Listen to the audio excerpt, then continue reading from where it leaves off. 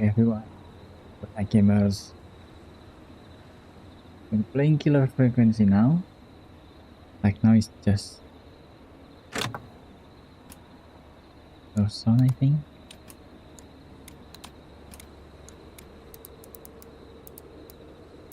Put it at 90. Let's be sure.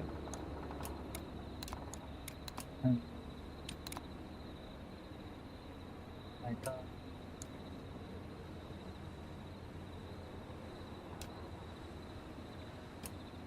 Yeah, what does that mean?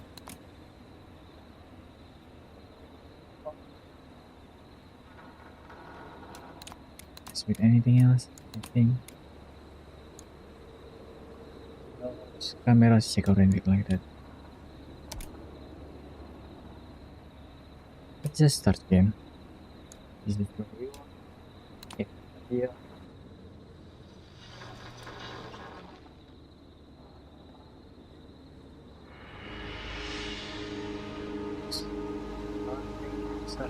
Man, I guess.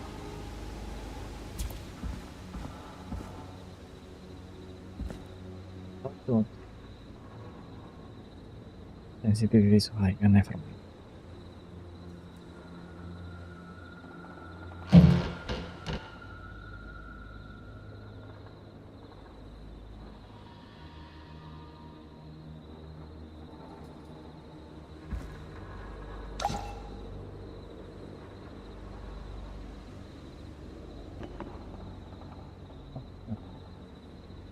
Yeah.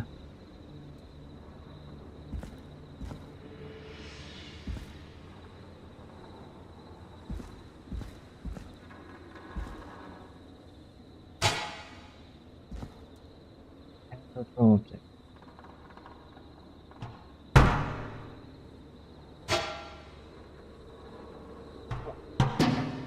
Yeah, not really good at throwing stuff, huh?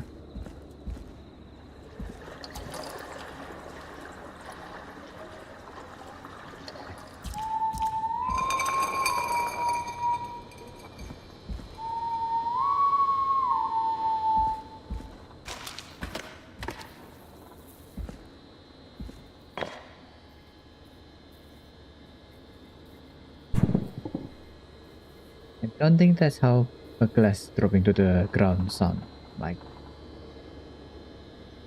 There's someone? Or is that just some press? Yeah.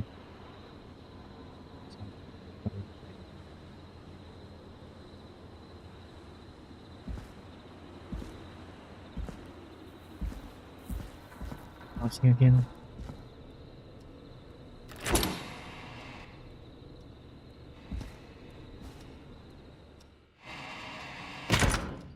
Whoa.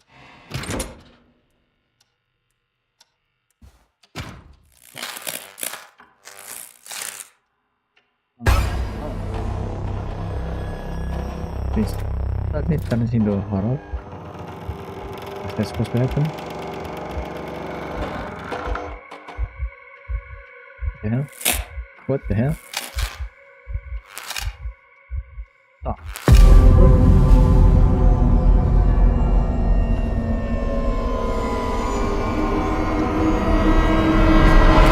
That's maybe. Whoa. What the hell? That's horror again? I'm so confused. You hear something, Peggy? Huh? Hear what? I thought I heard someone yelling, or I don't know, a howl. Forrest, is this a joke? No, I almost swore I heard something. Oh, and here I was thinking you'd finally started to ease up. You probably just heard some cats outside. Cats? You know, 4 legs, whiskers, tails, not dogs. I know what a cat is, but I mean, does Gallows Creek have a stray cat problem or something? Not since the rats moved in. Anyway, you ready to do the pre-flight checks? Seriously? Do we have to do these checks every time? And do you have to call them that? Reggie pays us to check the equipment before each show, and he pays us to call it a pre-flight check. But if you're sure you don't want to...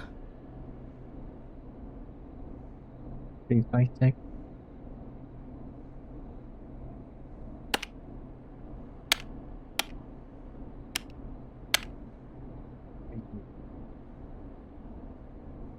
what any of this mean.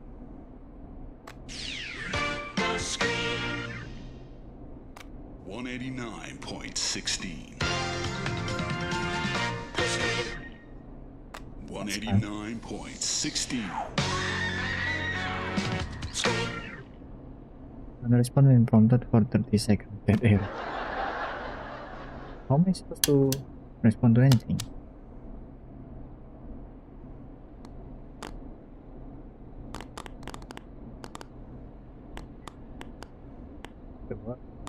Terus having the twilight, late night lurkers, the flow, David Scopo, flash processor, 1980X. Am I supposed to play that?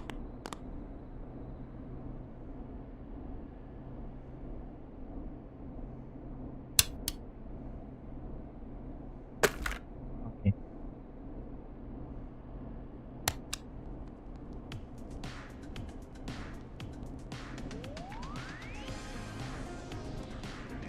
Supposed to make some noise.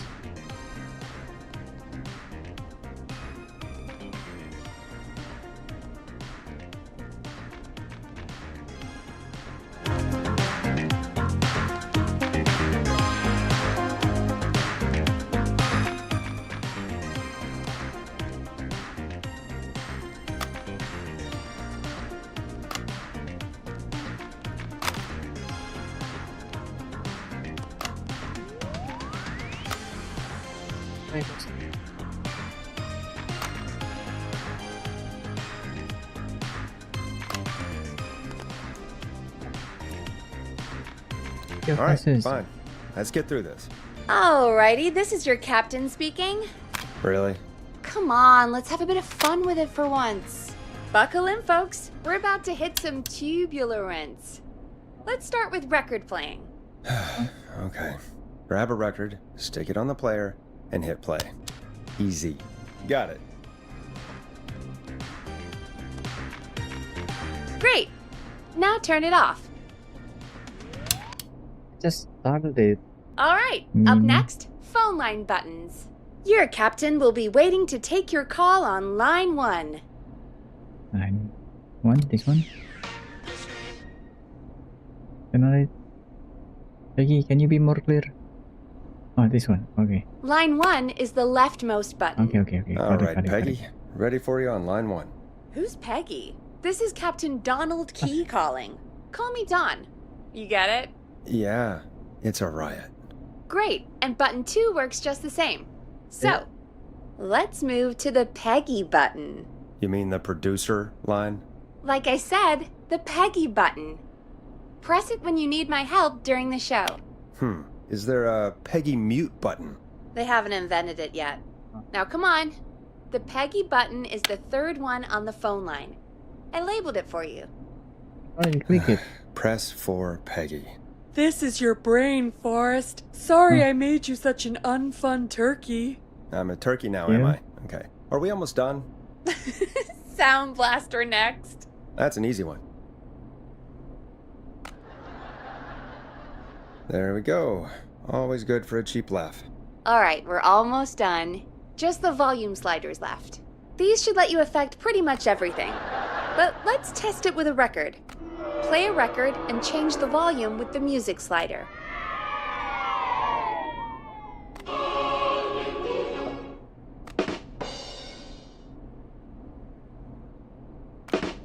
Play a song, grab the sliders, and move them up and down. Go nuts. All right. Seems to be all working. We done, Captain? We sure are. Coming in for landing. Local time. Should not encourage you. I knew you had a fun side. It's my fun side that gets me in trouble. Now, let's get the show started. After your introduction, our first segment is Guess That Scream. I thought that was a joke. Nope, and don't blame me for this one. It's Reggie all the way, and he demands we do it tonight. Okay, Forrest, shut the music off.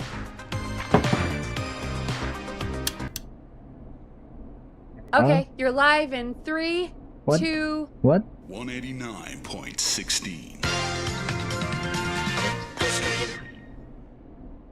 Good evening, Gallows Creek. This is your host, Forrest Nash, and you're listening to 189.16, The Scream. Before we start taking your calls tonight on Gallows Creek's only late-night phone-in talk show, I need to let you know about a special competition we have for you this evening. Guess that Scream. This is actually one of the station manager's better ideas. Here's how it works. I'm gonna play you a scream, then you call and guess that scream. We need you to guess why they're screaming. Did they stub their toe, saw off a finger, or discover the corpse of a loved one? That's good. Now, Forrest, hit them with the tape. We'll play that scream in just a second. Listen close, and then call in to guess that scream. Peggy, what do you mean, play the tape? I used to have a tape guy do that for me. You're not in Chicago anymore, Forrest. Here in Gallows Creek, you get to be your own tape guy. Come on, I gave it to you yesterday. Forrest, you do have the tape right. You knew we were doing this tonight. Peggy, let's be real. Guess that scream is a terrible idea. No, I don't have the tape. It may be a stupid idea, but that doesn't mean it can't be fun. No. We're going to need a scream tonight, Forrest. And you're the one at the mic, so...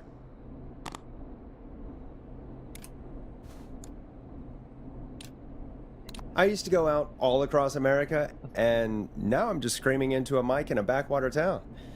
Jesus. Come on, Forrest, just do it. That's enough dead air already. Just think of a scream and let it rip. Oh, God. Sorry about that. I'm back. Had to step away there for a second. Listen close, and then call in to guess that scream. Is it that scream?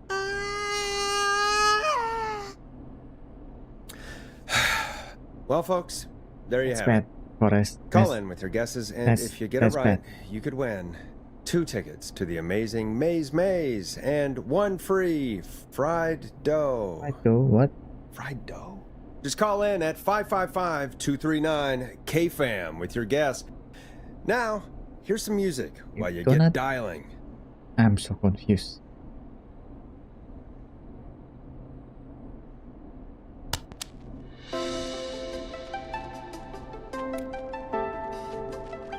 It's David Scopo with Moonlight. Oh, God, Forrest, that was amazing. Thanks. I can't wait to hear what people think that was. How the hell did I get into this mess? Lighten up, Forrest. That's going to be the highlight of my week.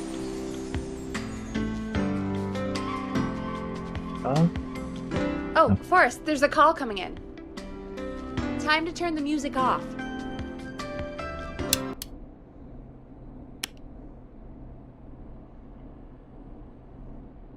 Welcome to 189.16, The Scream. Caller, you're talking to Forrest Nash. What's going on with you tonight? Forrest, thank God I made it through. My name is Leslie Harper. I'm the 911 operator and police dispatcher for Gallows Creek. New? Welcome to the show, Leslie. Are you calling in to guess that scream? As a 911 operator, I bet you It sounds so low in this game. may have an educated guess. What? No! Look, I found a body and I need your help. 911 is calling me to report a body. Interesting setup. All right, It's I'll kinda bite. weird. What's the punchline then? Forrest, I recognize her voice. I'm pretty sure that actually is our 911 operator. I think this is real. Peggy, I'm not gonna be happy if this is a prank. I don't do prank segments on my shows. It's in my contract. Forrest, I really don't think this is a prank.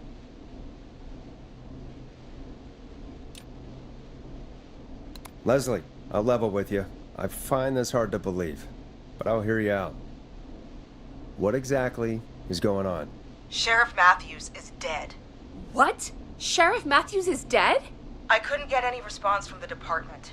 That's never happened before, so I came to the station and I found him.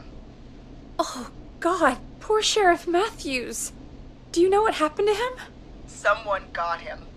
Someone got up very close and I really don't want to say what they did to him. Did he fight back? I don't know. I think he tried. He's surrounded by bullet casings. I think he tried to shoot at whoever it was, but... Is it Superman? What the hell?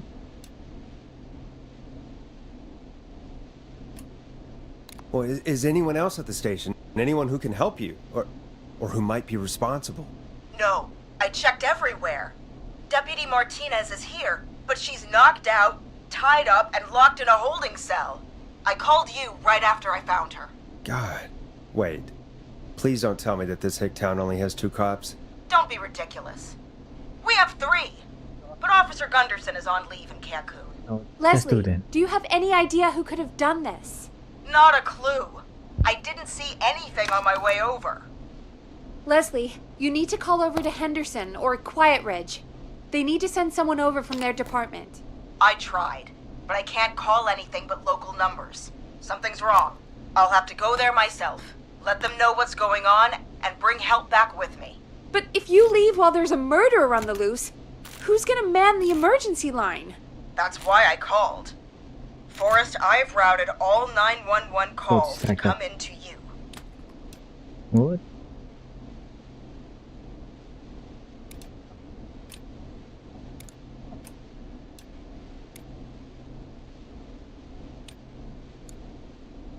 No, I'm sorry, but this is a terrible idea. What on earth made you think to do that?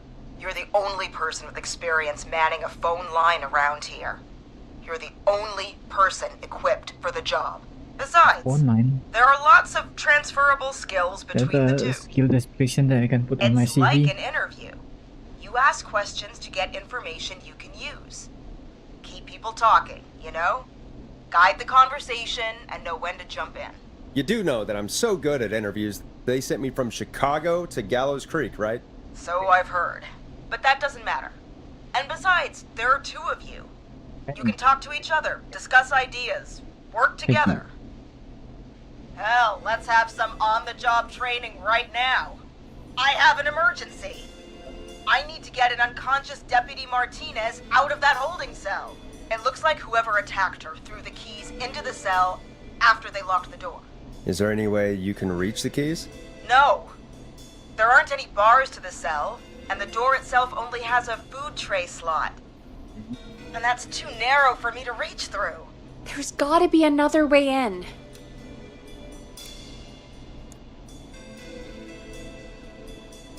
There's gotta be another set of keys somewhere in that office. Those can't be the only ones. Of course. Yes, there must be another set. Where might another set be? Maybe Sheriff Matthews had a set of keys on him when he... You know. I couldn't see any at a glance, but I didn't really look up close. One second. Look up close? What do you mean you didn't look up close? Oh, I think I might be sick. Sorry, Sheriff. I'm just gonna turn you over and... Oh. Please don't She's stare at what me. the fuck is wrong with you? Oh, wait. That might be them. I think I got the cell keys. Looks like Sheriff Matthews might have saved his deputy. Do the keys work? They do! Give me a minute to untie Deputy Martinez. I'll be right back. So far, so good, I suppose. How are you feeling, Forrest?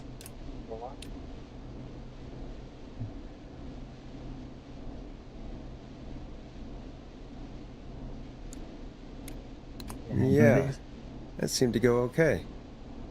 Maybe Leslie was right. Maybe we can handle this 911 business. That's the spirit, Get out of Forrest. yourself, I man. think you're right. Though, I have to say, I really hope this is the only call like this we get. Same. Come on, Martinez. There we go. Just gonna sit you in your office chair. We'll head to my car in a minute. I'm back. Deputy Martinez is still out cold. I'm taking her in the car with me to get help in Henderson.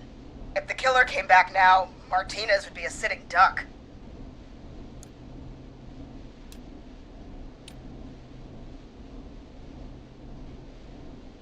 That's a good idea. We don't want to take any risks right now. Thank you, Forrest. You and Peggy just worked together like you did earlier. You can do this. Now I'll be back as soon as What? My car! My car is on fire! What do you mean it's on fire? How the hell? The hell Did it do just you go mean up if in me- smoke? What do you mean What it's on fire? happened? What the fuck? Wait. What? No way. This can't... Well, Forrest, we have big trouble. What's happening? What's that noise? It sounds like whistling? Whistling? It can't be. Oh my god. I can see him, but he's dead, right? Right? But that mask, how the hell is he? Who, Leslie? Who? The Whistling Man! The Whistling Man? Who's the Whistling Man? He was a serial killer back in the 50s, wore that mask. But he's dead! He's... What the hell? Oh, God. Do you think he attacked Sheriff Matthews and Deputy Martinez? He's coming this way! Leslie, stay inside and lock the doors. Right. Shit, we need a new plan. My car's torched. We need to think. Yes. There We should not be a police police car, right? cruisers at the sheriff's office, right? Like, you should take one of those. Yeah. Yeah, that could work. Let me check if Martinez has any... just reach into your pocket there, deputy, and... Yes, got him. Keys for squad car 3. I saw that parked out front when I got here. Nice one, Forrest. Good thinking. But wait. How am I supposed to get us to the car? The Whistling Man is right there.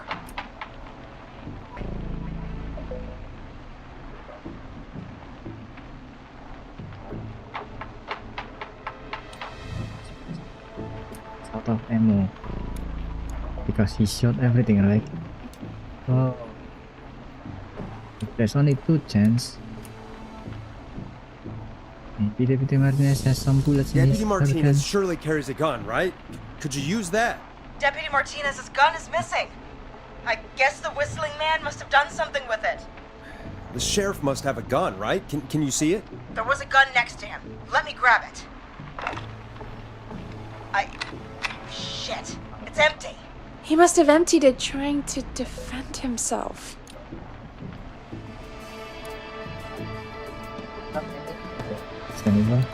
There must be a weapon lockup in the station, right? Could you grab something from there? I saw it earlier, but as you might have guessed, it was locked. But maybe one of these keys I got earlier will help. Let me see. No. No. No! Shit! None of the keys work. Are there any other weapons lying around that you could use? I didn't see anything earlier. Let me check Deputy Martinez's belt. Use the belt. All right. It looks like the Whistling Man left her with a baton, pepper spray, and taser. I can only hold one if I'm carrying Deputy Martinez. Which should I take?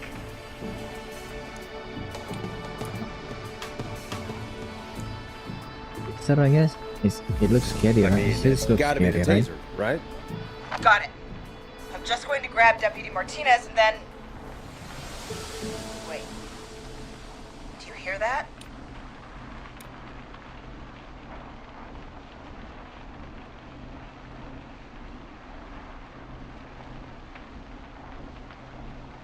No, I can't hear anything.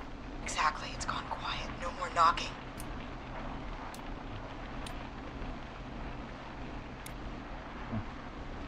Be careful. I don't like it. Me neither. But it's an opening, and I've got to take it. Okay. Deputy Martinez, if you can hear me, it's time to move. Just lean on me.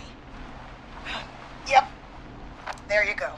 Are you sure about this, Leslie? No That's time not like the bad, present, Leslie. right? So, here we go. Again, you're hooked into dispatch now, so I should be able to radio you when I reach the car. If I reach it. Speak to you soon.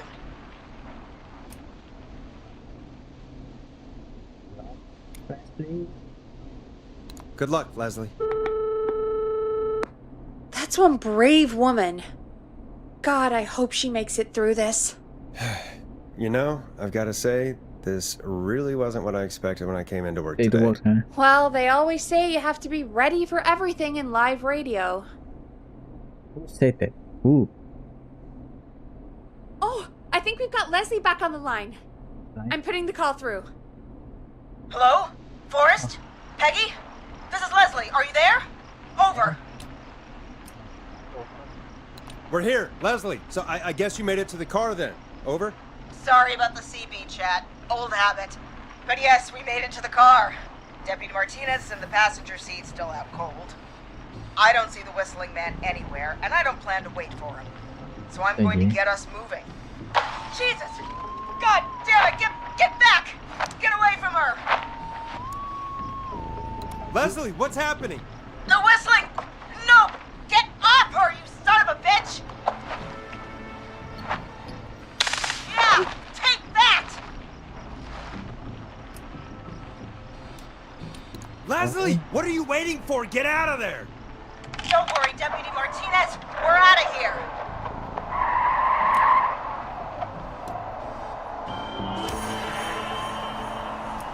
Sounds like you handled that pretty well. Forrest, that taser, definitely the right call. Oh my god, I can't believe we escaped. Well done, Leslie. You saved a life. Just another day for you. Oh my god, yeah. But let me tell you, I prefer doing it from your side of the phone. Leslie, how long do you think it's going to take to get help? Gallows Creek isn't Nowheresville, but it's pretty damn close. It's going to take a while, maybe 2-3 hours each way. Slightly less if I put my foot down.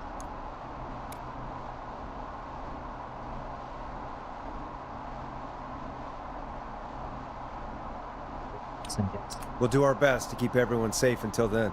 Thank you. Just do what you did just now, and Gallows Creek is going to be okay. Anyway, once I'm in... Oh, I think Deputy Martinez is starting to stir. Forrest, Peggy, I've got to go.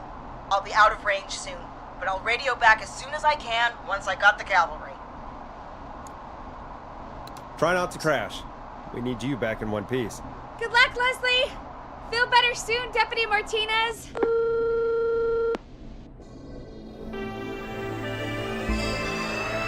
Folks, you heard it here. We've got a killer on the streets of Gallows Creek tonight. Please make sure to stay safe. And Leslie, we're counting on you. We're going to get back to the show meanwhile. If you have anything on your mind or have any information about this Whistling Man character, then give us a call. We'll talk here on 189.16, The Scream. For now, here's another hit record for you all to enjoy.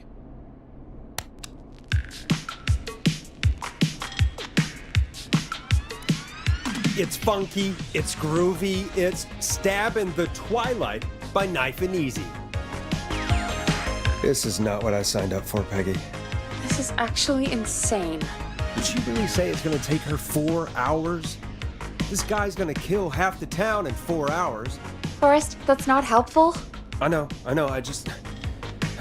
Who is this Whistling Man character anyway? He was a serial killer back in the 50s. Edward Marshall Mooney.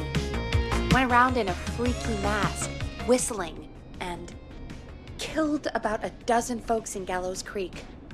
No reason for it. No motive. He just did.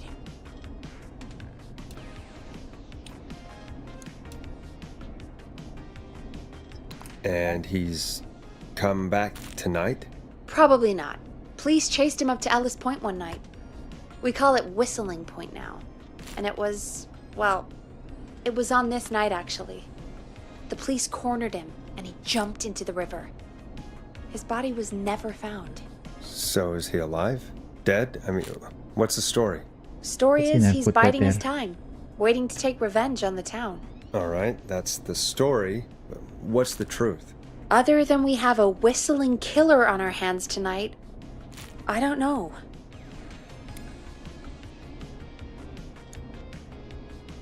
All right. Yes. Copycat or ghost killer. I guess we'll do our best. That's the spirit! At least we got the word out, I guess. What kind of listening figures do we get at this time? On a Thursday after midnight? Could be around 35? 35. Isn't 3,500? Huh. I didn't realize Gallows Creek was that large. No, 35 people. At best.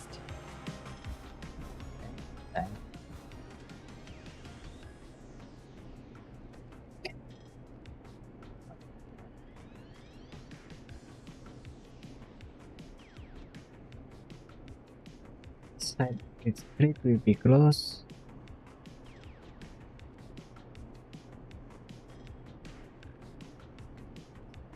Here.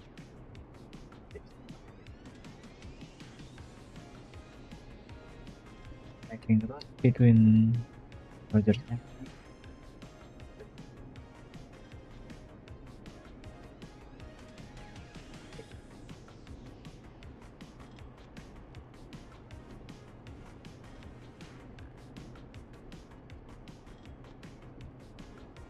this one.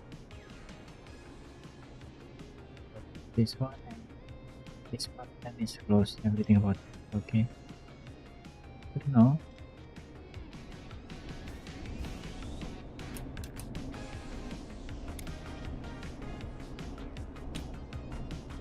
$35 at best.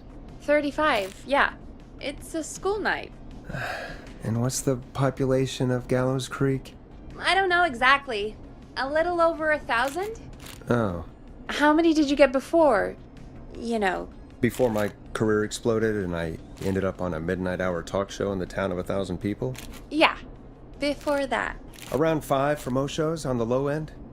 Big Gas could pump that up to 10, 15, easy. 5,000 on the low end? We could only dream of that. 5 million. Million? Yeah, sometimes that's just the way it goes. At least the Whistling Man hasn't killed me yet. I guess. Yeah.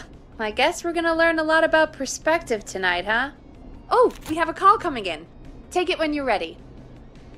Okay, Forrest, shut the music off. Okay. Oh.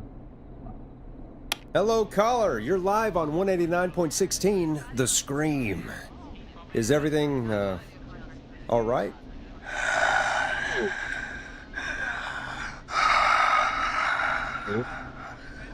Okay, who is this? Are you, hello? Hello? Stop that. Well, this is Wendy's. Okay, what's your name and why are you calling in? Streamin. You know my name. I've come back from the dead to kill again. No one's safe.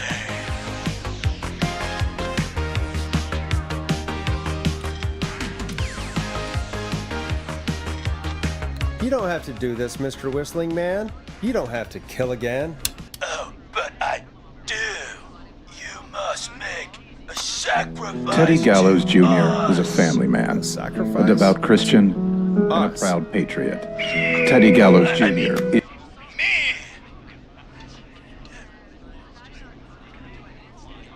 We want cheese-dusted pretzels. I want cheese-dusted pretzels. Or I'll cut your face off. Goddamn kids. I'm cutting them off. Not yet. I want to deal with him.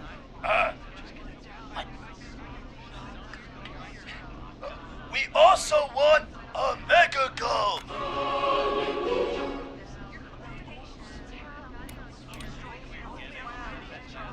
Come on, kids, give it up.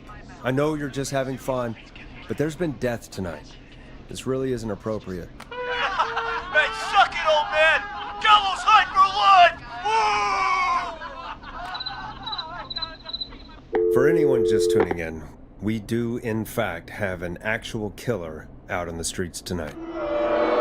Anyway, this next one's dedicated to all of you staying inside with your doors and windows locked.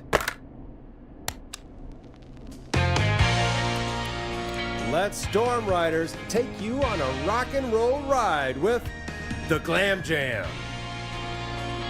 Peggy, what the hell was that? Kids pretending to be a killer who right now is stalking the town? It's a thing. A thing? Oh, kids around here. They pull pranks pretending to be him. By pretending to be this Whistling Man character? They think it's funny, but it's not. It's not funny at all. And there's no chance that our Whistling Man was just a prank. That Leslie... No, that's real. Christ. Let's stay positive. We still have a show to do. We already have another caller on the line. All right. Let's do this. When you're ready, shut the music off. Oh, sorry about that. Hello, caller. You're live on The Scream with me, Forrest Nash. What? I dialed 911. I need the sheriff right That away. is me right now. Okay, right. Well, I'm filling in for 911 tonight. What's your name and what's your trouble? My name is That Sandra music coming Sharp, from? and I need the cops now. Cops aren't coming? I'm sorry, but the cops aren't coming. Leslie's on her way to Henderson for help. What? God. Listen, you've got to help me then. I drove to the edge of town for a jazz run, and now some psycho dressed like the Whistling Man is after me, knife in hand. Oh God, it's actually happening.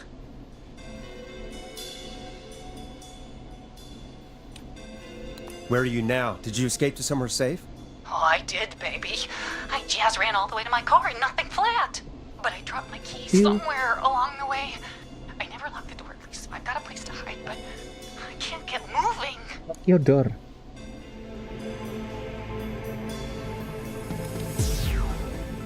Anywhere else? Is there anywhere else you can go? Do you have any friends nearby? Oh, I'm not going back out there.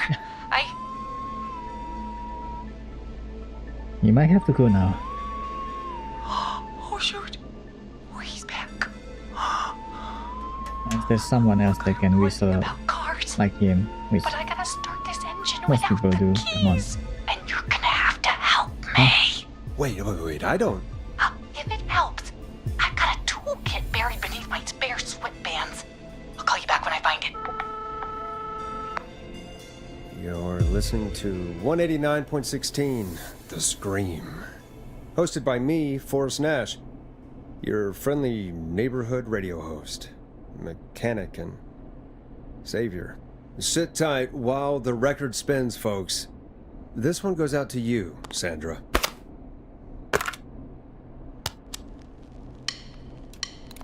Listen in to this next track from Late Night Lurkers, if you dare. Doesn't the station It's a have a bad show choice about cars? song. The Tamora twins or something. Timberline twins talk motors. Yeah. You know they're not even brothers. Really? They look the same, though. I know, but they're not even related. It's weird. I asked them about it once, and they got really sweaty and defensive. Anyway, go see what you can find. The offices are out the door and down the hall.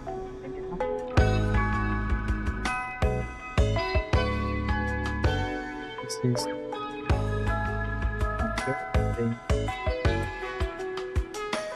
it's September. Yeah, that side is closed. Okay. It's September. It's September.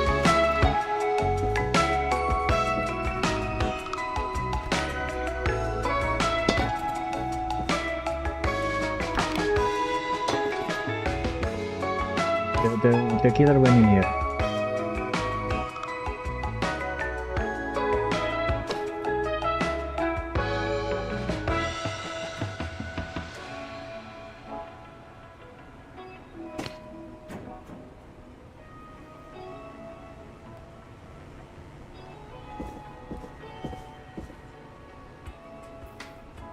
Oh.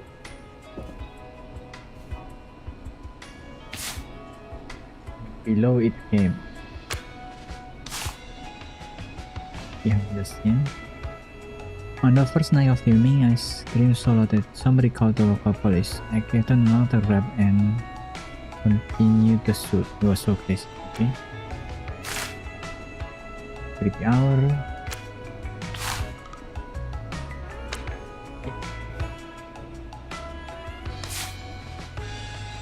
Itu, ride alone.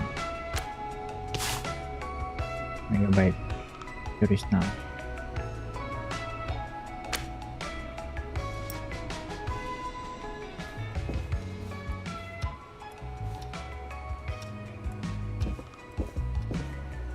It is.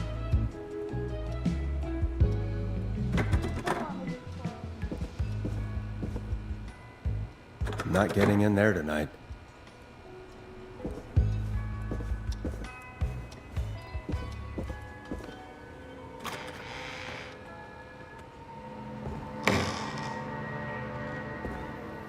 This looks useful.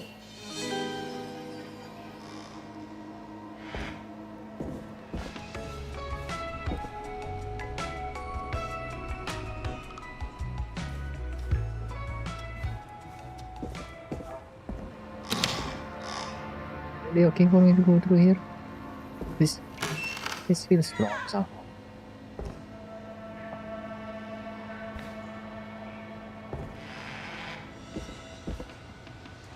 Chief.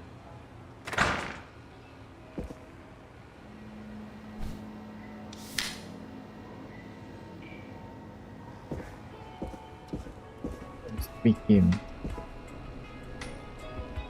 2020. Annoying. Those kind of information is usually used.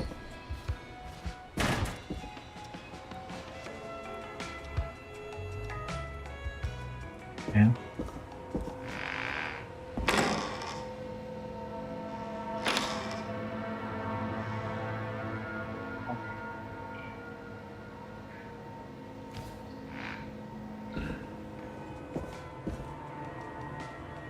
So many locked doors, so few keys.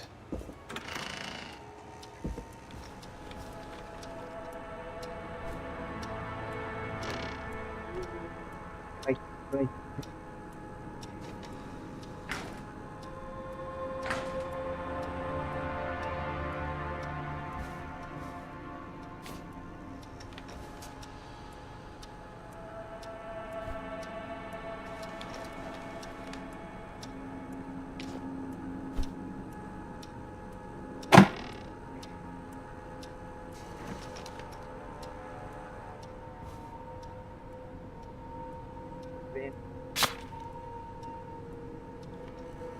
Actually read that.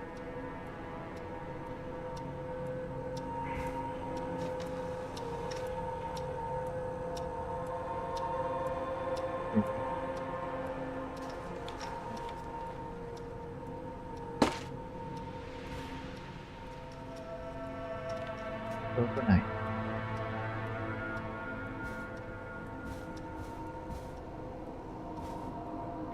Again.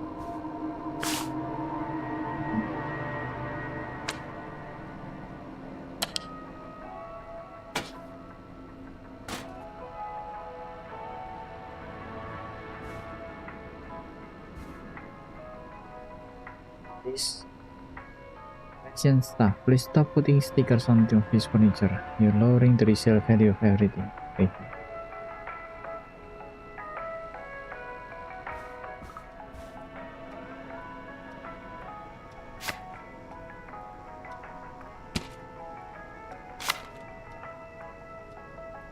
I did that. What?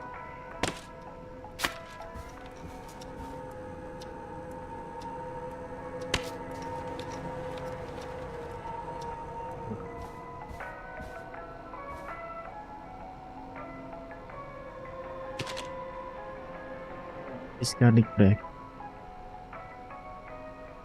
Gallows Creek Chili Cook of Champions 1984. Please enjoy a free sample of garlic bread with pin or lettuce offers and views on the outside of the box if you want to read them out on air. And the garlic bread, much like yours, it was mediocre. The deal is worth checking out on this pizza. Huh.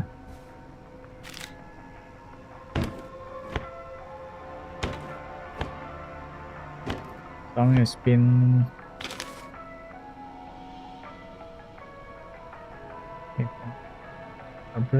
excellent. But one at a time is an audio medium. People won't get it's in excellent. Idiot. El Diablo Burrito.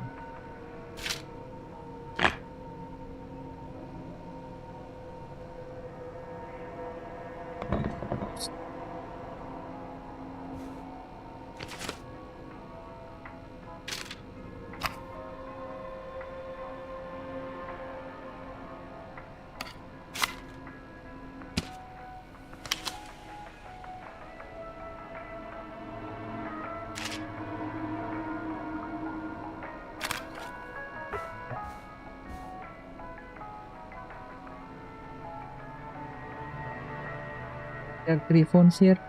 What the hell?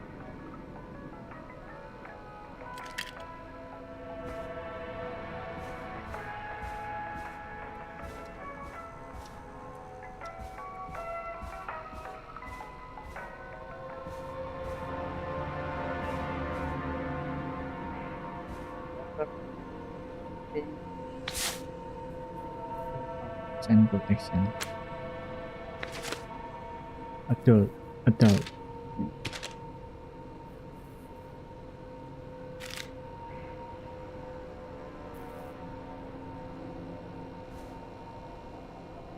Now this has to be important. It's for your Carter magazine. Those Power Rangers aren't sitting right, but I need something to read. Pray for me.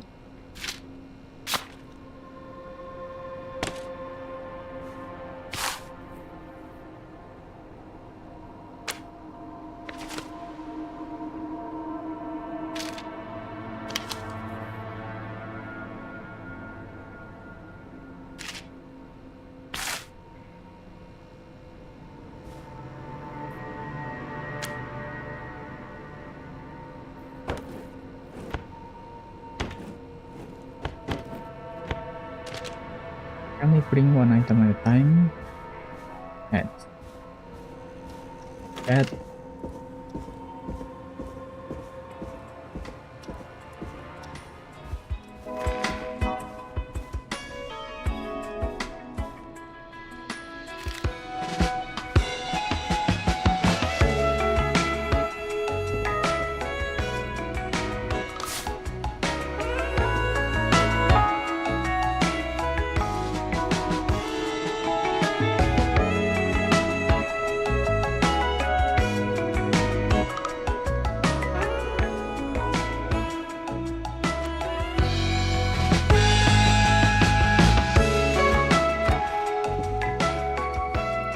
Tape.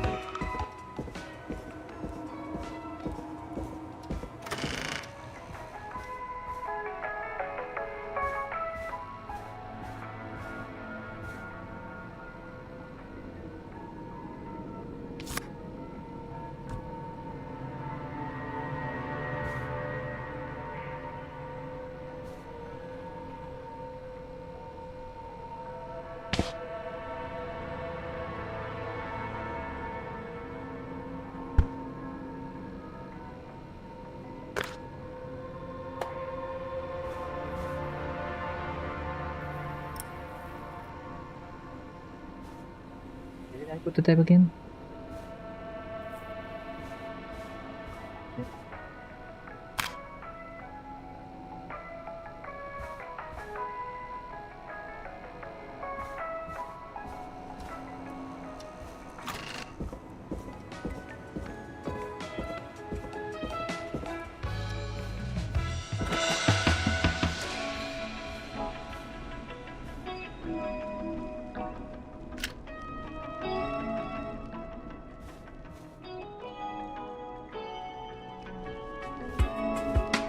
You find anything?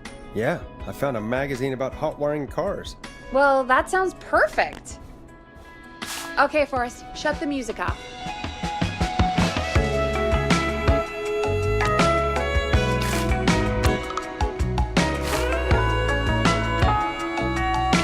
Time to turn the music off. Really fast. How do I...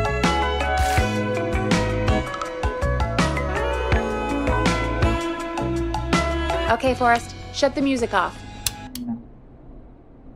Caller on line 1. Thanks, Peggy. We're back with 189.16, The Scream. How are you holding up, Sandra? The creep's looking through the parking lot trying to find me. But I've got my tools, and I'm ready to get this hunk of junk moving. How do we start this baby?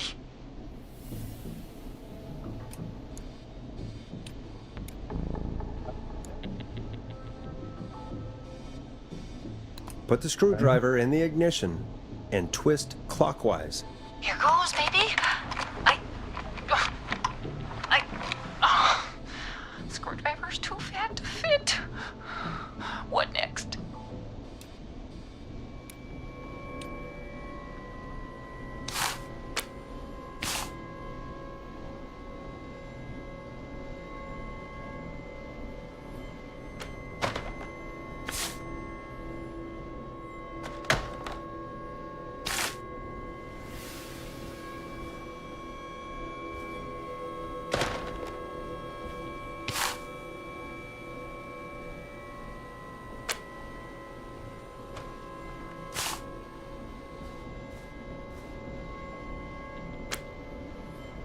Screwdriver, steering. Unscrew the steering column. All right. Just turn. Just turn. 1, 2, 1, 2. Oh, God. How long are these screws? Okay. Cover's off. There's a bunch of wires down here all paired up and... Oh, God, my heart is pumping.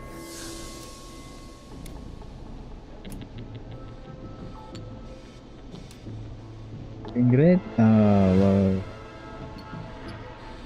Just Do your please don't jazz panic. breathing. Don't panic. Okay. We can do this. There's a red wire, a blue wire, a yellow wire, a green wire, and a brown wire.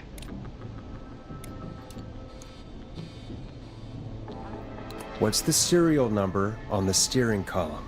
The number is 576-894-320.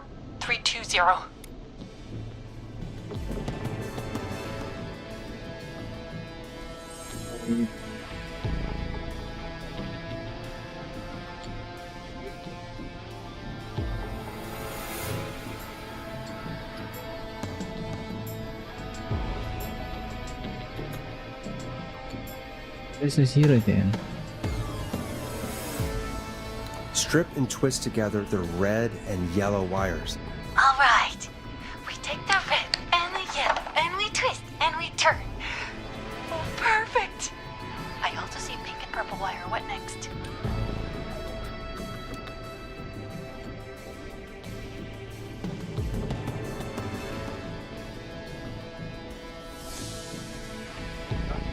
Twist light wire. Press the purple wire against the twisted wire from step 3.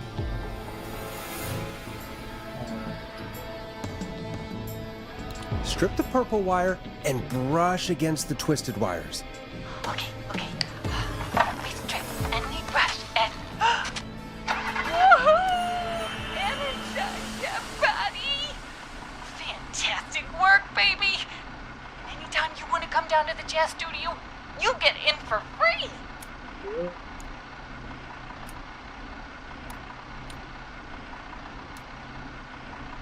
You just keep driving now, okay? And get home safe. Get home safe, Sandra. Will do, babies!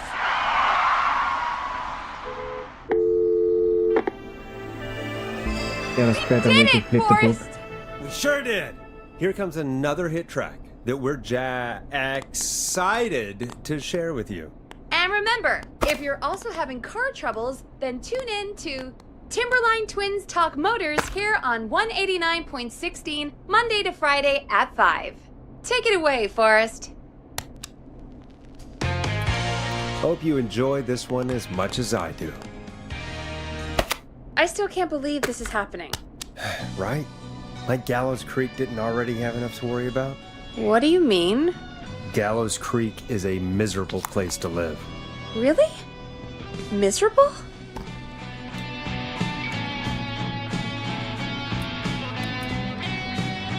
I'm not any of this. But I guess main campus not that good of a guy. Peggy, be honest, it's a dump. There's nothing to do here. Hell, I'm almost ready to thank this whistling guy for at least making things interesting. Well, I like it here. People are polite and, friendly, usually, if you get to know them. Come on, there must be something you like about this place. I guess some folks have been okay. The least You're mean not one, terrible. at least. After a while. Not terrible after a while? High praise coming from Forrest Nash. You know what I mean, Peggy. I do. It's Forrest Nash for I think you're swell. Anyway, I hope the killer is done for the night, and that Leslie gets back soon. Wait, Me too. Security is not scrolling right now. Can we at least call off that stupid Guess the Scream contest now? Yeah, that'd probably be a good idea. 42. Only 40 minutes has passed. Huh. Caller on line 1. Evening, caller. This is Forrest Nash, host of 189.16, The Scream, and tonight's 911 stand-in. Hey, Forrest. My name is Brian. Brian Ponte. Brian Ponte of Ponte's Pizza.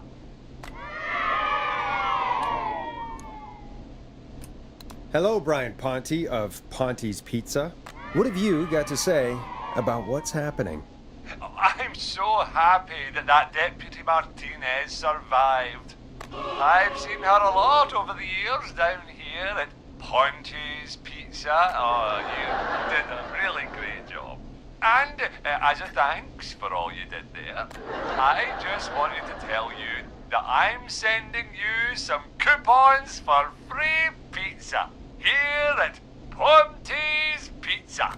Wow, Brian. That's really good of you, but you really don't have to, though. Oh, it's the least I can do. And if you like it, well, you're in luck, because we're always running great deals that'll have you eating for pennies.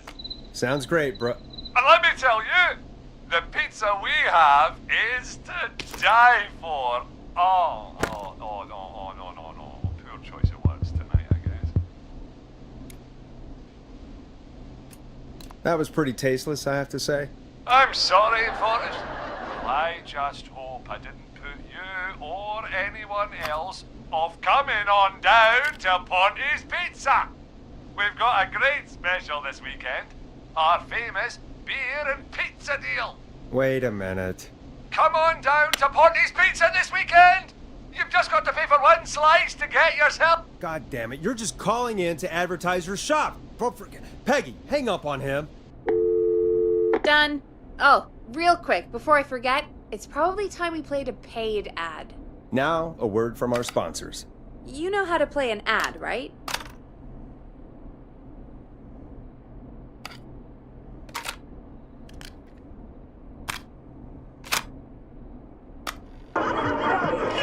Hey, great party, man.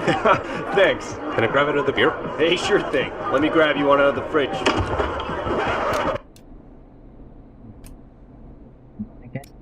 Nope. In-flight check time. Christ. Our captain would like to remind you that the station is required by law to play advertisements from our sponsors. Grab a cassette and stick it in the player.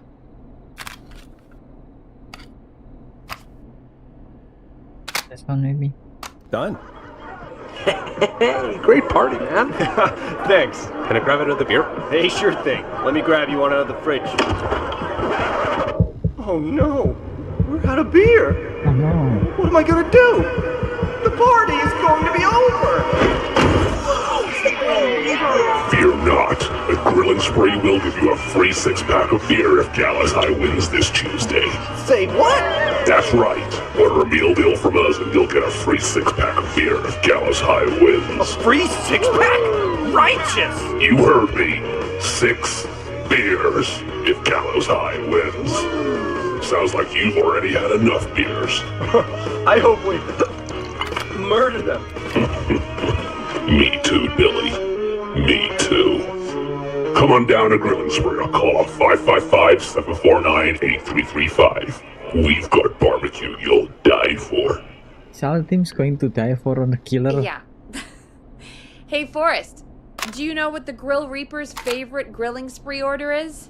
I have a feeling you're gonna tell me. Spare ribs. Just get me back on the air. And we're back. We got a caller. You know what to do.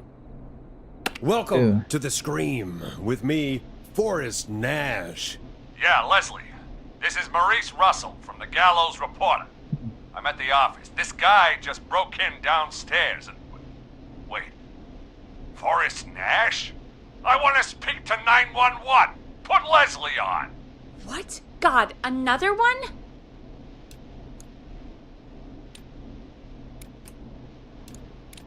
Leslie's driving to Henderson right now. She left me in charge. Why on earth is Leslie... Oh, never mind. Just put me on with Sheriff Matthews. Sheriff Matthews is dead. Dead? What happened? Did you witness the incident? Are you willing to do an interview for the reporter? I can cite you as an anonymous source, if that's a concern. We're live on the air. Anything we say can and will be broadcast. Live on... Damn it. All right. There's obviously a lot more going on than I know. Yeah, there's a lot happening tonight. You said someone broke in. That's nothing to get worked up about. Some idiot kid just broke in, dressed as the Whistling Man. Teens. They get worse every year. This punk wasn't even a disappointing twinkle in his daddy's eye when Edward Marshall Mooney stalked the town. But I was there. I covered it. Maurice, I don't know what's going on, but he's back. The Whistling Man is back. Don't be an ass, Nash. Every year this happens. They think it's funny. Not a big deal, old man. But they didn't live through the terror 30 years ago. Anyway, I know for a fact, Edward Marshall Mooney is dead. I don't know who I'm looking at on the security monitor. But if he killed Sheriff Matthews... Where are you now? I'm in the boardroom, upstairs. We got security cameras all around the building. You can watch them on any TV set here. And there's a set in the boardroom. Maurice, is there any way you can get out of there? I sure as shit hope so, kid. But I'm not sure how I'm going to do it. That crash you heard was him tipping over my filing cabinets. He's blocking the stairs. I'm guessing the stairs are the only way out? That's right. And it would take me a good few minutes to move those cabinets. We need to do something. But what? All we can do from here is... Forrest, I think I've got it. Why don't we call the killer? They'd have a bunch of phones set up across the office, right? In different rooms, with different extensions? So we call one of them. Draw the killer away. Buy Maurice time. That could work. Exactly. It's worth a shot. I can hear you, you know. The son of a bitch hasn't killed me yet. Sorry, Maurice. Peggy and I were just trying to figure out... You realize how stupid that plan sounds, right? For that to be successful, you're gonna need every phone extension. Plus, a plan of the entire office floor.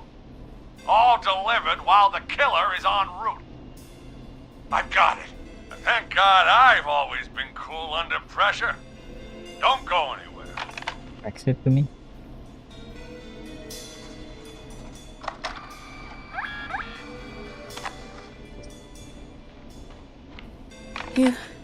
You don't think the killer got him, do you? Mr. Russell. I'm here. The freak's going to be here any second, too. Go check your fax machine. Don't let me down. Sir.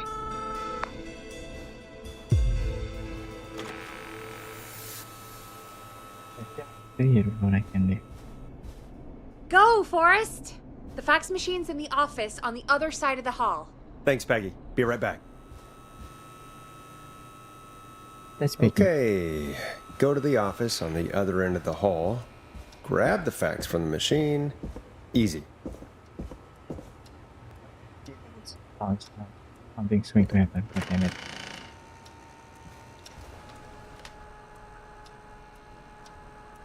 This must be it.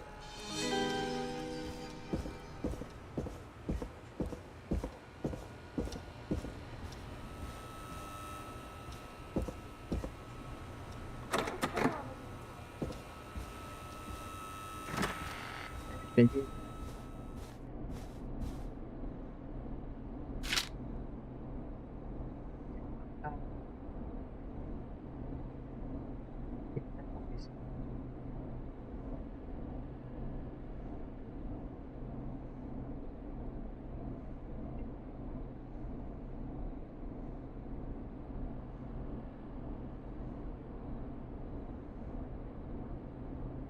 Hey, did you get the fax? Yes, I have. Mr. Russell, you still with us? I am. You get my fax? Yeah, Right here. I got it right here. Good. I knew you could at least manage that. Attention is Okay, just folks, we're back on the line with 0103042. Maurice.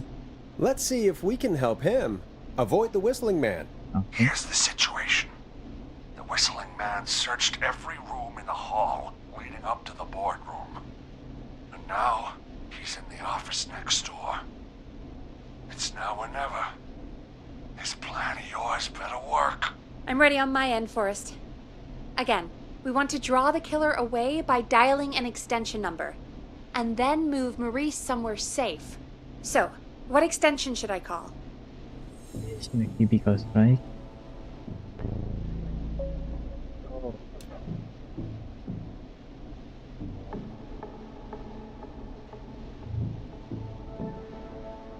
Call the editor's office. The extension is 03. Got it. I'll put the call through when you're ready. All right, Nash. Where do I need to go?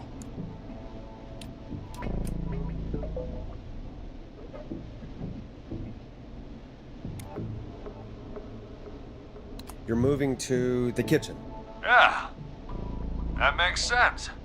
Go somewhere he's already checked. Not bad, Nash. I'm ready to place the call. Are you ready, Mr. Russell? Don't have much choice, do I? Make the call. Yes, sir. Calling now.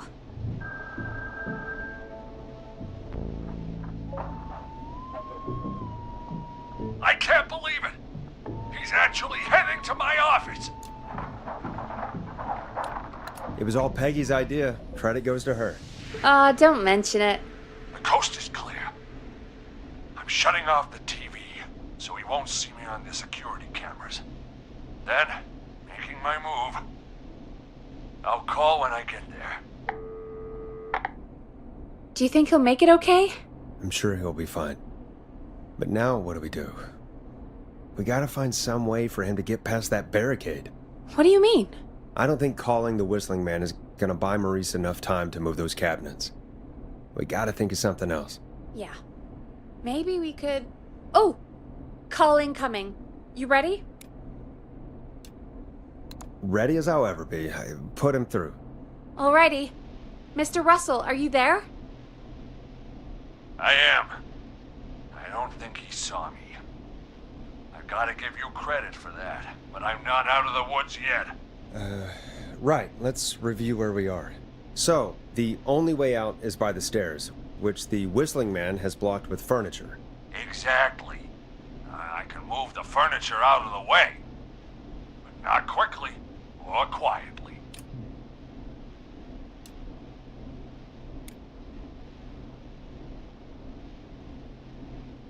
Could you lock him in a room? That'd probably buy you time enough, right? Maybe. But the damn fire regulations say every door in the office has to unlock from the inside. He'd be able to get out just as soon as... Wait, no, I got it. The secret archive through my office, where we keep our most sensitive records. Ooh, a secret archive? Reggie would love that. What have you got back there? Juicy secrets about outer space? Huh?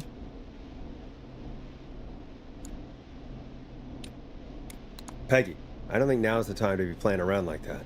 You're right. Sorry, Forrest. Kids, we're in the big time now.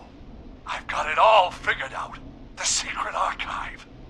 There's no lock on the inside of that room, only the outside. You can't break out. If we can get him in there, and I lock him in... We can catch the son of a gun. Exactly. Oh my god. Forrest, we might be able to end the nightmare right here. So should I call the secret archive then? You can't. No The phone there. archive is a room for secrets, not gossip. Oh. So we don't have a phone in there. Oh, we're gonna need to change it up then. Any ideas, Forrest?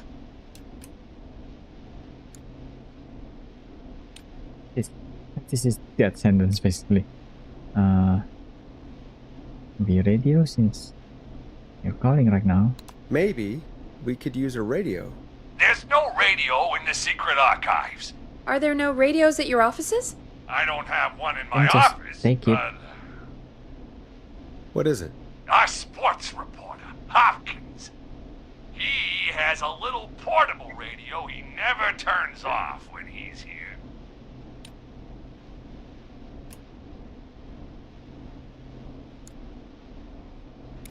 Don't think he's a fan of the Scream. That might be what we need then. Is his portable radio still there? It should be. It's what he calls his work radio. It should be in the archives, actually. I'll sneak over while our friend is still distracted with his search. I'll call you back once I've got the radio. We're gonna save him, Forrest. Heck, if this works, we sure. might even save Might the just whole butcher town. this. Don't get excited There's yet. still a lot to do before we celebrate. Let's just see how it goes first. What do you mean? He's not out of there yet. He's still got to find the radio, unblock the stairs. I know, but we've got a plan for how to do that. And, oh, call incoming from the reporter. Putting it through now. Nash, hello? Nash, are you there? I'm here. Is everything okay? I found the radio. It's right where I thought it would be. It's all coming together. I'm just But gonna it's turn it on doing- quickly, make sure it's still got some juice. Maurice, turn the volume down. We don't want that thing blasting just yet. Yeah, I knew that, Nash. I was just doing that when you yelled at me. The radio works! If I make it out kidding you. alive, Hopkins I might guess just get it's that just day the off. he nature of the wanted. game. He's earned it. Let's do it for Hopkins, Forrest. Wait. Ah, god damn it. If I can't have this stupid thing turned up, how am I supposed to draw the killer? I can't be in the room when it's on, or I'm dead. You just... Oh, that's a good point. But wait, we're the radio. We can just be quiet until you're ready. If you can do that, then... Yeah, sure. 189.16, I know that's your station number. But a good editor always double checks. Can you confirm that?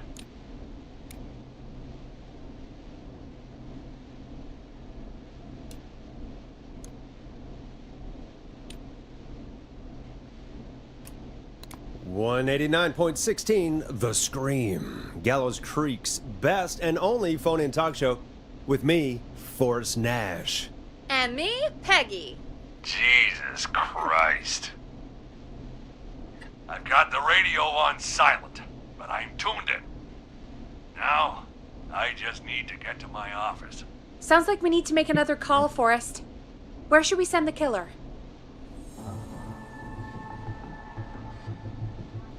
Yeah, right now Maurice is in around here, so we can send him there. It is also too close. So boardroom maybe? Call the boardroom. The extension is 04. That might work. The boardroom is fairly close to the editor's office, but we haven't seen the killer go there yet. Are you sure? Yeah. I'm sure. Make the call. Okay, calling the boardroom now.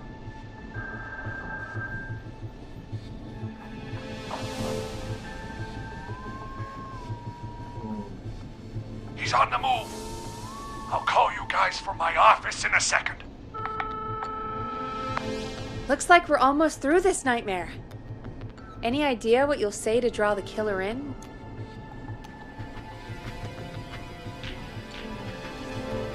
Yes, he is after Russell, personally. But he's going after him, right? I'm gonna do my best impersonation of Maurice. I think that'll draw the killer in. What's your Mr. Russell impression?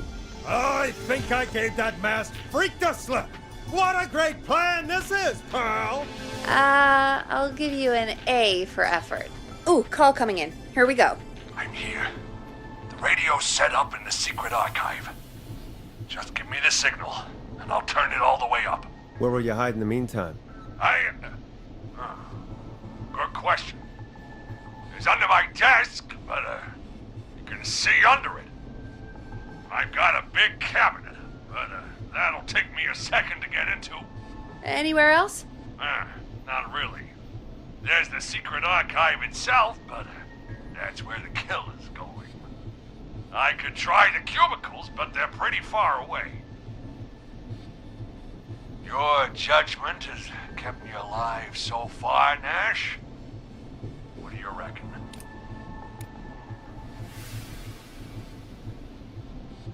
Yes, Hide in your cabinet. And then just stay Alright. silent until... Well, this is it. Hmm. I'm going to go turn the radio up to full blast now. Don't say anything until I've had time to hide. You got it? We know the plan. You can trust us. Here we go.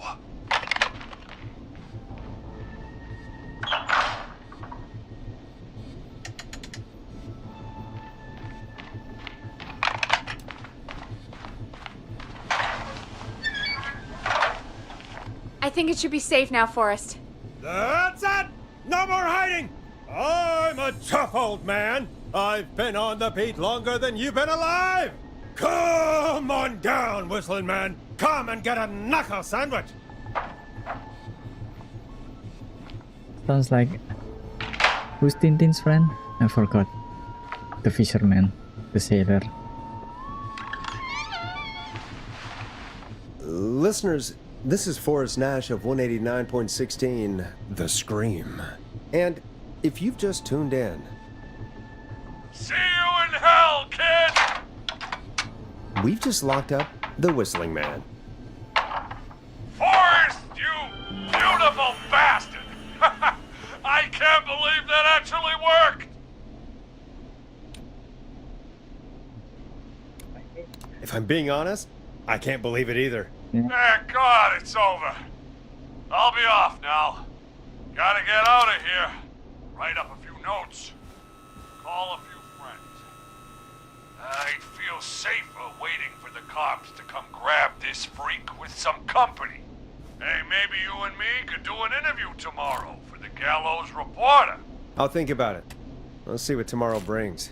I'll take that as a yes. Talk to you soon. There we are, folks. The Whistling Man is locked up.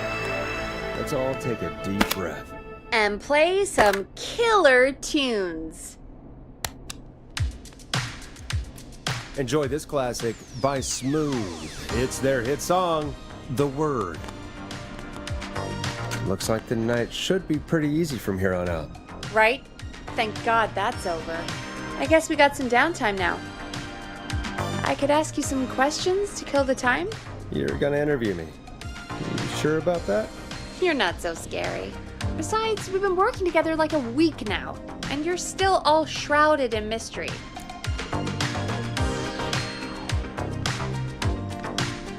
All right, shoot. What do you want to know? Question 1. Tell me about your family. What? Come on, Peggy. That's too general. Okay. Did anyone move with you to Gallows Creek? Nope. Now that's too specific. Too specific? Do you have any siblings? I don't. I'm an only child, and my folks are dead. Oh, I'm sorry, Forrest.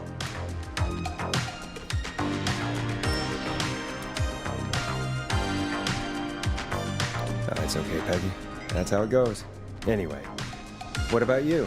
Any siblings? Your mom and pop still around? I thought I was asking the questions. You are. I'm just making conversation now. Oh. Well, my folks went the same way as yours.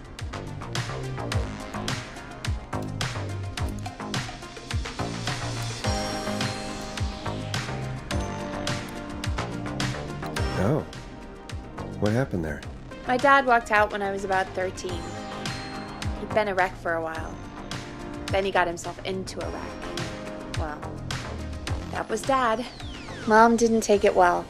She remarried pretty quick after that. She wanted to forget Dad so bad, she even made me take my stepdad's last name. So I'm Peggy Weaver now. Anyway, Mr. Weaver got sick one day, and my mom didn't last long after he went. I'm sorry to hear that, Peg. Don't call me Peg. Yeah, sorry. I was just trying to be... It's okay, I know. I'm sorry. I'm defensive about that name. Any siblings? Funny you mention that now. No, not anymore. I had a sister, but I haven't seen her since before my dad. Hold on. Someone just rang the door buzzer. What on earth could someone want at this hour? I don't know. Do you want to go check it out? Me? You sure you don't want to go? I can't leave the booth while we're on air.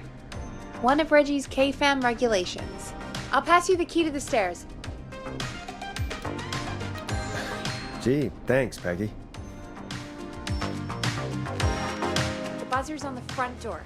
See you in a bit. You can come back in Okay. Down to the first floor, then check the door. 10 minutes.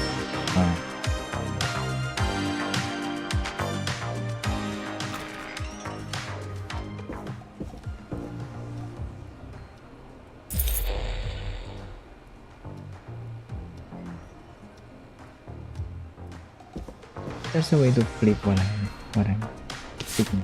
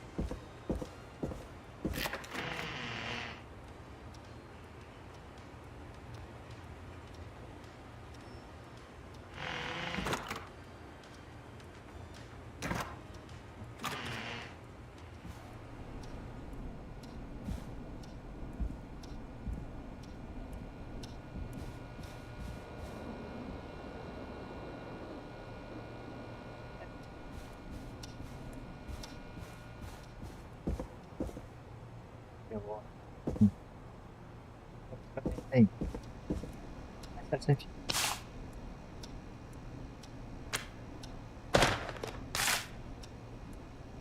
That's blank paper.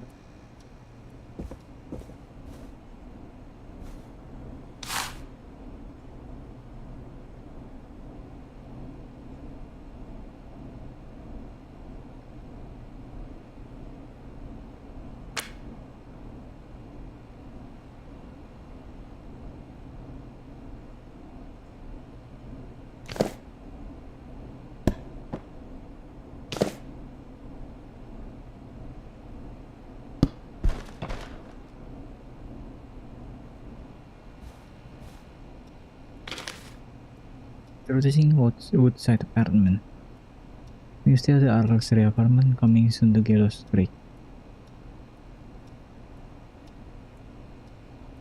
That with us?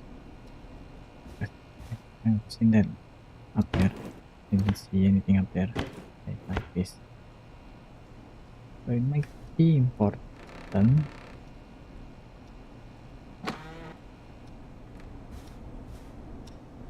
I need a key to get in there. Start.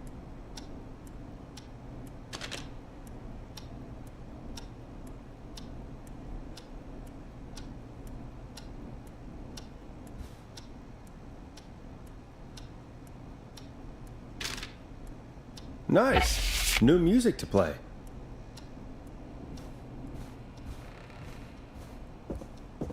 Bring this up. Oh.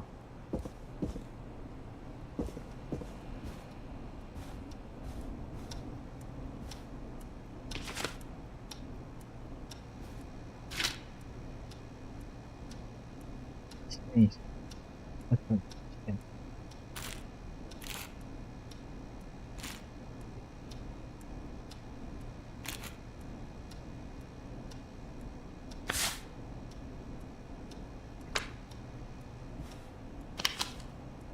I don't know how to say this, but I think we should see other people.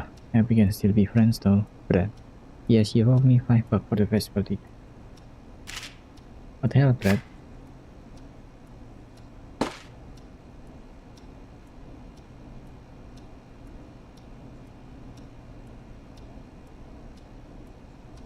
There. Oh, pressing E.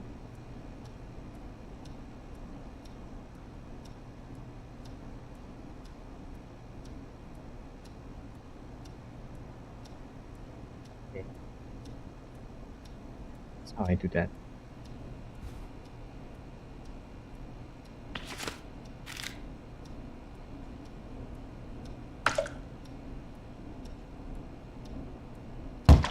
Ooh.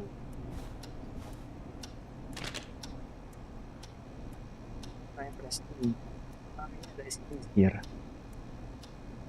Fully furnished, no bad. Low price of 3000 PM. What?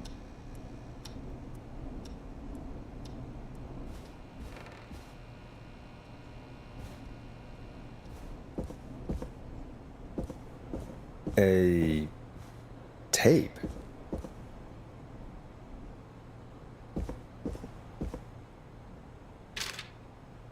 Play on air.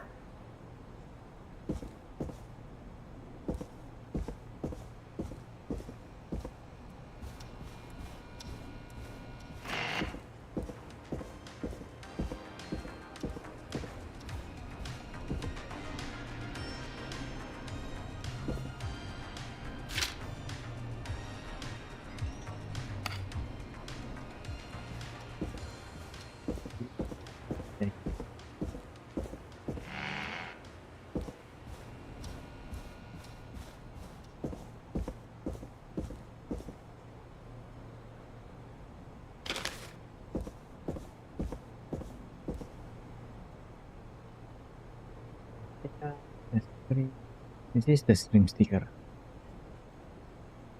Adanya generate. Okay.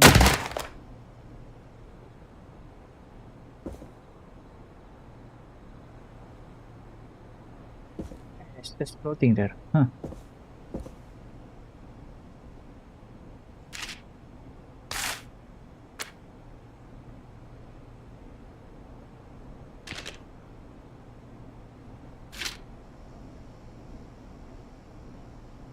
On a new job.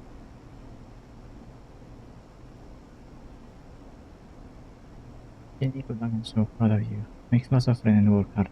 Lots of love, Mom. Oh, don't mess it up. Mom is a bit of a savage.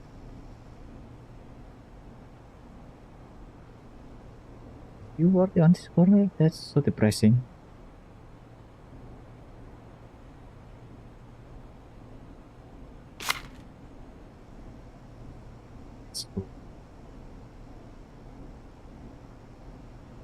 Jenny.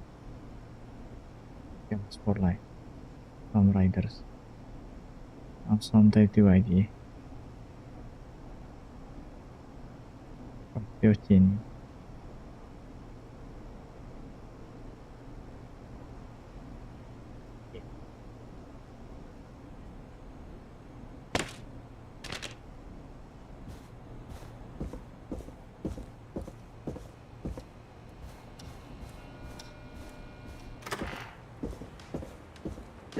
Wait.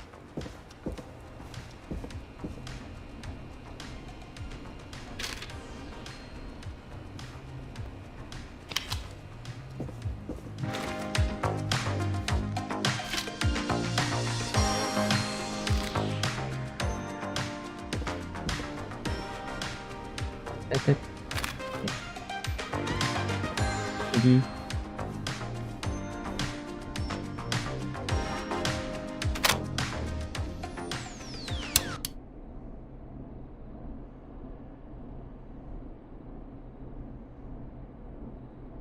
Who was there? I didn't see who it was. Are they still out there? No. They left as soon as I went down there. They pushed a cassette through the door. It says, "Play me on air." All right. Well, turn the music off and play it. are we okay with that? Hello, Gallows Creek. Time to Pay the price. Time to pay for lives. Time to sit there. I will punish you. I'm going to enjoy this. The editing process. I did It's not called that. enjoy that. What the hell was When you that? cut off section and then put it into I- something different. Oh, Forrest, A lot of we're still on air. street Say something. Folks, Folks, the tape you just heard was passed through our door only moments ago. I don't know how or why that came through our door with the killer locked up, but be careful, Gallows Creek. Stay home and stay safe. Give us a call if you need help. You can get us on 911.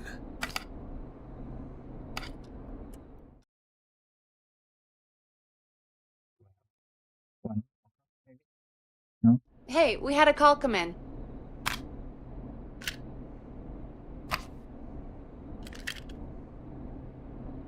Caller, you're on 189.16, The Scream, with... Ash! Shut up and listen to me! Mr. Russell? What's wrong? Are you okay? I said listen! He's gone! The Whistling Man is gone!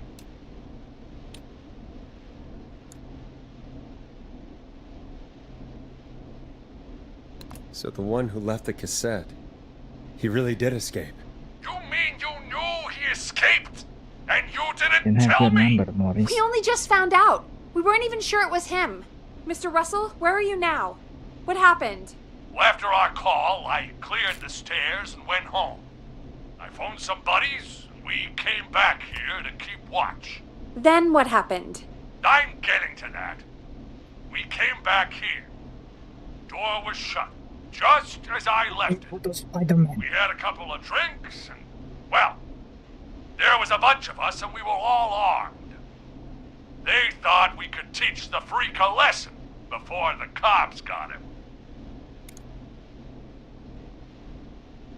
I don't blame you. I would have been tempted to do the same. Have you both got a screw loose? You know what the Whistling Man's done tonight. This was not my idea. The guys just grabbed their weapons and unlocked the door. I braced myself and... Then? Then nothing.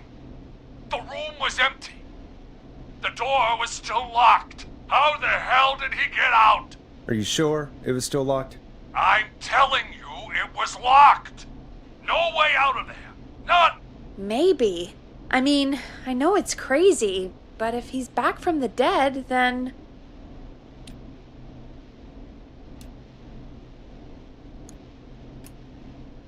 Don't be ridiculous, Peggy. It would explain things. I mean, how do we know he's not? Start gaming it sounds no bit way. horror-ish. Oh, did you So say maybe something, it's Maurice? a ghost. Baloney. I said baloney. Oh, Look, Yeah, I don't looking. want anything more to do with this. I'm clearing out of Dodge. And I recommend you and everyone listening do the same. He seems really spooked. Wouldn't you be if you got attacked by a serial killer who turned out to be a demonic spirit? He's not a demon, Peggy. Yeah, you're probably right. But what do we do now? Okay, wonderful. Thank you again, Mrs. Mackenzie, for the helpful tip. The bagger at the grocery store cannot whistle. We'll remove her from the suspect list. Let's go to a break. I need you for a second. All right, folks. We need to take a quick break. This one's for all those folks out there keeping the hatches battened. You're gonna love this next track. All right, Peggy, what's up? I pushed a cassette under my door. Go play it. Sure. Just go get it. Yeah.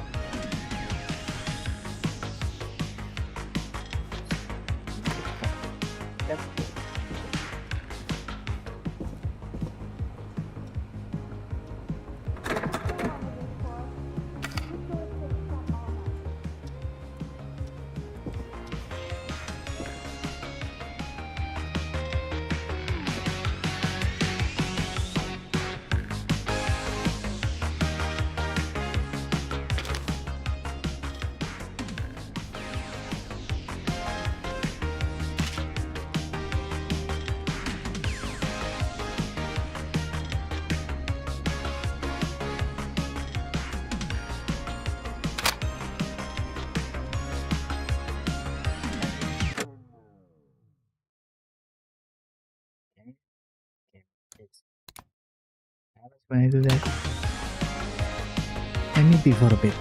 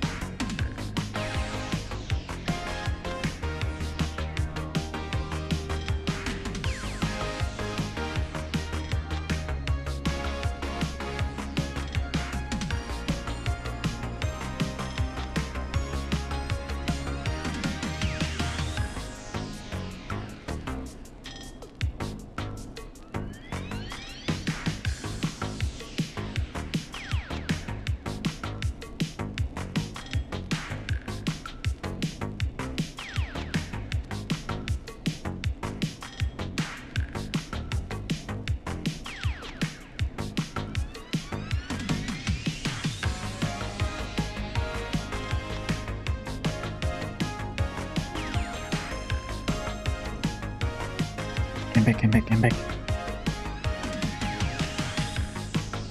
So I just stop this. Or try your call again. Straight to voicemail? My God. Are there any professionals at KFAM? This is Gina Franklin. I'm calling because your backwater station has not honored our agreement. We gave you Mr. Snatcher's newest single, the kind of honor you've never had and probably never will again. And we've still not received any information about when you're fitting it into your busy programming. I'll be frank, I didn't want you as part of this debut, but Mr. Snatcher, due to his prior friendship with Mr. Nash... Prior and current friendship, Gina. Forrest, Nate, you alright? Don't worry about Gina, you know how she is. But yeah, can't wait for you to hear the new single, man. I think Final Breath is my best work yet. I really hope you and your listeners like it. And man, if you ever find your way this side of the pond, let me know. We'll have to catch up. God damn it, Roddy. If Final Breath isn't played on your airwaves by the end of Mr. Nash's show tonight, the next call will be much less friendly. That was Roddy Snatcher, Forrest. You know, Roddy Snatcher?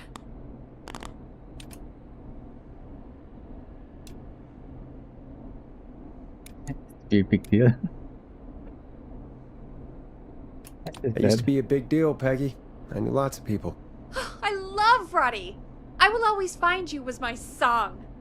I wish we still had it in rotation. Oh my god, I can't believe you know Roddy Snatcher. And I can't believe you didn't tell me he sent you his new single. We have to play Final Breath. Where is it? I found it earlier, hidden away at reception. Ugh, why didn't Barbara say anything? I mean, well, if that fiasco last Friday about the missing Knife and Easy track is any indication, folks at K-Fam aren't against hoarding station music for personal use. Okay. I think we're still missing a few tracks, actually. Well, we have it now. Let's put it on. Gallows Creek, I'm pleased to say we're in for a much-needed treat. Up next, courtesy of the British sensation himself, is a track you won't hear everywhere. Here's Final Breath by Roddy Snatcher. Wow. God, Roddy's the best. He is. And more importantly, we should be safe from the worst of Gina Franklin. That's funny. And I think that's every time I've seen him live. Peggy, you just talked through the whole song. Oh, Damn it, whoops. Peggy. It's okay. I can just play it on loop later. Oh, shoot. I just noticed we have a caller waiting. I really hope it's nothing serious. When you're ready, shut the music off. Evening, caller. This is Forrest Nash, host of 189.16, The Scream, and tonight's 911 stand-in. This is Murphy. Hello, Murphy. The What have you got pizza for guy, us tonight? I mean, Two things, Forrest. First, happy birthday to my son, Fernando. He's 3 today, and man, being his daddy has changed my life. I've learned how to live, how to laugh, and most importantly, how to love. Aw, happy birthday, Fernando.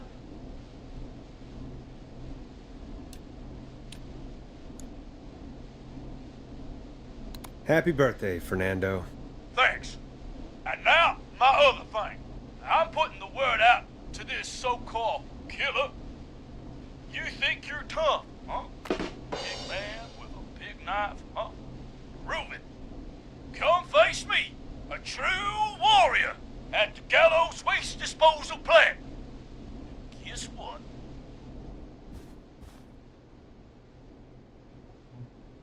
it's so far out there. This is a bad idea, Murphy. I got all the tapes in Master Robbie's Dojo series. So get ready, whistling man. You just let loose the junkyard dog. Oh, no. And there he goes. Ladies and gentlemen, keep your fingers crossed for Murphy as he tries to become our hometown hero. Anyway, we'll be right back after this commercial.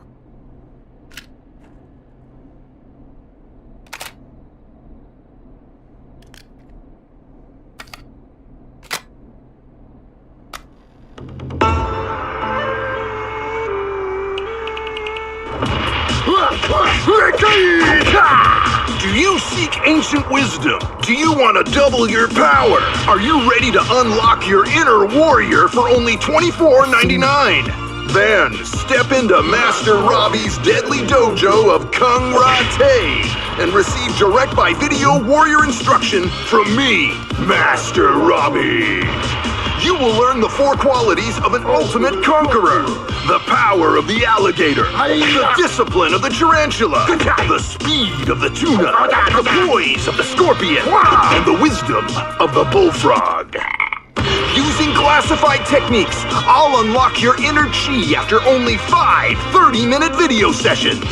Ultimate power and wisdom can be yours now for the low, low price of only $24.99. Just call 555-7861-USA to take your first step to becoming a champion.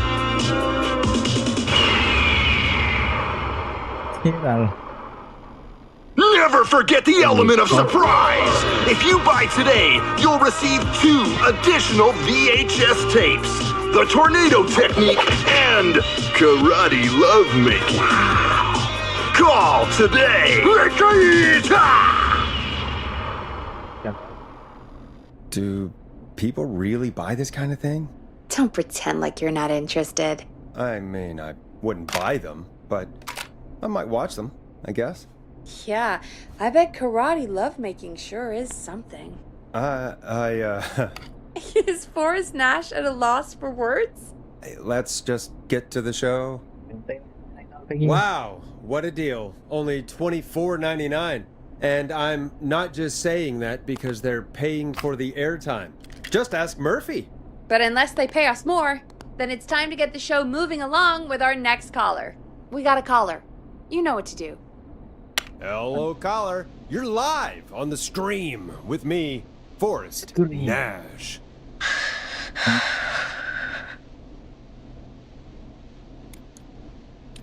Hello? Who is this? Are you okay? Do you need help? Forrest? He called me? That horrible whistling down the phone. He's coming for me? Jesus. Okay, listen, caller. Don't panic. We've done this a few times now. We can help you. A few times already? So, you saved them, or? We sure did. You're in safe hands. Okay. Okay. We're gonna help you. Can you tell me your name, caller? I'm Dr. Sullivan. Virginia. Sorry. Take some deep breaths, Virginia. You're gonna be okay. Please don't let me die. I won't. Just calm down. Tell me where you are right now. What's your address? Oh, God.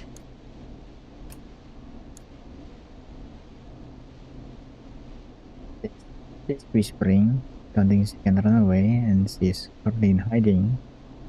Maybe call Is there a number? neighbor you can call for help? No. Everyone's away tonight. There's just a fraternity down the street. You live by a frat house. Yes, they're having a party. That takeout coming in all night. One covered in beer cans. They're getting wasted, and I'm about to get... Oh, God. Virginia, what's the name of the frat? Oh, God. I can't think. I can't. Any idea what the frat might be, Peggy?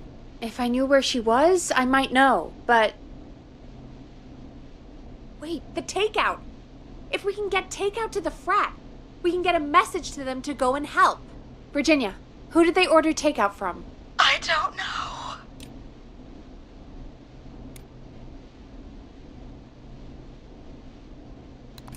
Don't worry. We'll figure it out. I can't do this. Well, folks, seems like our Virginia hung up. While we try to figure out what takeout to order, here's some music for your own midnight snacks.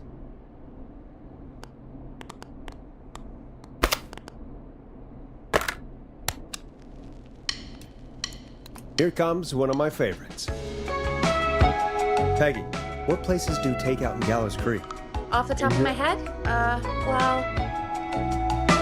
There's the barbecue place, Grilling Spree, and you can order from Chalupa Cabras. Oh, and of course we have Ponte's Pizza. That's it, I think. Calling, so... All right. Then. We'll call each place and ask who they deliver to tonight. That's not going to work. Takeout client privilege. What? There was a lot of competition back in the day.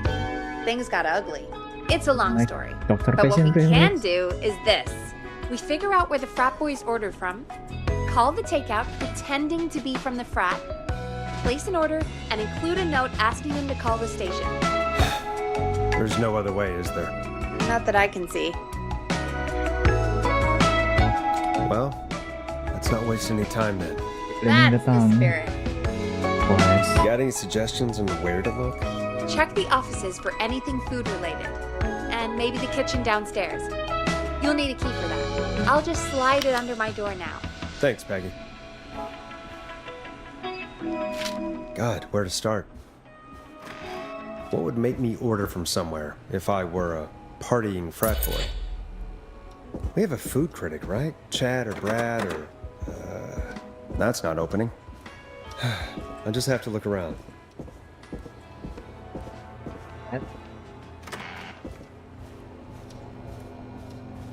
Going downstairs knowing that the killer is just send a tape.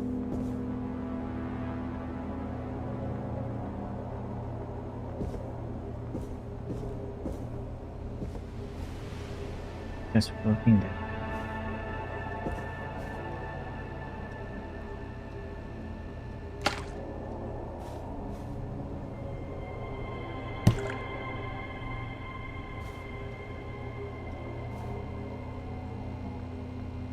Oh. There's tissue box underneath. I thought it was just floating there. Huh.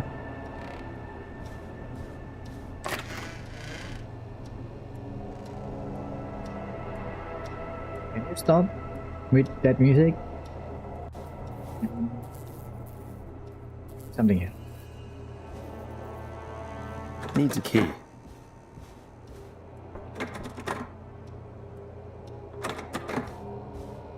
Locked. For now.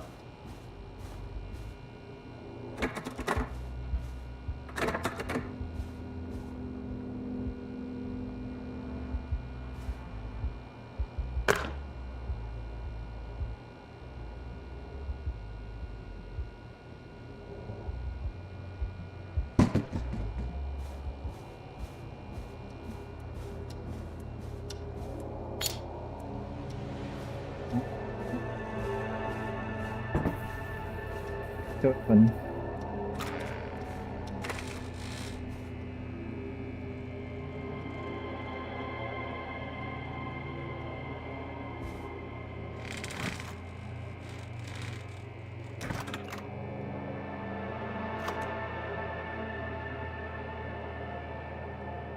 This looks like a hiding spot. I don't have to hide. I'll be fine.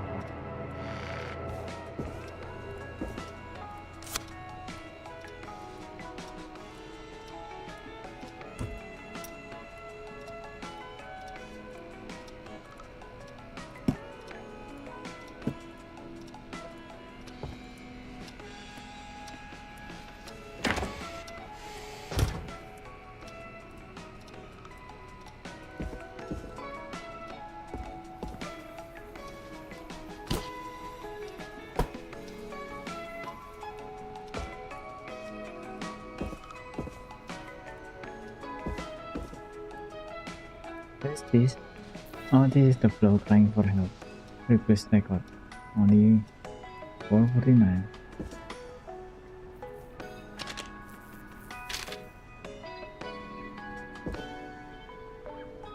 Back to this couple.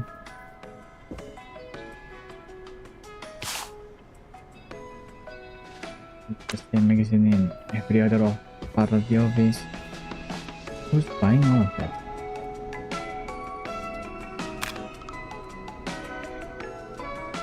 Yes.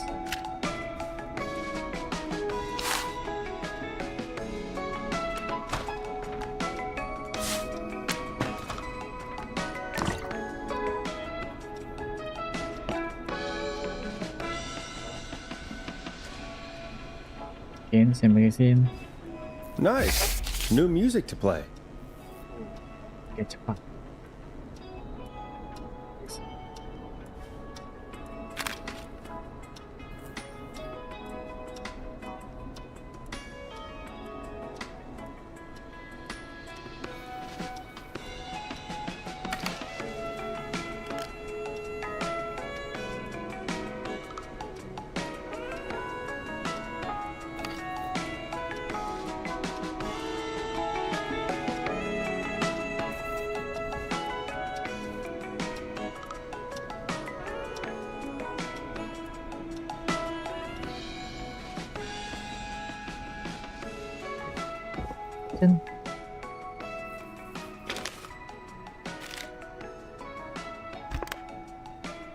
Something take out the here.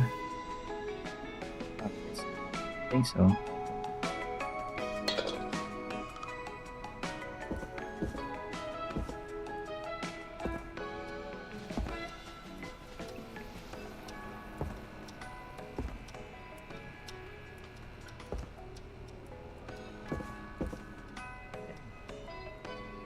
Rooting through trash. This is a new low. Ooh. Interesting offer. I wonder how well Gallows High performed. Please.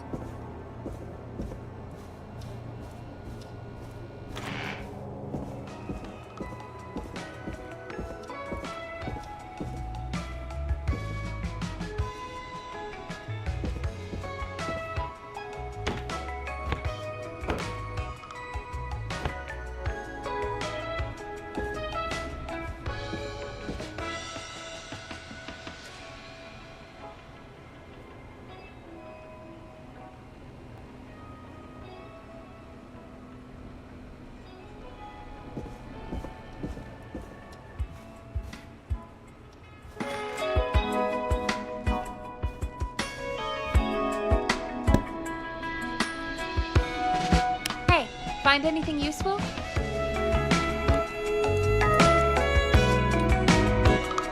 Yes, I have. That's great. Are you ready to get back on the line? Yes. Let's make the call. Okay, Forrest. What'll it be? Call Ponte's Pizza. You got it. Ponte's Pizza is on the line. Ponte's Pizza. May I take your order? Fratman calling. We're in major need of foods for dudes. May I take your order?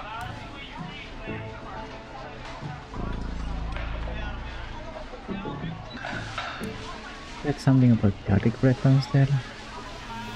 I don't know if they have slow roast pizza. I need some garlic bread. I need the bread.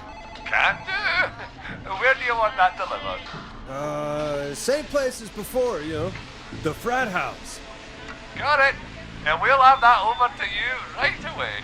Oh, and one more thing. Can you add a note to the order that says to call K-Fam? K-Fam? Oh, consider it done. The folks at K-Fam are huge fans of Ponte's Pizza, you know. I should really call them and let them know.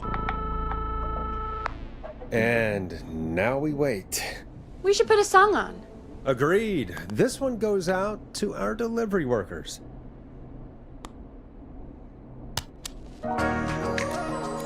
This is I'm Coming to Getcha by Vice. One of the best tunes this year. Nice.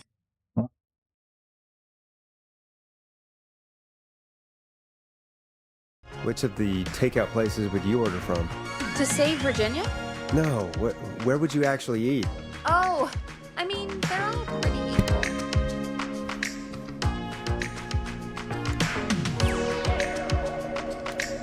equal. Sure, but if you had to pick one. All right. Not Ponte. He's not Ponte. Right, so between Grilling Spree and Chalupa Cobbers. I mean, it depends. Do I want a plate full of meat? Or do I want really, really good nachos? It can change depending on the day, you know? Yeah, fair enough. Maybe I... Hold that thought, Forrest. We've got a call coming in. Hello, caller. You're live on the Scream with me, Forrest Nash. Hey, this is Fratman Plunker. We got some garlic bread and a note to call this number.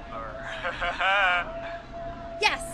Plunker, this is Forrest Nash from 189.16, The Scream. And... Is this Goose? Oh, man. It's totally you, isn't it, Goose? This is such a Goose prank. No, this is Forrest Nash, host of... Sure thing, Goose.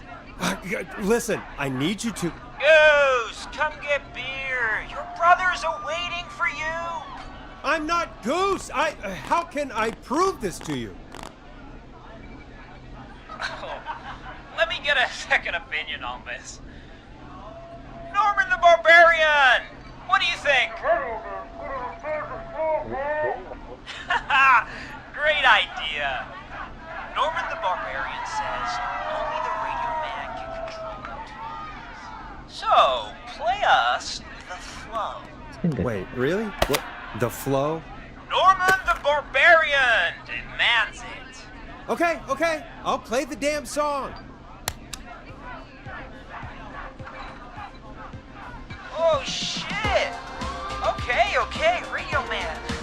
Got my attention. What is it? Thank God. Listen, you've got to get over to your neighbor's house. All of you. Just Say no more.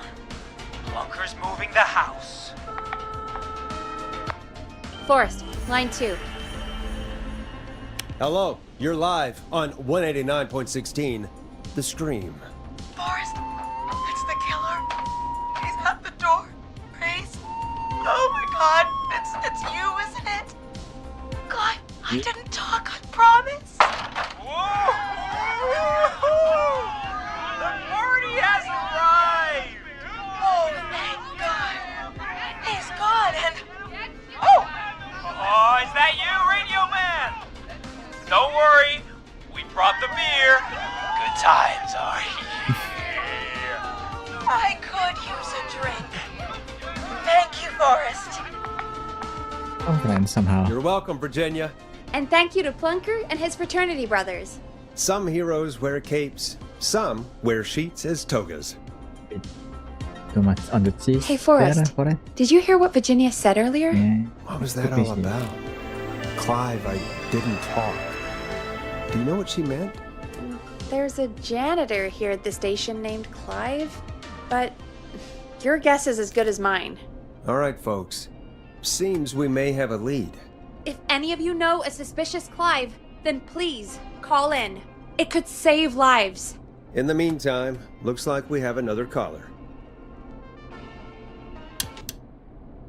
Hello, caller. You're live on the stream with me, Forrest Nash. It's great to speak with you, Forrest.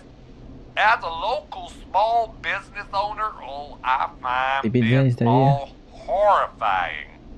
A killer roaming the streets of our fair town? Ooh, terrible.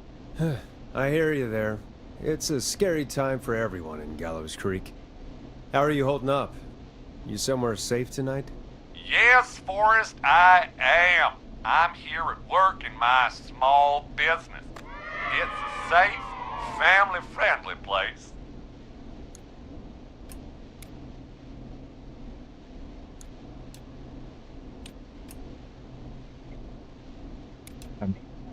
Good for you, friend. I'm glad you're keeping safe and busy. Thank you. I'm really living the American dream. Here in my business.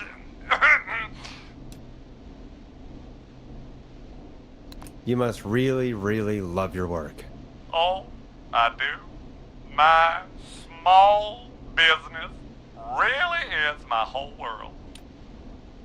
What's your small business?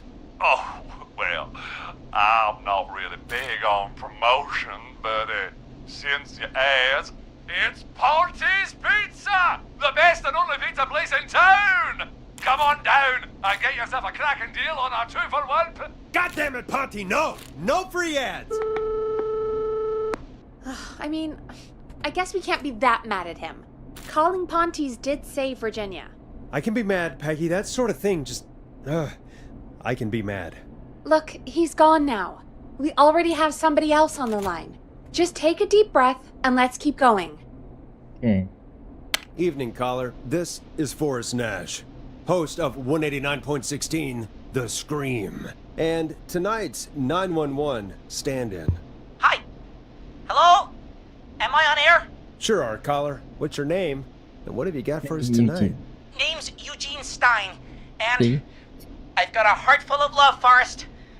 I'm hanging out in the middle of the maze, listening to your show, looking up at the stars and waiting for her. You got a special lady coming out to see you. Yeah. Molly. We planned to get lost in the maze tonight, to take our first journey together into the love labyrinth. That's why I'm calling, actually. I thought she'd be here an hour ago. And since I've listened all night to how cool you Sudah, play Bang. it, I thought you were the perfect guy to ask. Should I call her up and ask if she's coming, or wait and see? For real, kid? If you've been listening all night, do you really need to ask me? Yes, that's why I'm calling. Bingo. Here's what I was looking for.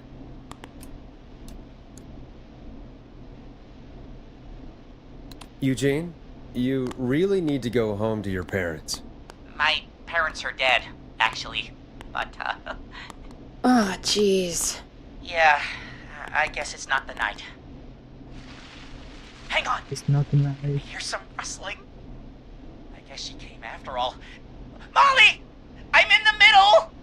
It's in the middle. It'll take a little while to get here, but, thanks again, Forrest. It's been good talking. Oh, wait a second. Molly can't whistle. No, this is supposed to be the best night of my life! Not the worst.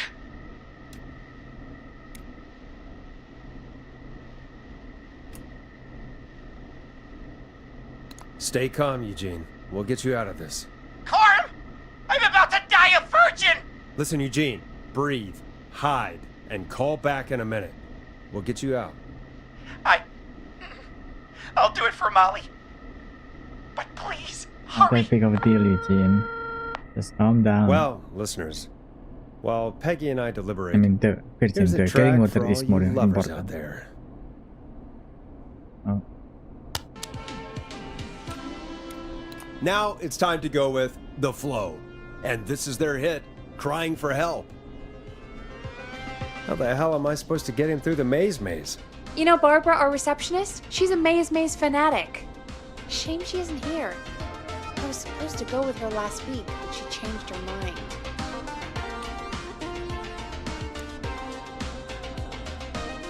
Why'd she change her mind?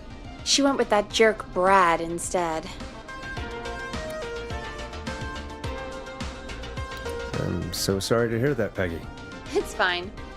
I'm not the one who had to go out with that jerk Brad after all. Maybe we should call Barbara then? If she's so big on the maze. We could, but I don't actually know her number. But she probably has maze stuff somewhere. So, you know. Go and see what you can find. That'll hopefully be enough. Which one is Barbara again? Barbara! You know, Barbara! Uh, Forrest, I've seen you speak to her. help me out, Peggy.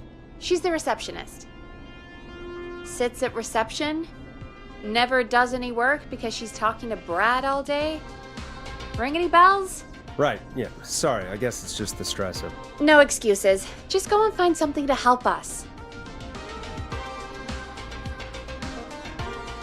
Any luck? Yeah, I found a map for the maze in the trash. Why was it in the trash? Never mind. It doesn't matter right now. That's a question for Barbara later. Eugene called while you were Like this. away. He's on line 1. Damn her and ask for the money.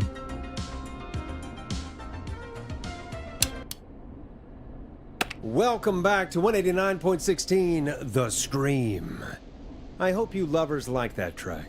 And I hope we can help our lover in the maze. Eugene, you're back on air. I'm lost, Forrest.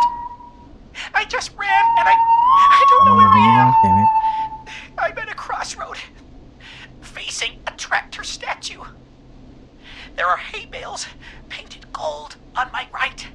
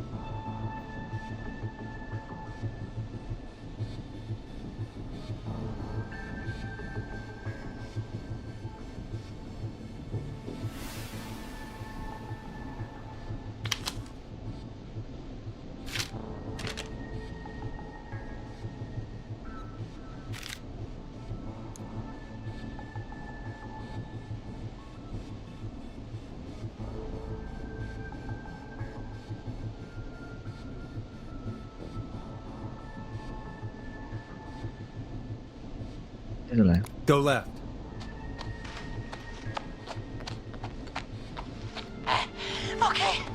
Okay. I went left, then tried a right. I have a pig statue in front of me and a creepy rocking horse on my left.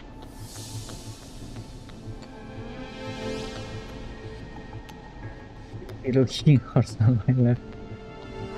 You need to go backward. Okay. Go backwards.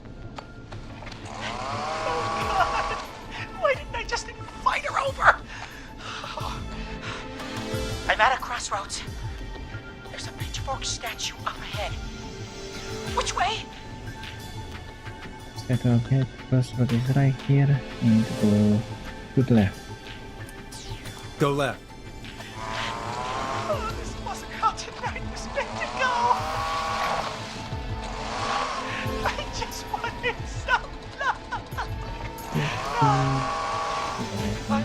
There's a tiny barn in front of me and a scarecrow behind me. Nothing to my sides. Okay, so he's right here then, because he doesn't see the farmer yet.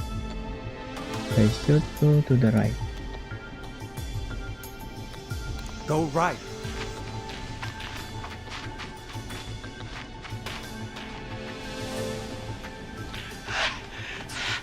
I can't run much more.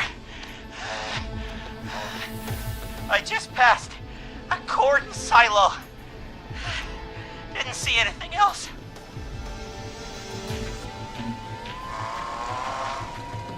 Please. Where do I go? It's a corn silo, so he run.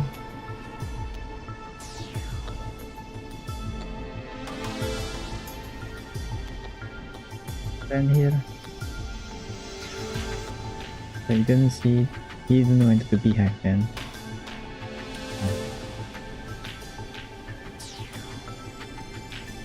Go right.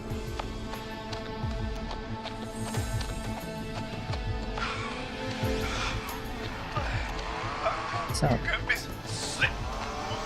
bit of a spoiler there from the subtitle. I'm out.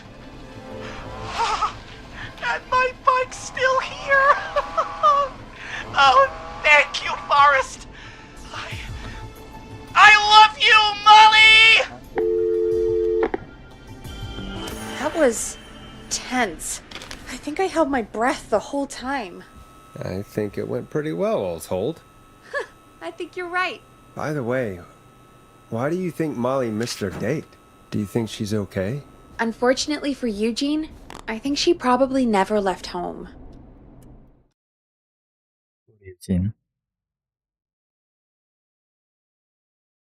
And thank you for calling in, Mr. Walton. We'll make sure to add the town librarian to our list of suspicious Clives. Remember, report a Clive to stay alive. Next caller is up, Forrest, so take it away. Caller, you're through to Forrest Nash on 189.16, The Scream. Hey, wonderful show tonight, Forrest. Thank you. I don't know about wonderful, but, thanks. What's your name, caller? You can call me Dawn. Could you play my tune, Forrest? Your tune. Sure. Long Ride Home. That old song. Sure, we got it. I think I played it the other day. Thanks. It'll be good to hear it again. All right, folks. Coming up is that old classic. Forrest, I don't think you're gonna find that song. What do you mean? I played it a few nights ago. I know, but, we don't have it anymore. What are you talking about? I threw it away. You threw it in the trash? No, I threw it out the window earlier today. Becky, that's a bit extreme, isn't it? Brad was annoying me all afternoon. He played it on repeat because he knows I don't like it. So I grabbed it and threw it right out of one of the office windows. Becky, Not that's my office finest hour, property. but I can only take so much. I'm sorry Brad was being a dick. Thanks, Forrest. Let's just play a different song. We've got more important things to think about anyway. Gotcha. Okay, folks. Here comes some unrequested music. Sorry about that, Dawn. Maybe try again tomorrow night. Sorry. You'll like this next song.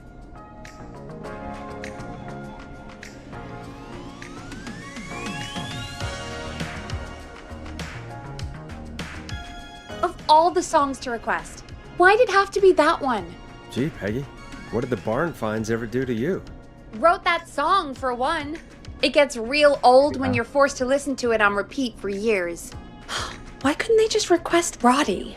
Oh, Forrest, scrap the song. We have another caller. Sorry to cut the music short, folks. Callers take priority tonight. Welcome to 189.16, The Scream. This is Forrest Nash. Forrest? Oh, thank God. It's me again. Murphy!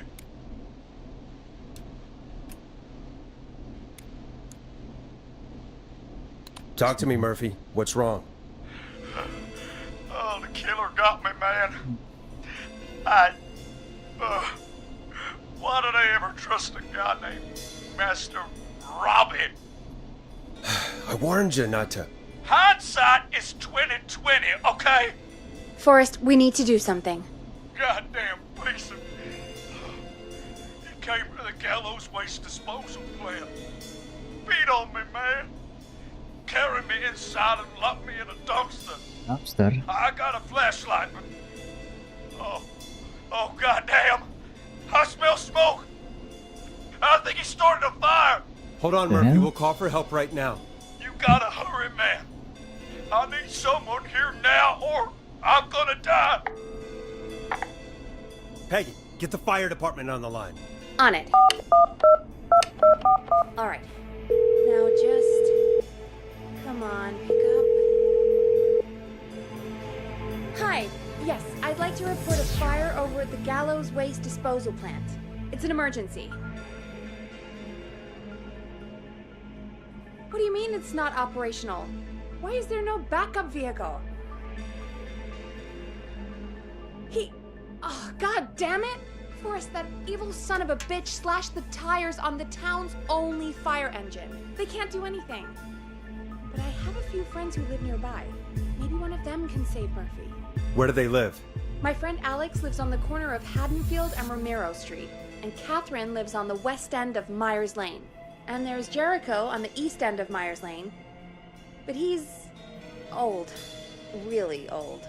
Okay, I'll check the map, see who would be best to do this.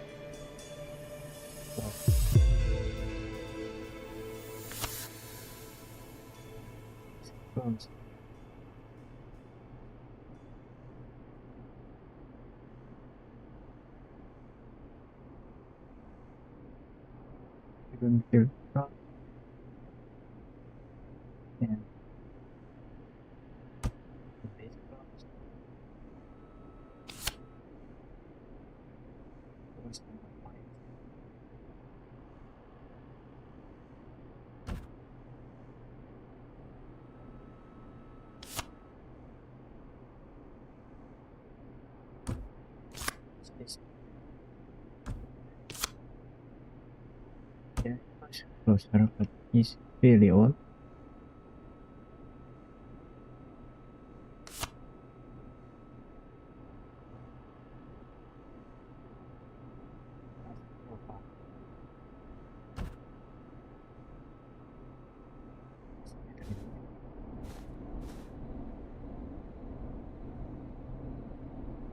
All right, Forrest, who should I call? Who can help Murphy? Call Catherine. All right, give me a second.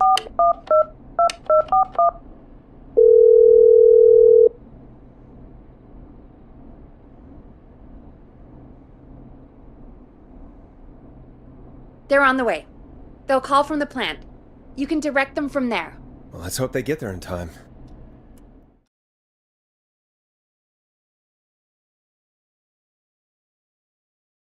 Call coming in. It's Catherine. She and Murphy are now both on the line. That's good, man. Hello, Catherine. Are you there? What's happening at the plant? The whole damn thing is up in smoke. God damn it. I'm going in. Oh, my reception is terrible in here. God, my eyes sting. I see, Catherine.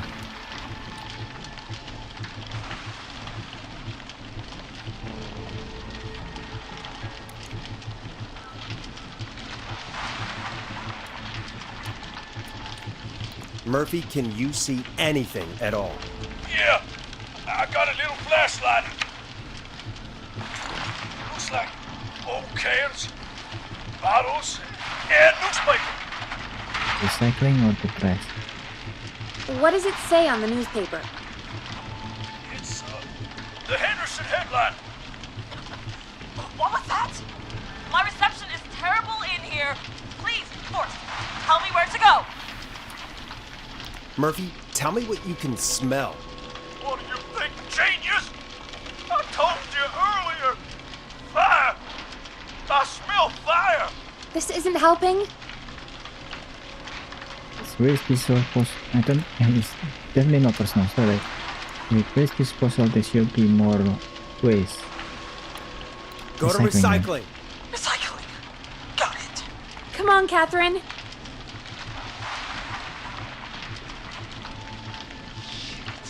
The plant smells up again. I can go shredding or crushing. Which way? Murphy, do you know what part of the plant you're in? I'm in a dumpster, man. What do you want from me?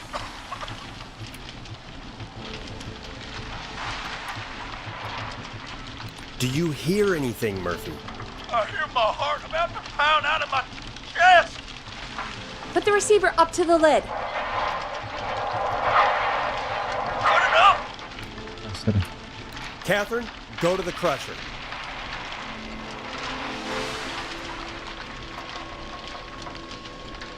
Okay, it's super loud. We're almost out of time. There are 3 dumpsters here. One for Gallows Creek Council, Henderson Disposal, Henderson disposal. The newspaper. Open the Henderson container.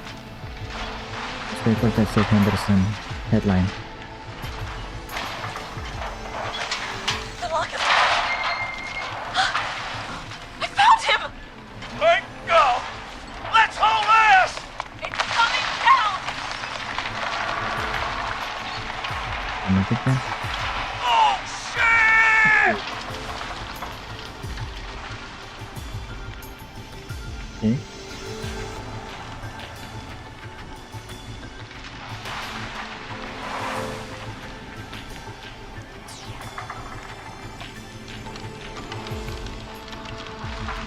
We made it!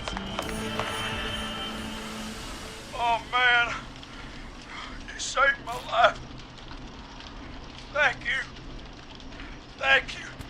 And I swear to you, now, I'm gonna raise Fernando to be like you. And I'm getting my money back from Mr. Robbie. Hey, you just get home to your son, okay? Will do, Forrest. Well, folks, Gallows Creek has 2 folk heroes tonight, Murphy and Catherine. I'm sure their deeds won't soon be forgotten. Great job, Forrest. No time to celebrate, though. We got a caller. You know what to do. All right, folks, another of our good citizens is on the line. Let's see what they have to say. Welcome to 189.16 The Scream, with me, your host, Forrest Nash. Forrest, Teddy Gallows Jr. here. I just want to say that my thoughts and prayers are with my Gallows Creek neighbors during this awful time. Oh, it's mayoral candidate and scion of the town founders, Mr. Gallows. Are you in danger? We need to be a town of law and order. We need cops who have the tools and funding they need to keep us safe. Okay, Teddy. In US, I know the you're cops. an outsider to our little town here, Forrest. But you're really stepping up to bat for us all tonight.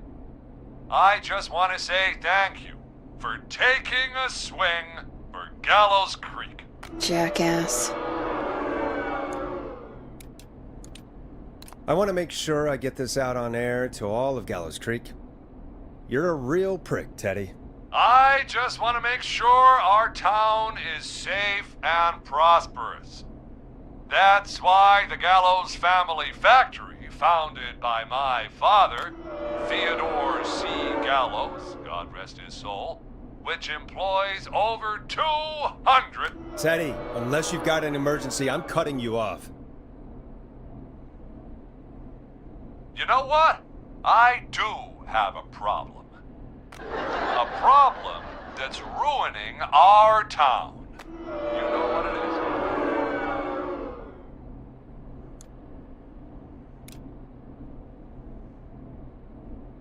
I didn't ask about a problem. I said emergency. The problem is that woman, our current mayor, Linda Cartwright. Oh, here we go. She just isn't one of us. Linda Cartwright is un-American, unstable, and... You're not better than anyone, Teddy. Just because you inherited half the town, Your producer sounds a little unstable, too. Don't you dare speak to me that way. Cut him off, Peggy. I can guarantee this kind of thing will not happen when I take office. The moral decay of... And that's enough of Teddy Gallows Jr. for one lifetime. I always feel disgusting after hearing him talk. Just play an ad for us. I need a minute. We'll be right back after these messages. The world-famous annual Gallows Creek Harvest Festival is back! We got it all out on Giblet Field. We got the Little Miss Harvest Pageant, Princess Harvest Pageant, Harvest Queen Pageant, Cotton Candy, Corn Dogs, Cornhole, Corn on the Cob, Crokinole, Country Music, Can Jam, Jams, Jellies, Jamborees, Juggling, Roller Rickies, Roller Disco Lessons, Praying. We got baby crawling, balloon popping, balloons for sale, beard contest, horseshoes, hayride, hay toss, hey you there, safe donkeys and ponies, apple bobbing, firearms, fireworks, funnel cakes, fried dough, seed spitting, sand licking, cracker cramming, and cat shop. And fake tattoo, face painting, puppets, petting zoo, amazing maze, square dancing, story swapping, spelling bee, quilting bee, and sewing circle, pie eating, lawnmower racing, hot dog eating contest, flower contest, and of course our famous gourd measure-off. The festival is brought to you by Mayor Linda Cartwright, sponsored by Gallows & Sons Factory, and dedicated to the memory of Garrett Miley, tragically taken from us last festival. Awesome. I can see why it's world famous. It's a highlight around here, Forrest. Oh, I am sorry to hear that, Peggy. All right, folks, welcome back to the show. We have a note from my producer. That's right. Come find me at the Harvest Festival tomorrow to grab your choice of a K-Fam mug, sticker set, or poster. Let's see what our next caller would choose. Caller on line 1. Hello, caller. You're live on the Stream with me, Forrest Nash.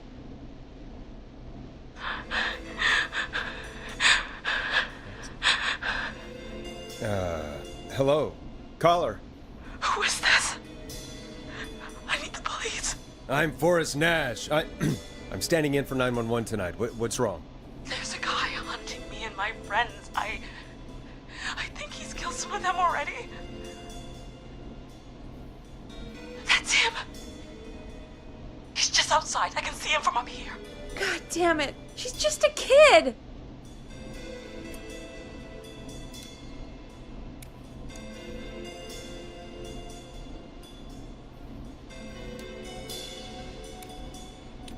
Is there a way out? Can you run? Oh my god, oh my god. You stay with me, kid. Focus. I can't do this. Yes, you can. Focus. Tell me, what's your name?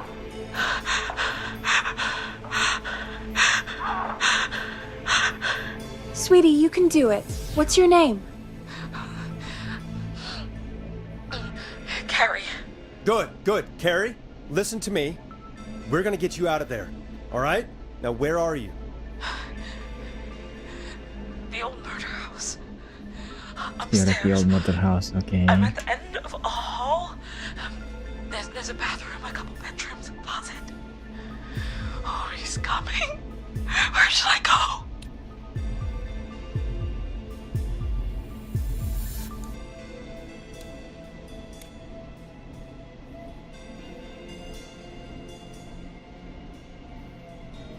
Go to the closet.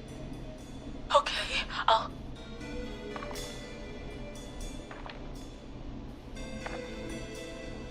He's here. He's here. He's gonna kill me. Forrest, I don't think we can... Don't move!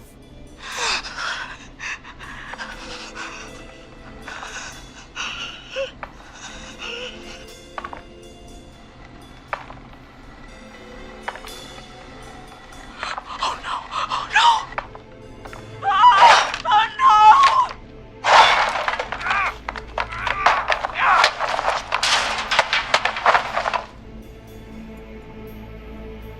Forrest!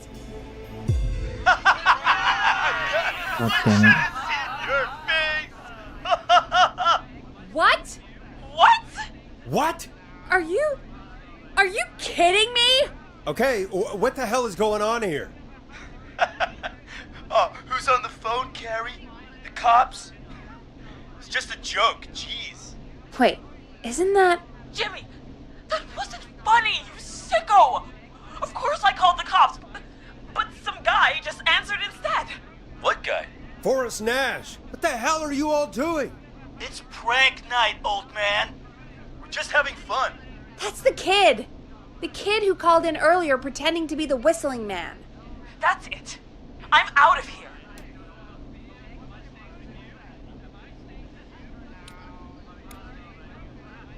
Jimmy, everyone, it's really not safe to be out. Please, go home. And waste whistling night? No way. That little idiot. Whistling night? It's a stupid tradition. Especially stupid since that one kid died back in... Would you take off that stupid mask if it's hard to breathe? Who's under there anyway? Is that you, Seth?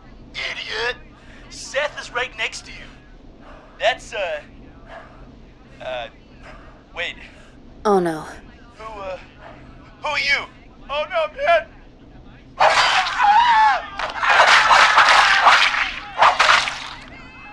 Everyone, get inside! Everyone, run! You two, barricade the door. Scott, Heather, you barricade the back. As long as he's out there and we're in here, we're safe, right? You bought time, but not much. Forrest, we have to... Heather, I already called the cops. Forrest picked up. He's the best we're gonna get. Who is with you, Carrie? My friend, we drove out to the old murder house and... Oh, of course! The van! Who's got the keys? Jimmy had them. Jimmy. Oh. Jimmy's dead. God damn it.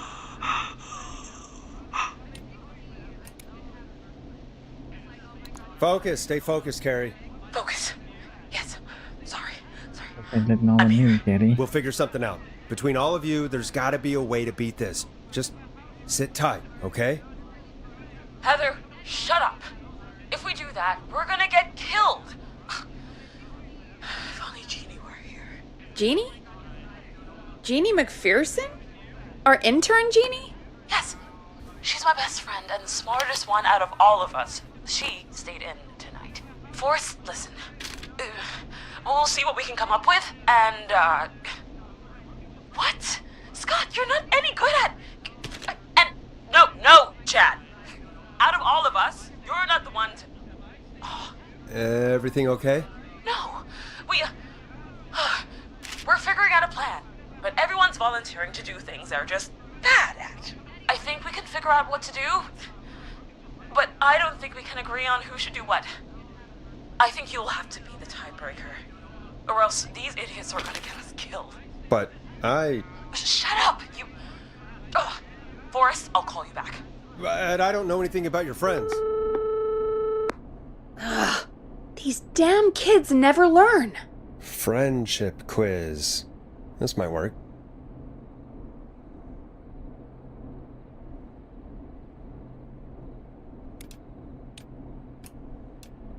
Breathe, Peggy. It's okay. Ugh, they do this kind of thing every year, Forrest. People get hurt. All right, folks. We're gonna work out a way to save Carrie and her friends. This next one goes out to all the trapped kids out there.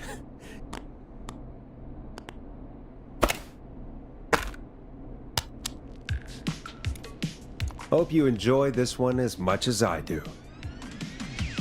Peggy, you mentioned something about their friend working here? An intern? Yeah, Jeannie. Seems a nice enough girl, but a bit head in the clouds, you know? Not sure why we took on an intern. We really didn't have the office space for one. Poor thing got tucked away in a dark corner somewhere downstairs, I heard. All right, I'll go see if I can find her desk. Hopefully she has something we can use.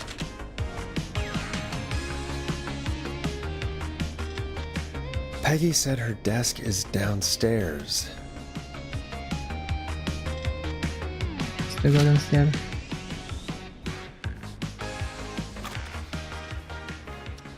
I think so, right?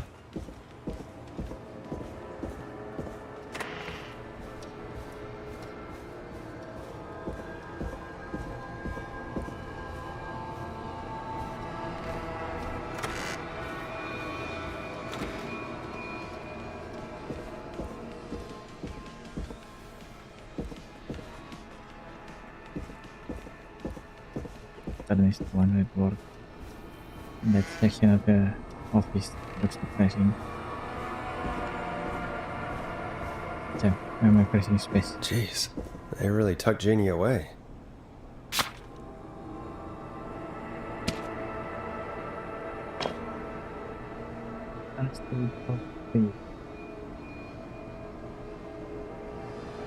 This glass.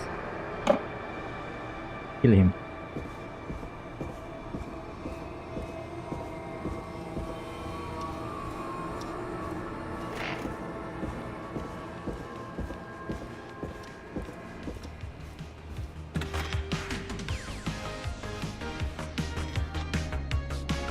Hey, you find anything that'll help us out?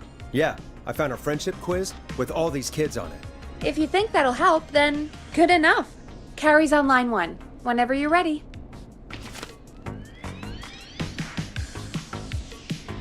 This is another... What this is? I think yes, there was poker face, so...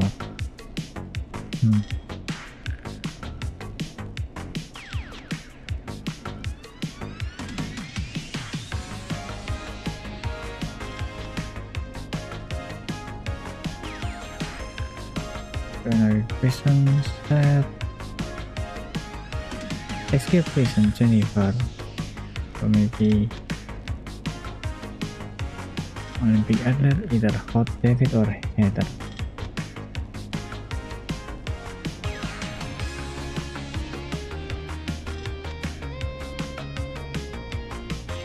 I think this test without any error is Jimmy, but I think Jimmy is dead, right? Win an Oscar, either Lisa or Tammy. Even a go-karting is Scott. Trip while running in horror movie. Heather, Scott, Seth, and Jimmy. I think it should be excluded from there. Most likely to end up in a car crash, and causing the Jennifer, so those four, especially Scott, must be avoided.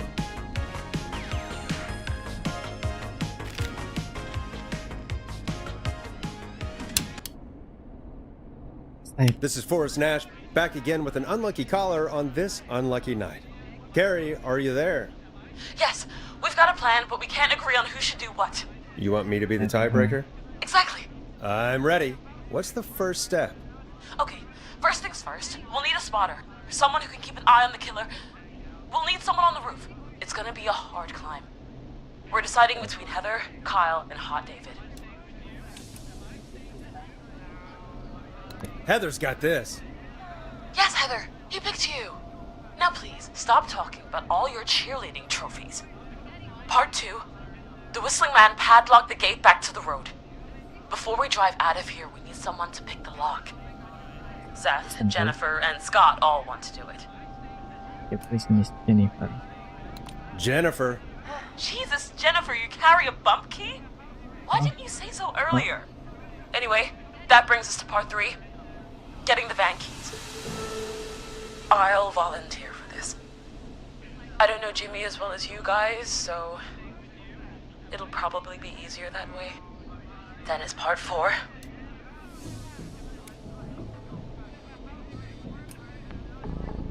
This is a very detailed plan. I'm impressed. Yeah, it's weirdly easier to think when you're about to die. You're doing great. What's the next part? Part 4, And the we great need someone things. to lead the whistling man away.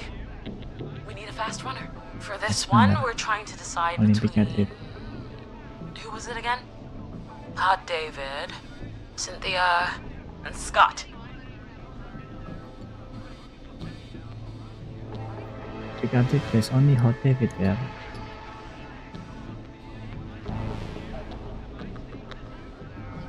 Hot David. Yeah, you, do spend a lot of time running shirtless. You got this, Hot David. Sweet. Okay, let's recap. We get the eyes on the roof. A runner distracts the killer while we grab the van keys and pick the lock on the gate. Now the tricky part. The getaway. Ooh, what's the plan there? Well, we can't all outrun the whistling man. But he thinks we're just a bunch of stupid teens. So, let's use that against him. Part 5. We trick the killer into a trap. Someone can pretend to be injured. Who would make the most believable bait? Who you got? We got Lisa, Tammy, and Cynthia.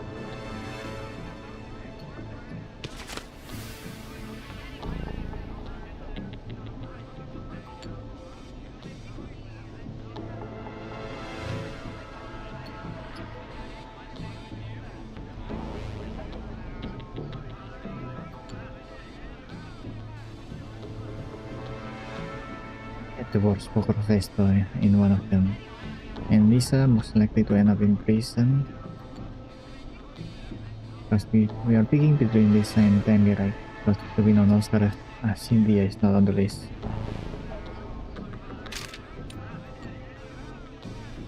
Jake? Lisa. You're right, Lisa. Having to smile at rude customers is perfect practice. That should take care of the killer. And then it's time to get out of here. Finally, part 6. We need someone who can drive us through the woods and back to Gallows Creek alive. Who's our getaway driver? Should it be... Who have we got? Chad? Scott? Cynthia? Whatever. Forrest, you know what to do.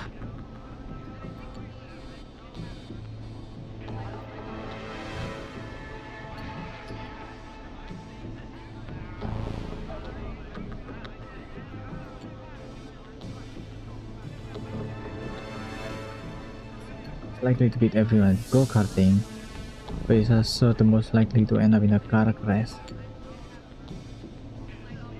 He is also in a car crash list, even though it's just one vote.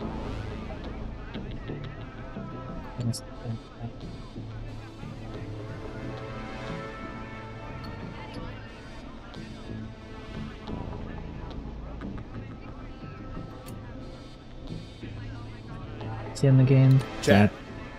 Oh, perfect. Your go-karting experience will be great, Chad. Thanks, Forrest. We'll just take a few seconds for ourselves, and then it's go time. Sounds good. Talk to you in a sec. Good luck, Carrie. That actually sounded like a pretty good plan. Impressive as hell, right? Damn straight.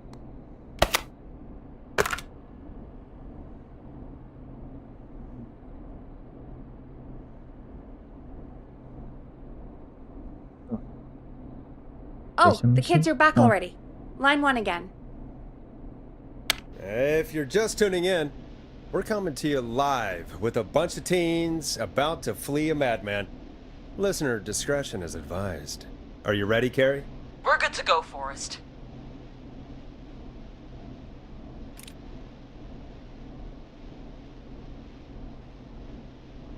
Good luck. And Godspeed. You got this. Here we go, everyone. Spotter, to the roof. Go, Heather. She's off and away. All right, Renner. Get ready. Wait for the spotter's signal. Spotter says go! I'm just listening right now. Wait! Lockpicker, go! I'll get the keys off Jimmy.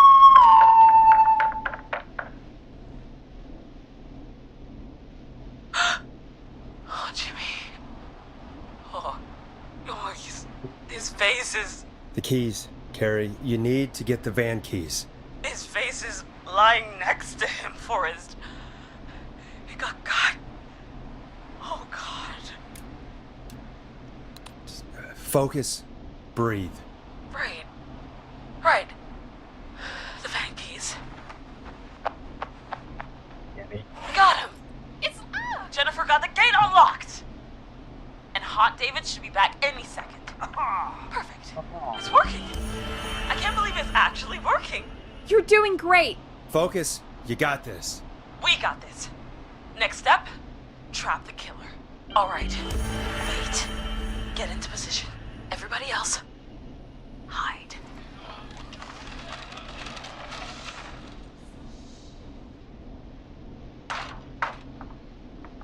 Okay, performer. Now, act like your life depends on it. Oh.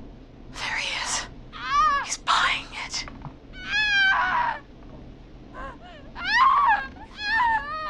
Now! Push the bookshelf over!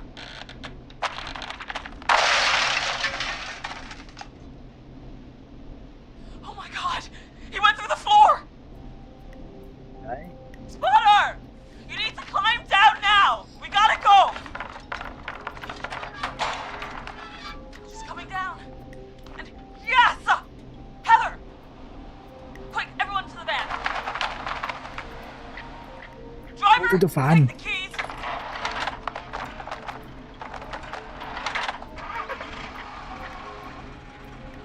The damn gate swung shut.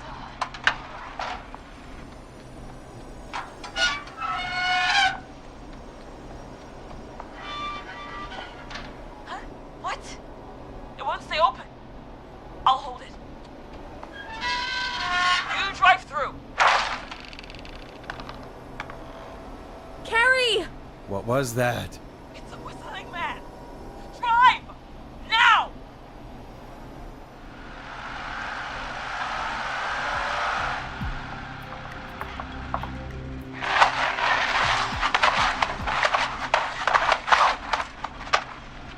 Let me go! Just go! Just drive! Oh my God. Please, no! Ah!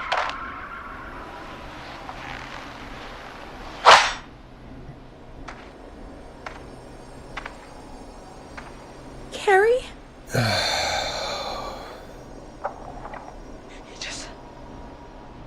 He just stared at me. Carrie! Carrie? Just stared at me and walked into the woods.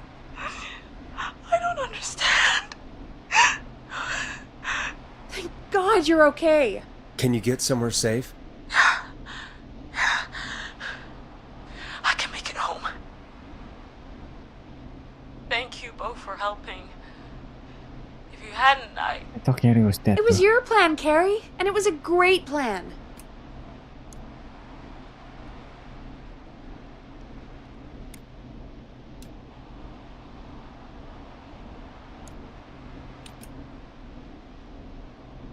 It was really all you, Carrie.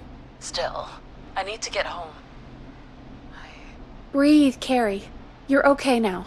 I'll call you when I'm somewhere safe. Talk to you then. Folks, that was a lot. Our thoughts go out to Jimmy's parents in this awful time. For any kids listening in, please stay inside and stay safe. And parents, hug your kids extra tight tonight. Here's a song for the girl walking home in the dark.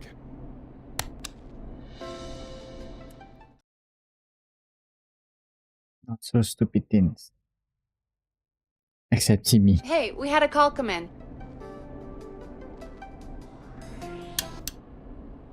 Forrest Nash here. Listeners, we've got another caller live on 189.16, The Scream. What's on your mind, caller? Hey, Forrest. I just wanted to phone in and say that I think I speak for everyone when I say that you're providing a real service for Gallows Creek tonight. It's cool what you're doing, man. Well, I'm just doing my job, friend. Anyway, tell me about yourself. What's your name? Are you keeping safe tonight? Yeah, man, I'm good, thanks. I'm at my roller rink, trying to get everything ready for the Harvest Festival tomorrow. I had a guy from Starling Security here earlier installing the Starling 4000 system, so I'm a little behind. As for my name, my friends call me Roller Ricky, and I now consider you a friend, my man.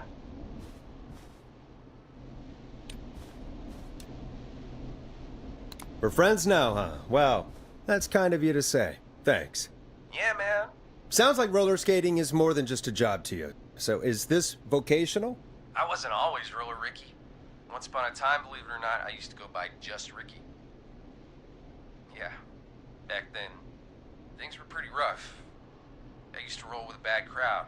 Not all bad, but there was one guy. Anyway, some bad stuff went down. I harbored a lot of guilt for a long time and turned to the bottle. I didn't really talk about it or even know how to talk. It's just how it was. That bottle took the best years of my life. Or so I thought. It's never too late, Roller Ricky. How did you turn things around? I joined a support group. I opened up about my problems, and sharing that burden just took so much weight off. It's a long story from there, but I found roller disco. I learned how to have fun again, cutting loose and making shapes. Now whenever I get down, I get down. I'm finally free from it all, man. It's important just to talk to somebody. That's the first step. Ain't that right, Max? Aw, hello, Max.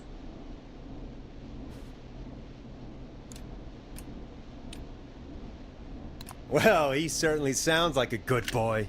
Max is my emotional support dog. He's a rescue dog, but I always say he's the one that rescued me. He's the best dog a guy could ask for. Of course, the first thing I did was teach him how to skate. He's better than me now, a real pro. Max can skate? Yeah, man. At first they said it couldn't be done, and then they said it shouldn't be done. Huh? But Maxie loves the rink, man. Is that another train, Maxie? Maxie loves trains, man.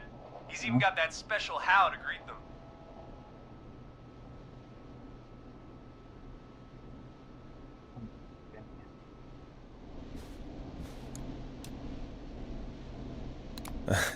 It sounds like you two make a great pair. Maxie appreciates all the positivity you're throwing out, my man. You know, I'm actually hosting free skating lessons tomorrow at the festival. I think it's a great opportunity to give back to the community. Man, all this talk of skating's got me itching for a boogie. Before I switch my radio off for the night, could I request a song for us? Something I can groove to, you know, something funky.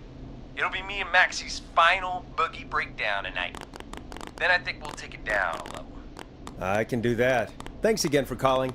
You and Max, be safe now, okay? Bye, Maxie. You got it, man. Peace. Well, folks, this next one goes out to Roller Ricky and Max. Enjoy.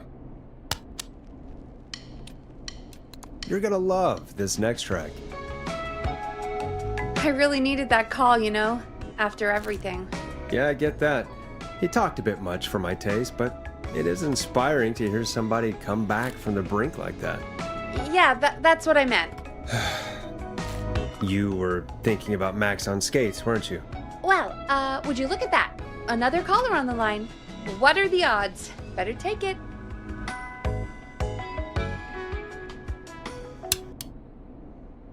Welcome back to 189.16, The Scream. This is Forrest Nash. How are you tonight, caller? I'm doing okay. I made it home safe. Gary! Hey, I just wanted to thank you for doing what you could earlier. You know, even though we lost Jimmy, and I don't know. Hey, it's okay. You were so brave earlier. You're safe now. I wanted to ask you why he didn't Why am I... Why what, Carrie? Why did he spare me? After what he did, why let me go?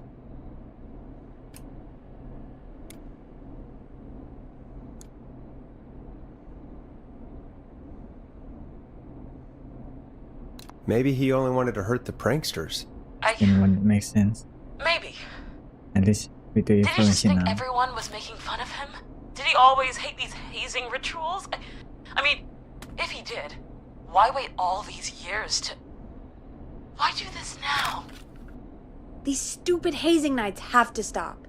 Carrie, you did so well tonight. Stay safe and rest. Help is coming to Gallows Creek. We just need to hold on. Thanks, Peggy. Hey, Forrest? Could I request a song? Of course, Carrie. What song? Any song by Blast Processor. And thank you. This next one goes out to Carrie.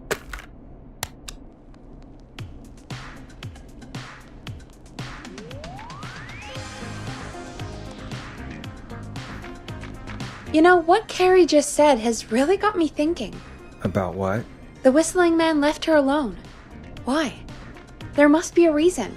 When it comes to masked whistling killers, I don't think a reason is a key part of their process. Well, it's something to consider. I need to take a break. If you want to stretch your legs, now's the time. Just hit the Peggy button when you want to get back on air.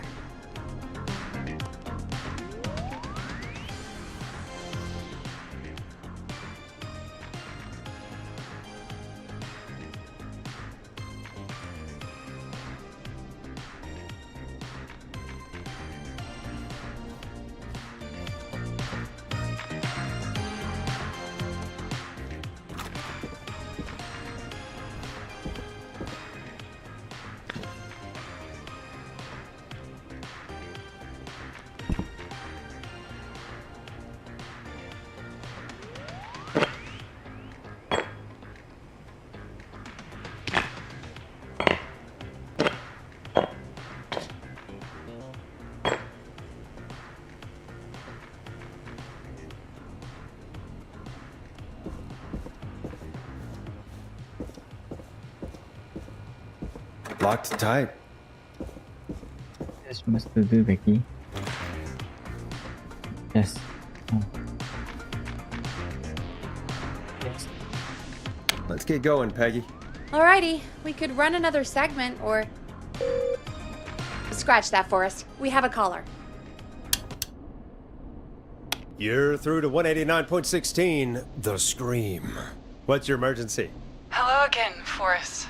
Oh, that call with the teens was awful. Those poor kids. Still, I'm glad the girl didn't get hurt. Thanks for your concern. Are you in trouble? What's on your mind? I wanted to ask you again to play my song, Forrest. You said you were gonna play it, but you didn't. Your name was Dawn, right? What, Peggy? Yes. Oh, well remembered. My name is Dawn. And I wanted to ask you again to play my tune, Forrest. Long Ride Home? You know, the one that Peggy said she threw outside the window?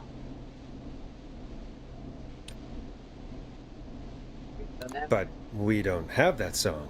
As you just said, Peggy threw it out the window. But, Forrest, you do have it. It's just outside the window. There's a serial killer on the loose. I can't just go outside hunting for a record. I'm really sorry, Dawn, but we just can't get it right now.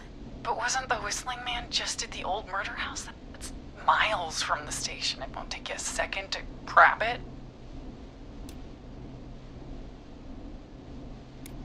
Call us back tomorrow when this is all over, Dawn, and I'll gladly play it for you then.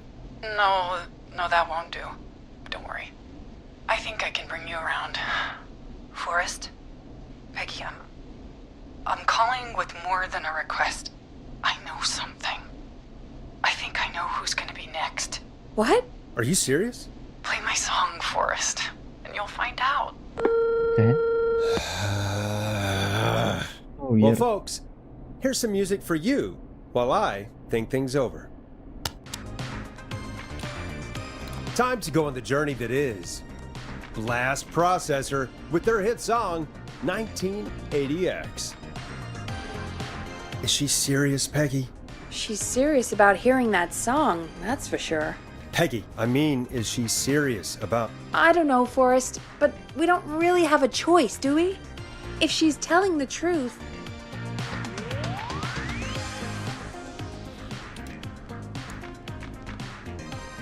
All right, I'll do it. You're a good man, Forrest. I'll slide you the key to the fire door. Wait, our fire door has to be unlocked? Yeah, you know, I never thought about it, but yeah. We should talk to Reggie about that later. Anyway, I'll hold the fort down while you're out. Maybe I'll even get a caller. That could be exciting. 189.16, The Scream. With me, Peggy.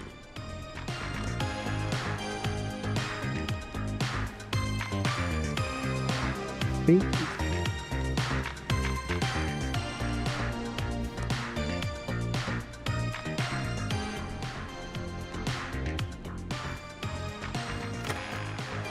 you start? Let's see under there.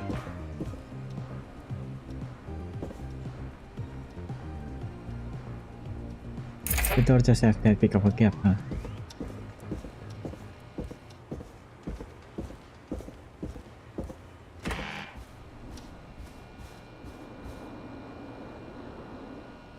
This fire door.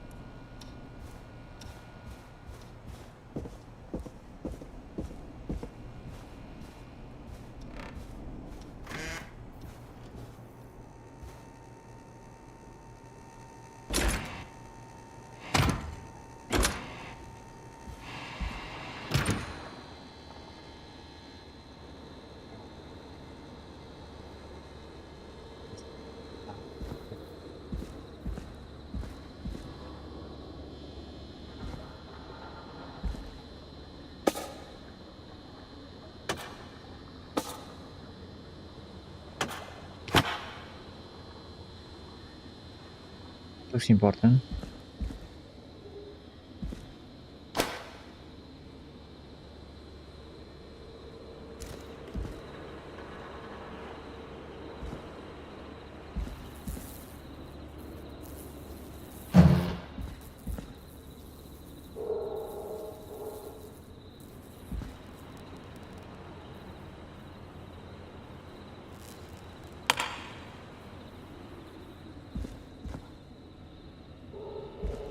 There's so much of this.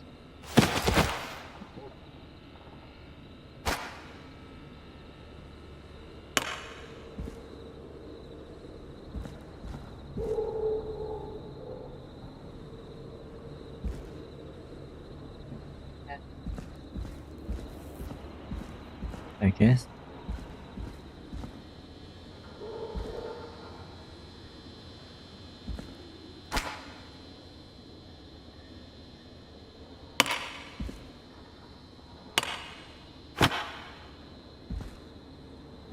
You know, I hope she'll be happy when I'm brutally murdered by the Whistling Man.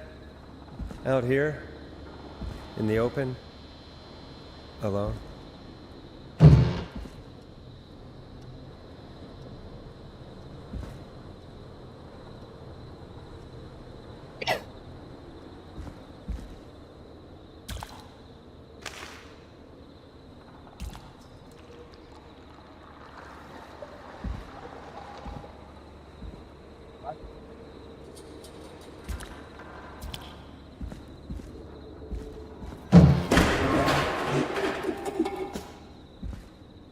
Loud.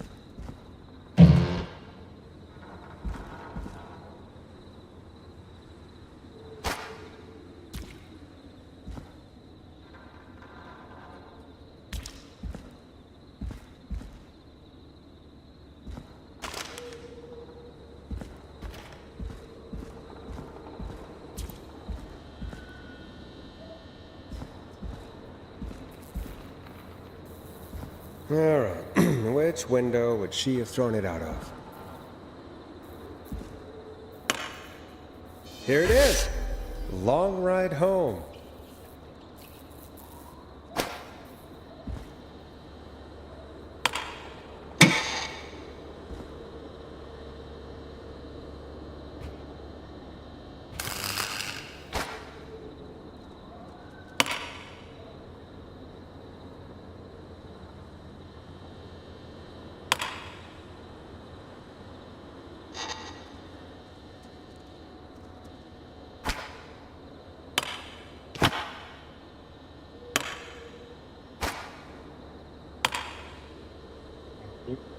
Yes.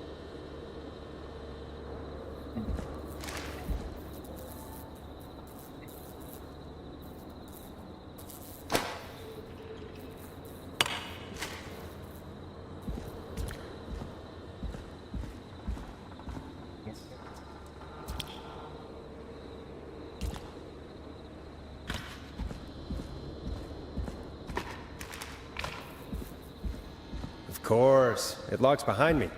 And of course the key doesn't work on this side. Fantastic. Maybe there's another way back in through the basement. A door, or elevator, or something.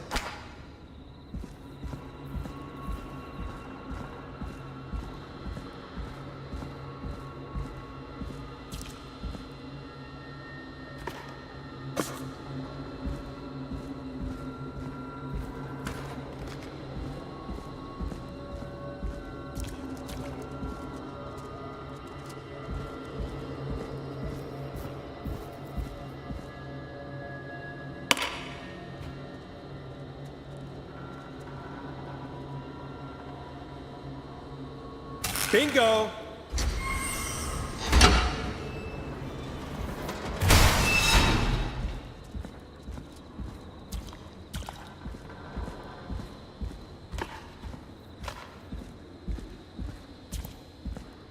I could probably survive that fall.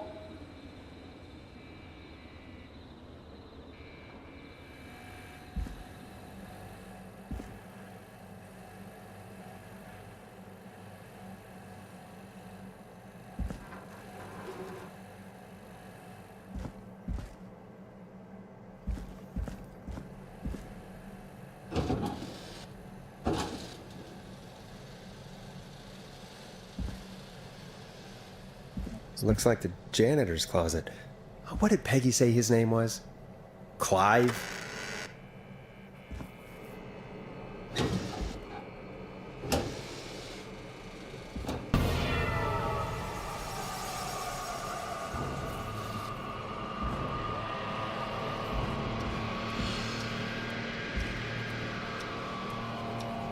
What the hell? Peggy is not gonna believe this. Huh. There's a key. I'll just take that. Might be important. Ben. What the f-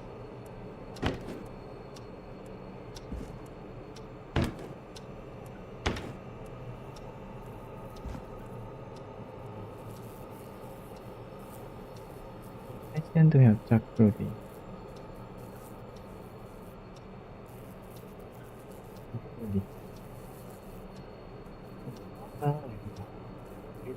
Chuck Brody.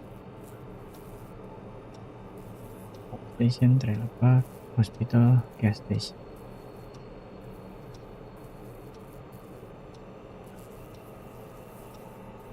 Hello, Creek Harvest Festival, close are this year.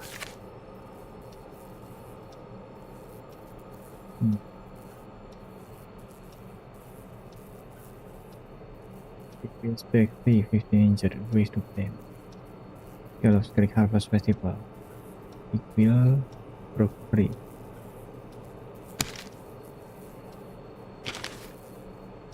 Dr. Gewalker recommends all locals get their flu shot ASAP. Flu season is 1/64. It's no different to any other year. Make sure you are protected.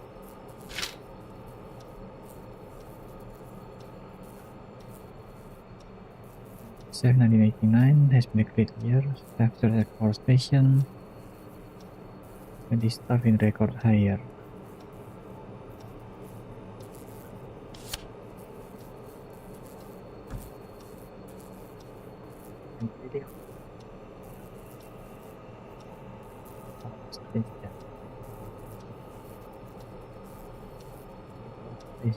Hospital.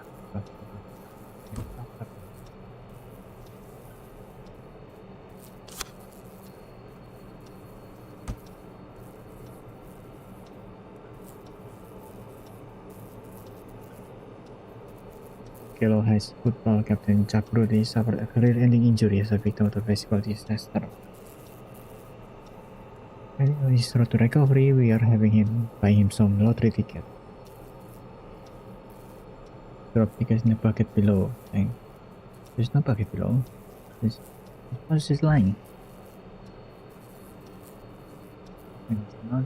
Tim Walker and Peter Stone.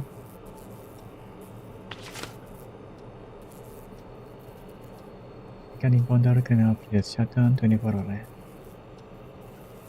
Car thieving crime. Inform.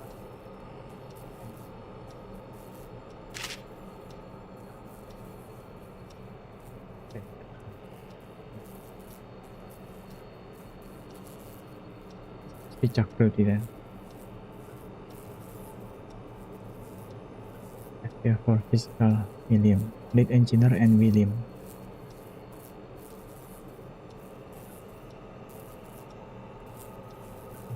For office while assembling the big wheel.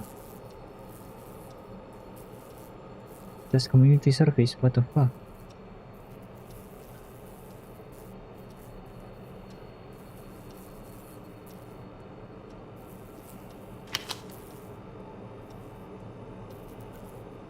Sick of being a local celebrity.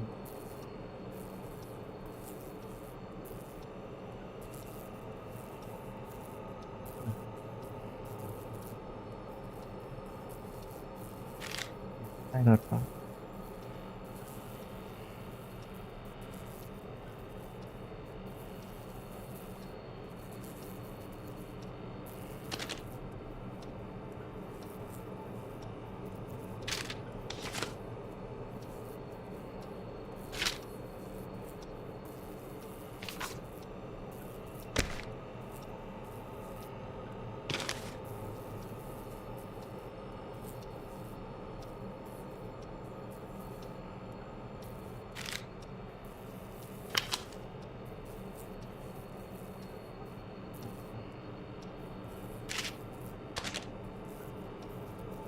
Challenge safety featuring special mystery guest, lead engineer responsible for Gallows Creek Harvest.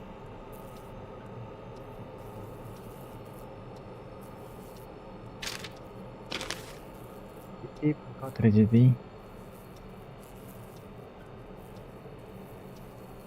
into fuel tanker. Huh.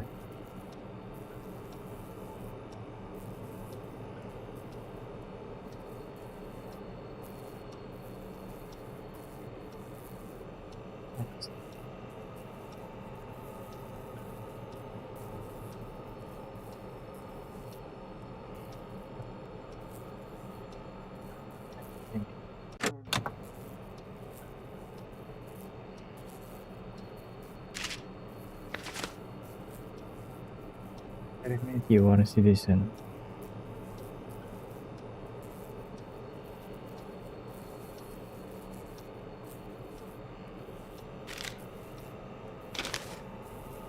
There's like two things going on.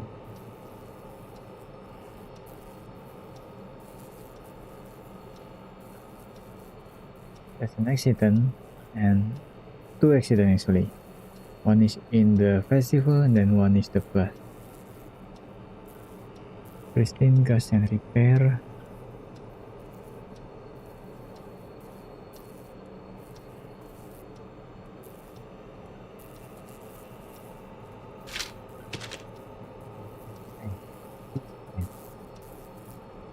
Peter's time. The one is Peter's time is right here.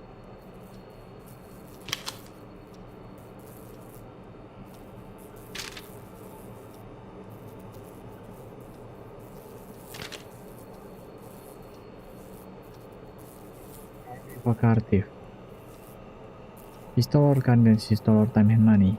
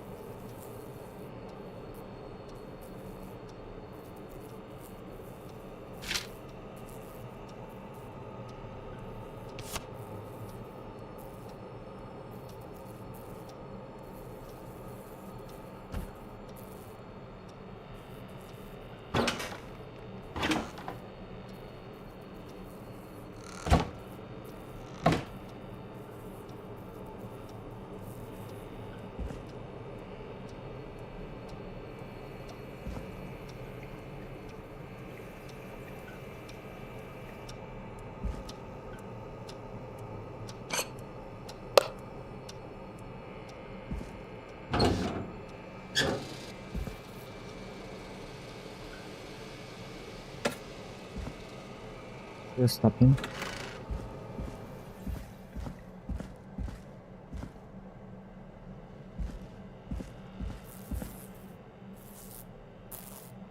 Mr. Trash here.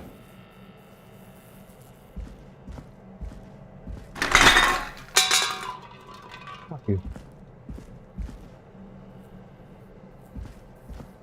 I wonder how the show's going.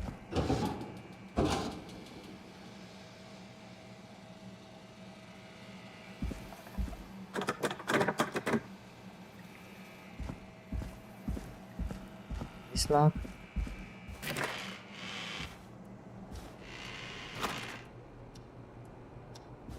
So many locked doors, so few keys.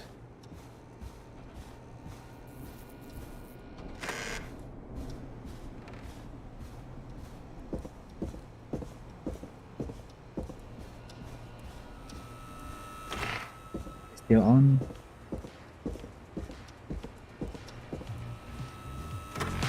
Isn't that such a good song, folks? And now for... Jesus, Forrest, you've been gone for ages. I thought something had happened.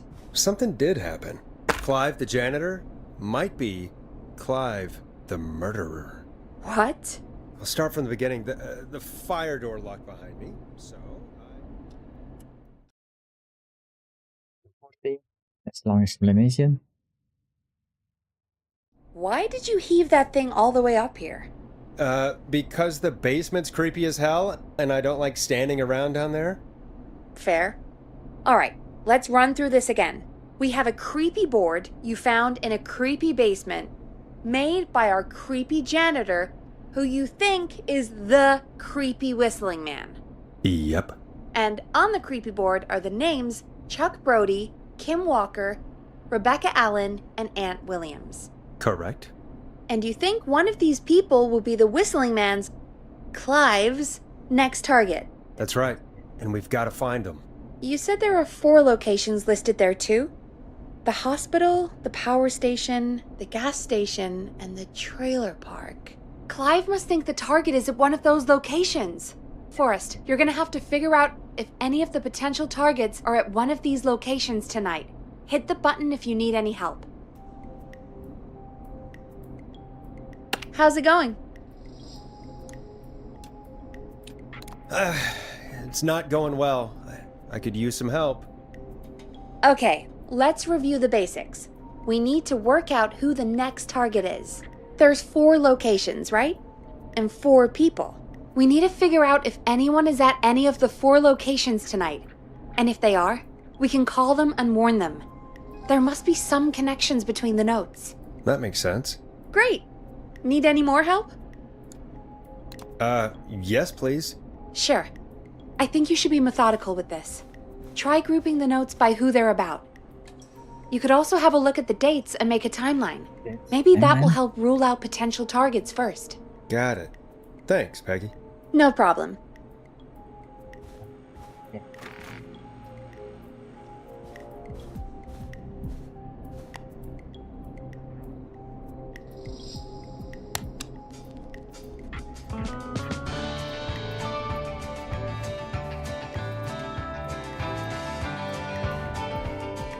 Still more to do here. What do you mean there's still more to do here? How's it going?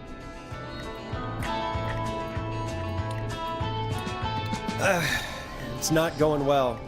I could use some help. Okay, let's review the basics. We need to work out who the next target is.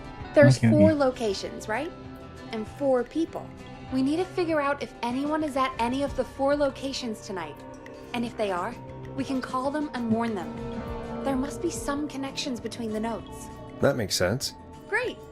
Need any more help? 1977, and it's 86, and 87.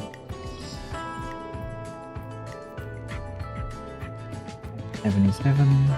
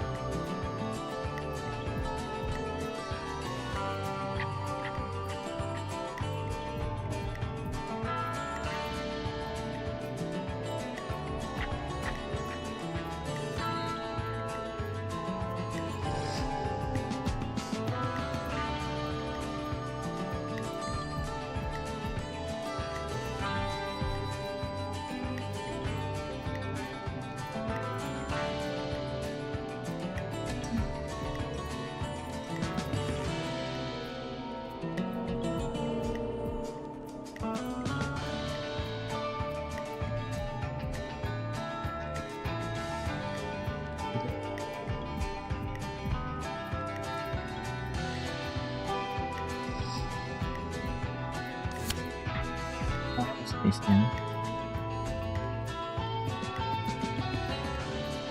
I think that's okay. Rebecca Allen is in one of these. I should have done this when I went after I got up, damn it.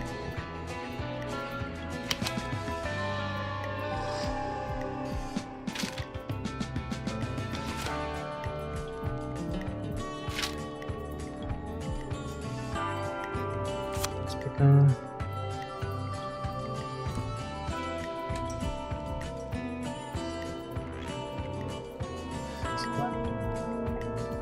This one did anything wrong. Just the joke. February.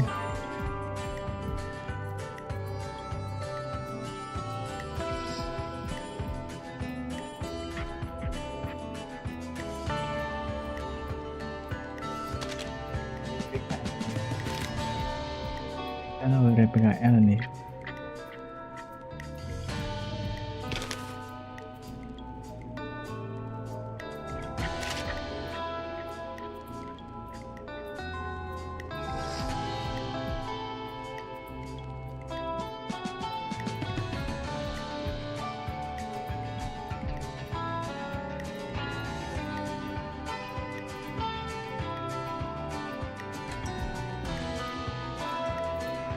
Already, I think it's already placed.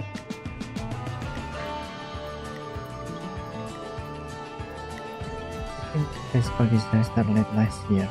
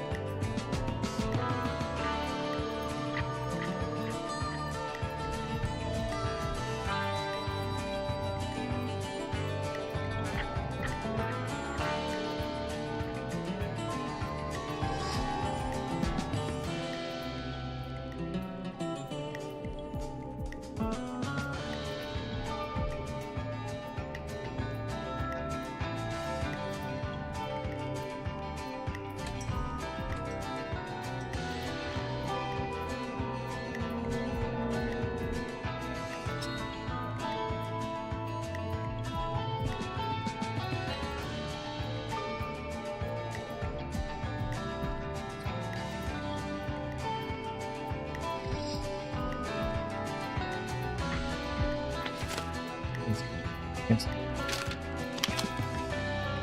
Trailer park here.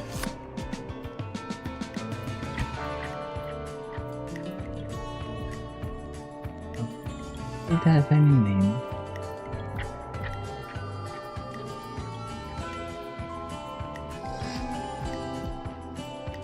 It's a fair.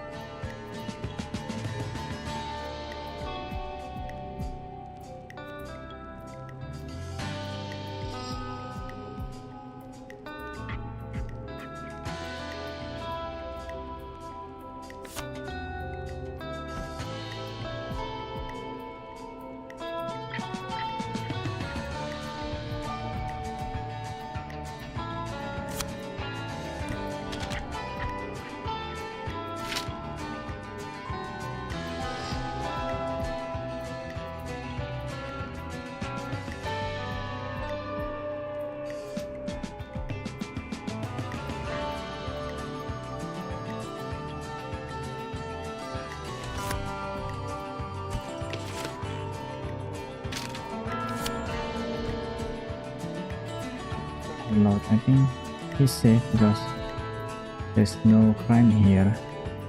Rebecca Allen is the most suspicious because of that one note where RA has walked free with no charges. And William is also suspicious.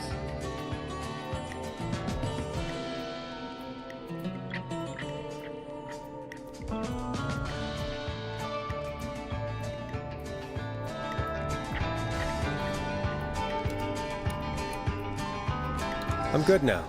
Thanks, Peggy. No problem. How's it going? I'm ready, Peggy. Are you sure? We've only got one shot at this.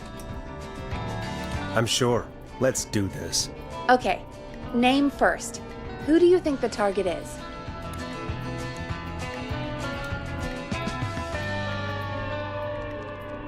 Chuck Brody. And where will I find them?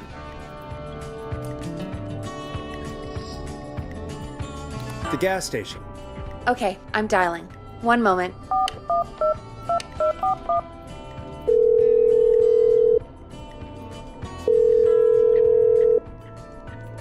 Hello?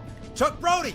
Listen, I know this sounds crazy, but we have reason to believe the Whistling Man is coming for you. You need to get yourself and everyone else out right now. The Whistling Man? What the hell are you? Who is this? This is Forrest Nash. Listen, the Whistling Man's back. We found a list with your name on it, and... God. It's today. The year I finally let myself forget. Quit talking and run!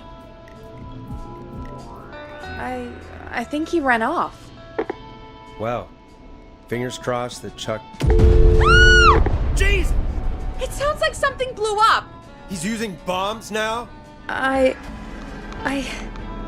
Is Chuck? I don't know. Hang on, we're getting a call. Hello? Chuck? Chuck! Forrest! The whole goddamn gas station's gone up. Is anyone hurt? I don't think so. I got everyone to follow me out. The town's only ambulance was blown to hell, though. Yeah. Damn it, that fireball threw me. I've got to get to the hospital. I'm not feeling great. Forrest, man, I can't thank you enough, but... Damn, I gotta go. Wait, Damn it. We lost him. What was that about today? Oh, Forrest, the call board is lighting up. Get us into some music while I deal with this.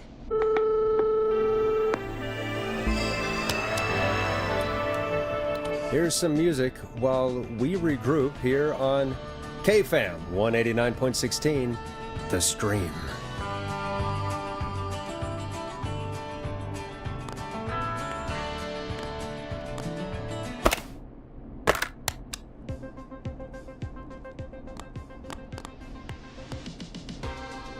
There's gotta be more in the basement to show us who Clive is targeting.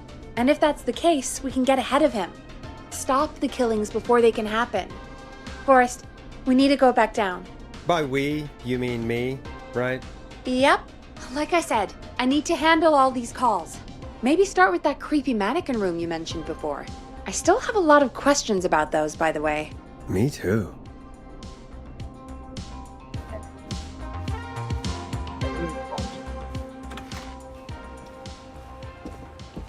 Wasn't it one key that I got?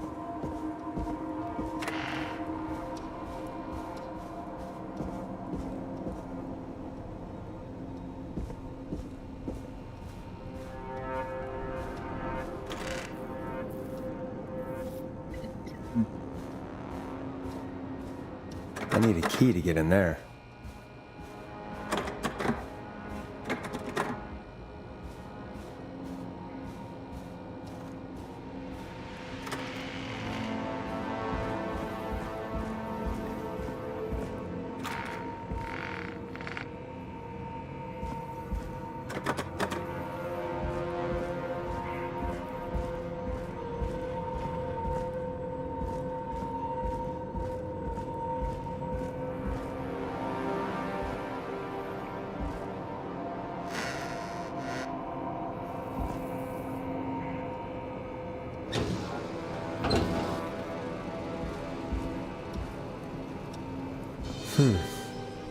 A key? Was this always here? I must have missed it when I brought everything upstairs. Begitu. Oh.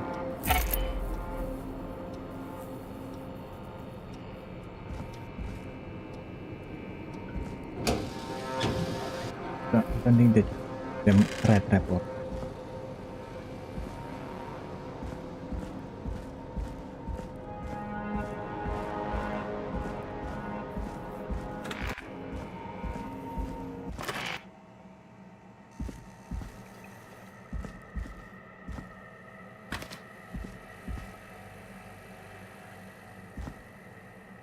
Hey, Forrest! Peggy, give me some warning before yelling down the intercom? Sorry. Buzz the intercom when you find something and want to discuss it.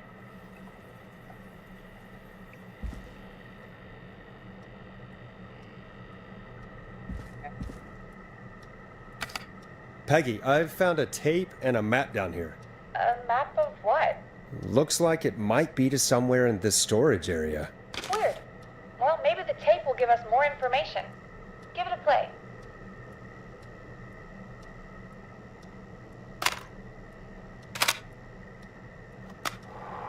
George Barrow, 1968.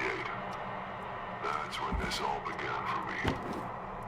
Follow the maps, find the tapes.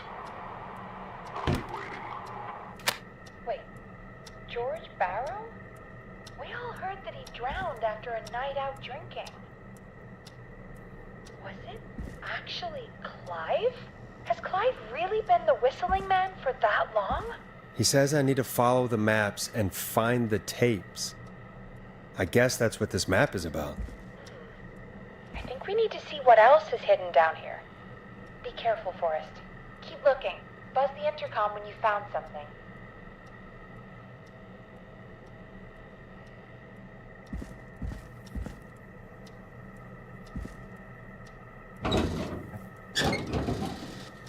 But doesn't actually work.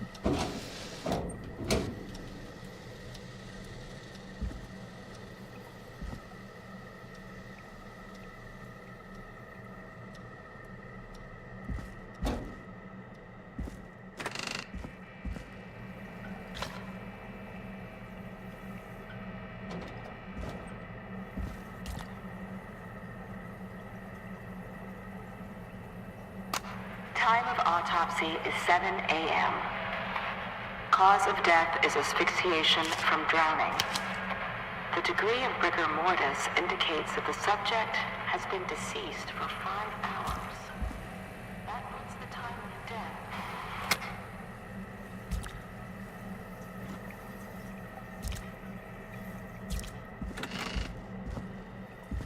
What have you found, Forrest? It's an autopsy tape. Doesn't say for who, but I think it must be for George. Poor George. He was so young. Something's bugging me, Peggy. What do you mean? I swear I recognize the voice of the woman talking on the tape. I just can't place it. Seriously? Do you think you've met her before? I don't know. I mean, I just got here recently. I don't know. Do you think you found everything, Forrest? I think there's gotta be more down here. I need to find all the tapes. You think so? How much did Clive hide down there? Well, if there are more tapes, then there must be more maps to follow, right? That seems to be the case. All right then. Buzz the intercom when you find something and want to discuss it.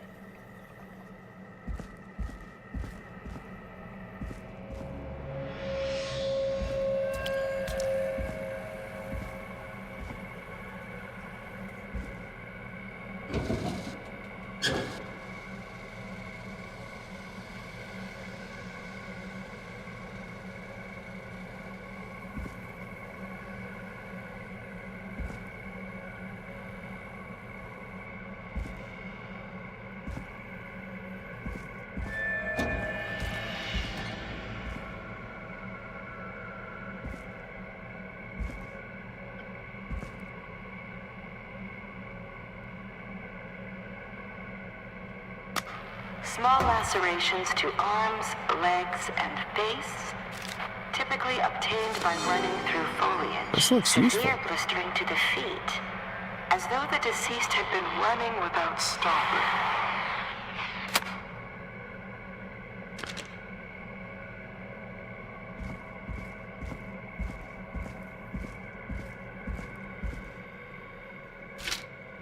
What have you found, Forrest? Found another tape. It talks more about how George died. What did it say? It sounds like he was running for his life. Sprinting through trees and bushes, getting cut up all over. What would drive someone to do that? I'm not sure yet. I found a police report. Mentions a friend from earlier, Sandra Sharp. Sandra? The jazz runner? That's right. She found George's body washed up at the reservoir. The reservoir? Yeah? What's strange about that? George got cuts from running through foliage, right? But there's no forest around there. Also, how did it wash up at the reservoir? What do you mean? Reservoirs don't have tides. But that's what the police report said. It's not possible, though. I did a school project on reservoirs and got an A. But, yeah, not important right now. The important thing is that it doesn't make sense. What are you suggesting, then? That the body was originally found somewhere other than what the report suggests? That the sheriff tried to cover it up, but accidentally let something slip? Something like that. I think. Well, Sheriff Matthews wrote the report. If he hadn't been eviscerated, we could have asked him. True. But Sandra is still alive. Once we're done down here, we should give her a call. Do you think you found everything, Forrest? I think there's gotta be more down here. I need to find all the tapes. You think so? How much did Clive hide down there? Well, if there are more tapes, then there must be more maps to follow, right? That seems to be the case. All right, then. Buzz the intercom when you find something and want to discuss it.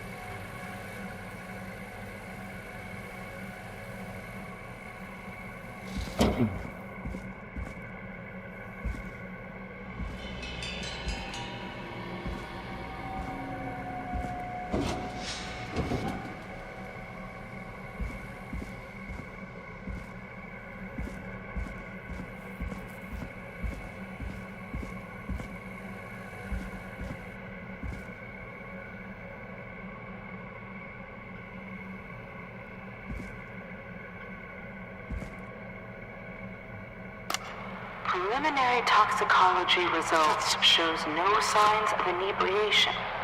However, a high amount of cortisol was found, indicating elevated levels of stress in the immediate moments before death.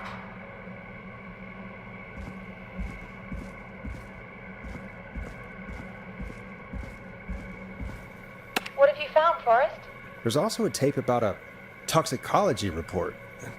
There were no signs of drinking or that he was on anything. What? But everyone said he went swimming drunk and drowned. It was in the newspaper and everything. Do you think you found everything, Forrest? I think there's gotta be more down here. I need to find all the tapes. You think so? How much did Clive hide down there? Well, if there are more tapes, then there must be more maps to follow, right? That seems to be the case. All right, then. Buzz the intercom when you find something and want to discuss it.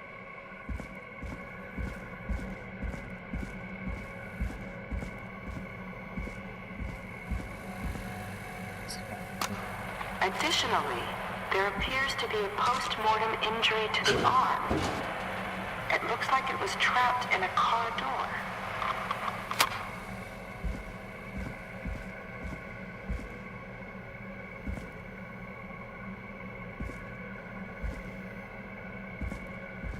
Indonesia ini terhormat Maybe just a reflection.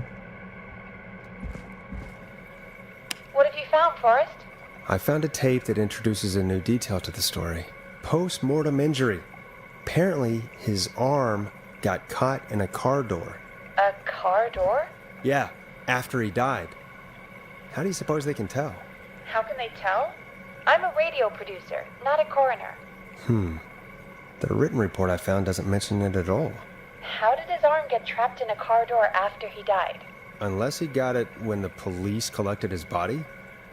I guess someone else must have moved him, after he was dead, to where he was eventually found.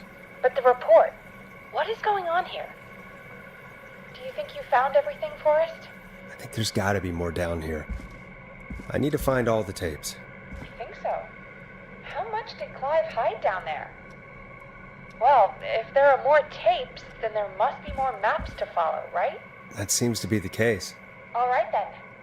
Buzz the intercom when you find something and want to discuss it.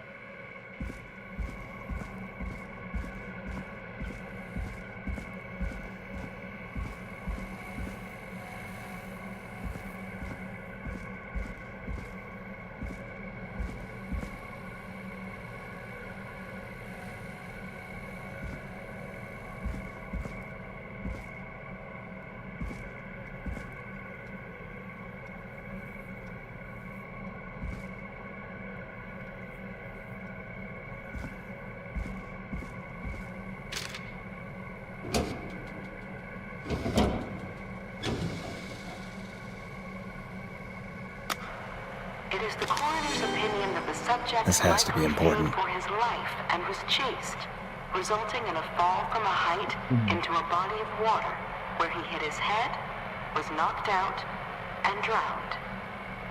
Following that, he was moved. Dr. Sullivan, we need to have a talk. Is that recording? Shut it off.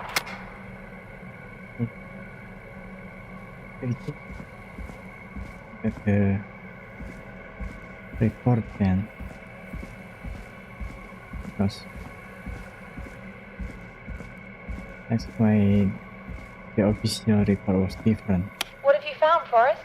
In another tape, the coroner comes to the same conclusion as I did. George was running from something. Maybe an animal? Maybe, but then there's this next bit, where the coroner thinks he was moved post-death. So she agrees with us. At the end of the tape, someone burst in and demanded the doctor, The sheriff. Dr. Sullivan, to stop recording. Dr. Sullivan. Wait, Virginia Sullivan? She was her caller from earlier. Well, then our caller was involved in a conspiracy around this boy's death. We need to call her back once we finish down here. It looks like she might know something about what's going on. I found a written autopsy report. What does it say? According to that, it's just like you said at the start. George drowned after getting drunk. Said he liked to fight, too. But that contradicts the tape. I know. And I think I know why. There's a note with the report that says, "I'm sorry I made you do this, Virginia." If it was on the autopsy report, then Virginia must be our coroner. Wait, the caller from earlier, when we had to call the takeout restaurants, wasn't her name Virginia? Do you think you found everything, Forrest? I think there's gotta be more down here. I need to find all the tapes. You think so? How much did Clive hide down there? Well, if there are more tapes, then there must be more maps to follow, right? That seems to be the case. All right then. Really Buzz the intercom when you find something and want to discuss it.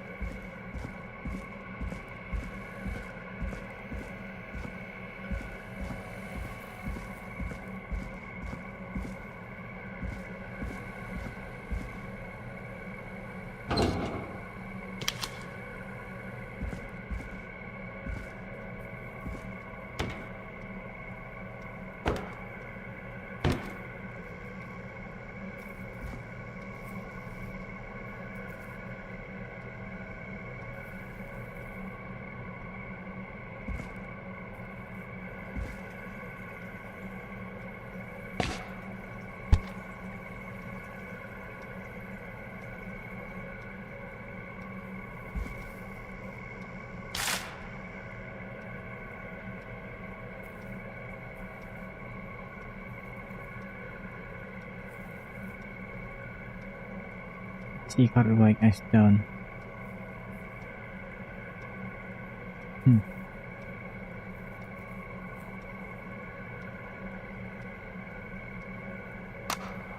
If you're listening to this, then I'm probably dead. What the? I'm a man who likes to stay informed. I've got subscriptions to newspapers all over the country. Ooh, a new vinyl for my collection. I noticed headlines cropping up in those papers, one after the other. Each headline about a murder. Each murder, the death of someone I knew almost 20 years ago. And each one drawing closer to Gallows Creek. Drawing closer to the anniversary. None of us are innocent, but I don't think we deserve killing. All I hope now is that I can save some folk from the worst. That I can, I don't know, do something to make up for what I did back then, I guess. I didn't kill anyone, mind you, but that's past mattering.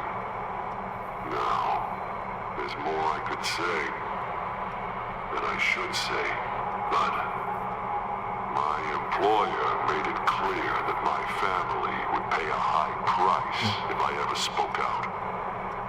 So, hopefully I've said enough for you, listener, whoever the hell you are, to start putting the truth together.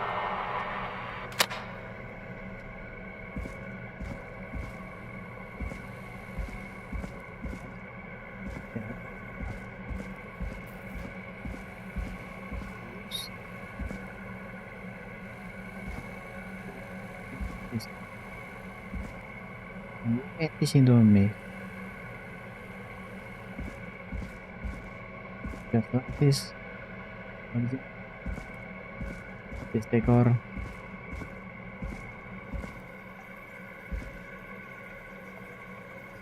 What have you found, Forrest? I think I found Clive's last recording. I think Clive might be gone. Gone? I found a confession. Not for any killings, but for playing a part in covering up George's death. He left this behind in case he died. He hoped someone would find it. Do you think the Whistling Man already got him? Possibly. We've had a lot of callers tonight, but maybe not every victim made it to the phone, you know? We don't know how many there really are. Christ, Forrest, that's dark. I know, but Clive said he had read about other murders in other towns, and that the murders were all folks who knew about the incident. And the killings were getting closer to Gallows Creek. He said he wanted to do something good for once. The board in his office. He wasn't tracking people down to kill them. He was tracking them down to save them. Why didn't he just come out with all of this? He said his employer threatened his family if he spoke out about any of it. His employer? The one who orchestrated the cover-up? Oh, Clive. I'm sorry for thinking you'd killed all those people. Do you think you found everything? I think so. Forrest, what's going on here? Someone wanted that boy's death to seem like an accident. And they hired Clive to make it look that way. Come back upstairs when you're ready. We need to figure out our next step. Beyond the grave. Thank God you're back, Forrest. I've been running out of stuff to pad our airtime with. Peggy, you work in radio. Forrest, I'm stressed. I mean, really. How are we supposed to keep a show going with all this happening?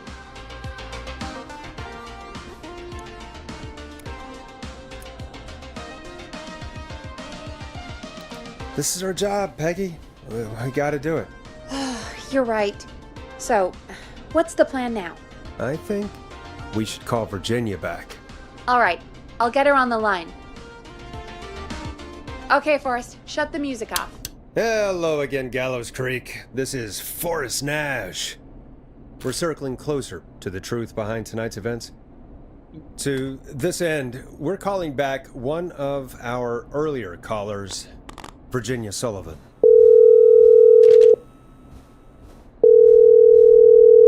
Fredman Plunker here? Who's this? Is it you? Goose?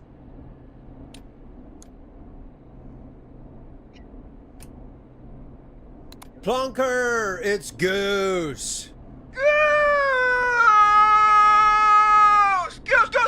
Goose! Where are you? Get your ass here! The party has moved! Oh, cool. Where's it moved to? This old lady's house. She's pretty cool, though. Dude, she said we could raid her liquor cabinet if we stayed and protected her. Of course, we're not drinking anymore. We're staying sharp in case that whistling turd turns back up. The old lady might need our help. Of course, man. Of course. Hey, could you put me on with the old lady? You know, should check if it's cool for me to drop by. Oh, there's that Goose respect we love. I'll grab her now. There's a typo there. Hello? Is this Goose? Hey, Dr. Sullivan. Who is this? Hey, Virginia, it's Forrest. I'm glad you're still okay. Oh, Forrest. Sorry, I'm still jumpy.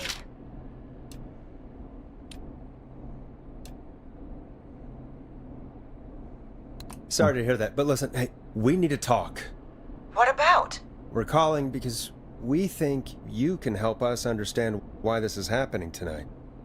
Me? What would I know? Does the name Clive mean anything to you? Clive? No.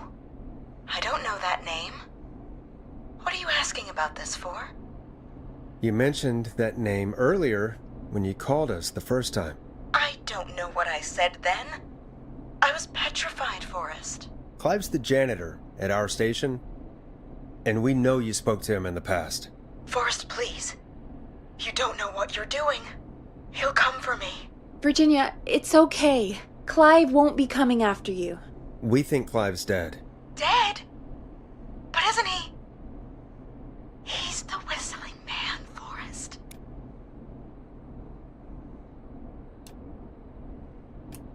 We found evidence to the contrary. But it's true. And we found your autopsy reports for George Barrow. How? I saw him destroy them. Well, he didn't. I don't know if he kept them or made copies or what, but we found them, and we know it's related to what's happening tonight, which is why we called you. Why did you write a false report? All right. One day, I came into work to find a boy on my slab. And as I finished the autopsy, this man, Clive, he just burst in, and he started making demands to give over the reports, to falsify what I found. Of course I said no, but, well, when someone wants to make you do something, they can use the carrot or the stick. For me, he used both. You see, my sister is sick. She has a chronic condition that's never going away. It's expensive to treat, and it was getting to where I couldn't afford it. And Clive promised me that his employer would pay for my sister's treatment if I did what he said, and that if I ever spoke about this, he'd beat me to within an inch of my life. I don't know why he had me do it, but my sister needed me. You have to understand, she needed me. We understand. Thank you, Virginia. That was brave. God, I just want this nightmare to end. This will help end it, Virginia. Thank you. Stay safe, Virginia.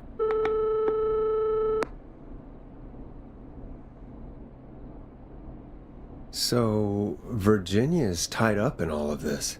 Clive threatened her to keep quiet about George's death. But for who? Why cover up these details? Well, we know Sandra was involved in George's death. Do you want to call her? I do. Alright, but before we go asking questions, I think we should know what we want to ask. Is that fair? Yeah, we need to ask her about finding the body. She was the one who discovered it, but something just doesn't add up. 100%. She knows more than she's saying. I wonder what she's hiding. We'll hopefully find out soon. Anyway, just be careful when you're talking to her. Don't push too hard. We don't want her to hang up. I'll be careful. Alright, calling her now. Hopefully she's at her jazz studio.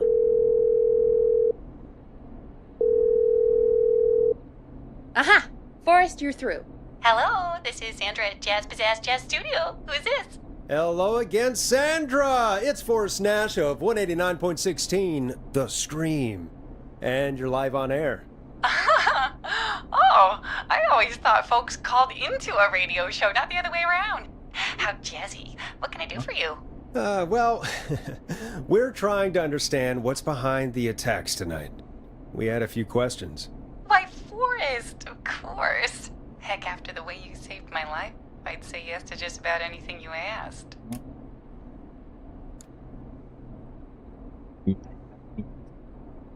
Really? Well, that sounds nice. I might just call you back tomorrow then, too. You got my number.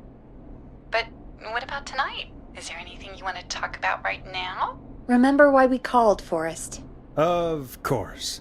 Do you know why the Whistling Man might have targeted you? Ha! As far as I could tell, he was just a knife-wielding psycho with superhuman cardio. He'd have chased after anybody. Right. Well, we think he might be chasing specific people. People who know about the death of a boy named George. Oh, I don't know anything about that. Sorry.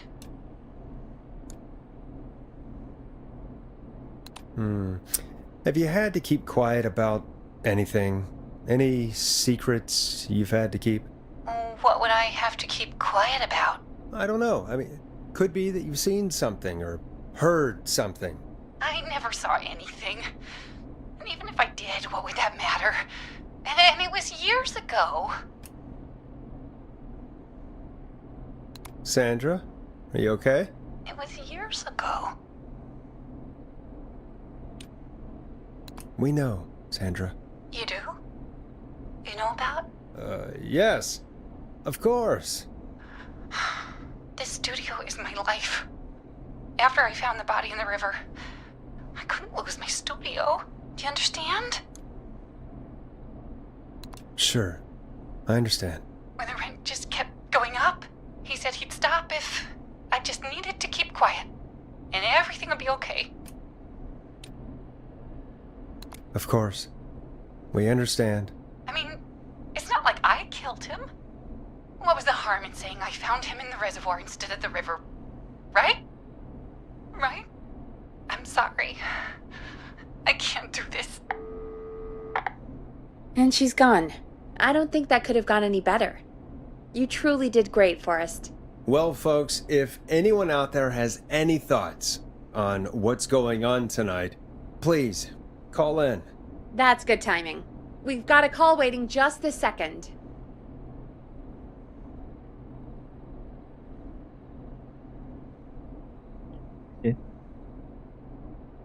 Welcome to 189.16, The Scream, with me, your host, Forrest Nash. Hi, Forrest.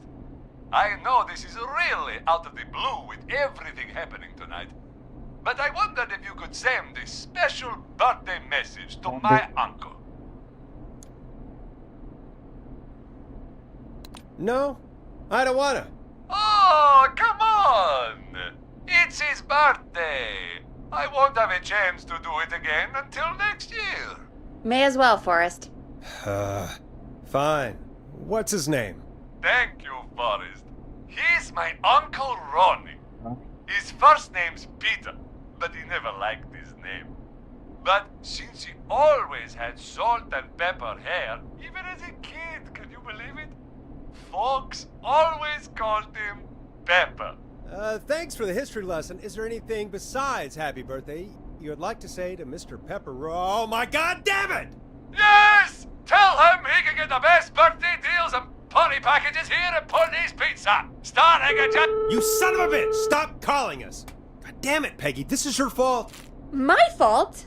I said I didn't want to do it. Don't blame me because Brian Ponte can't control himself. Ah. Don't worry, we've already got another caller on the line. Just pick it up, okay? This is 189.16, The Scream. I'm Forrest Nash. You're on the air, caller.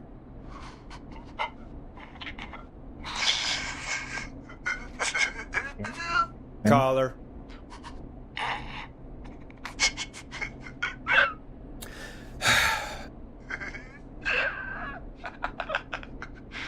Ponte. Ponte's Pizza always delivers. Come rain or sleet or whistling man, we'll be there.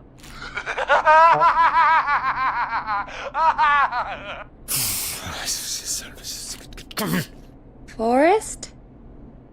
Forrest? Are you okay? Forrest? I hope the Whistling Man gets him with his own pizza slicer. Jesus, Forrest? Sorry. That was too much. It's okay. It's been a high-stress night. Don't worry about him anymore, okay? Not for tonight, anyway. I think he's spent for now. We've got another call, whenever you're ready. Folks, don't spend your money at Ponte's Pizza. That's all I'm gonna say about that. Moving along, I'd like to welcome another caller to 189.16 The Scream. With me, Forrest Nash. Who may I say is calling? Well, hello again, Forrest. Don. Don? We played your song, Long Ride Home. Did you hear it? Can you tell us? Never mind that now. First, I'm calling because I need your help. Are you in danger? I sure am. Do you mean... Yes, he's after me now. you? I think so. He must have heard me on the radio helping you.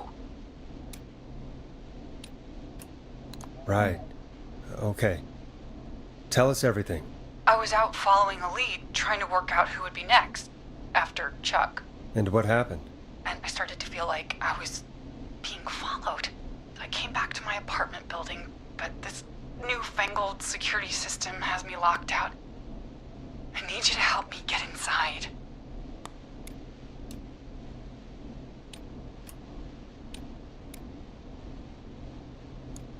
Don't you have a key to get in? Only for the apartment door. The front gate requires an entry code. The future is electronic, I guess. I need that code to get inside. Which apartment block do you live in? Maybe one of our listeners lives there too. It's the new Woodside apartment building between the town hall and the trailer park. But I doubt any of your listeners live there. I don't have many neighbors. Sounds like a prime piece of real estate. The sound really carries at night. Shit.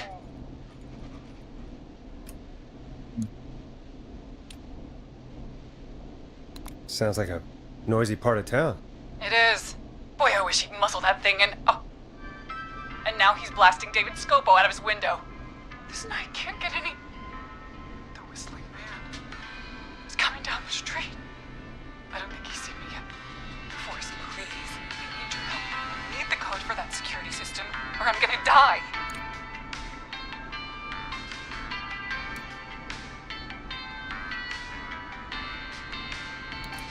What's the name of the security system? There's a sticker on the box. It says Starling Security 4000. There's a keypad, and it looks like it wants a 6-digit number.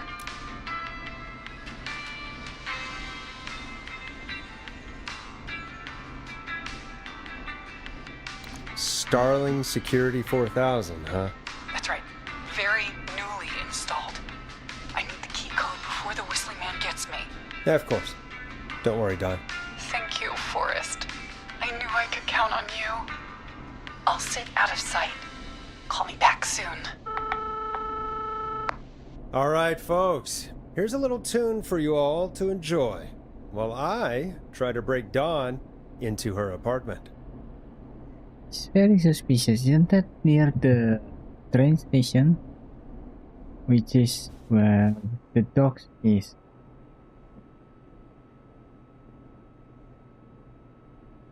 Yeah, train station near the dock. Near Ricky. Yeah. Play a record, Forrest.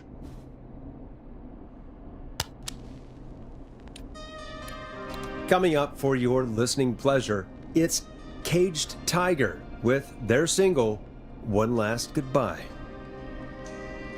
You were pretty quiet there, Peggy. Forrest, was it just me, or was there something...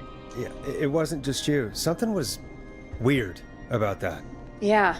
Well, tell you what, we have a Starling 4000 or whatever here at KFAM. Clive bought one for the station. Maybe we can find something to help. Well, I'm not sure who, but to help someone.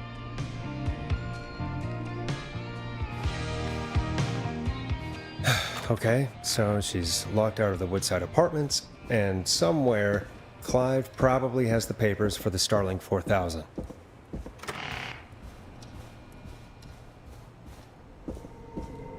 Since he ever got any security system be I missed it.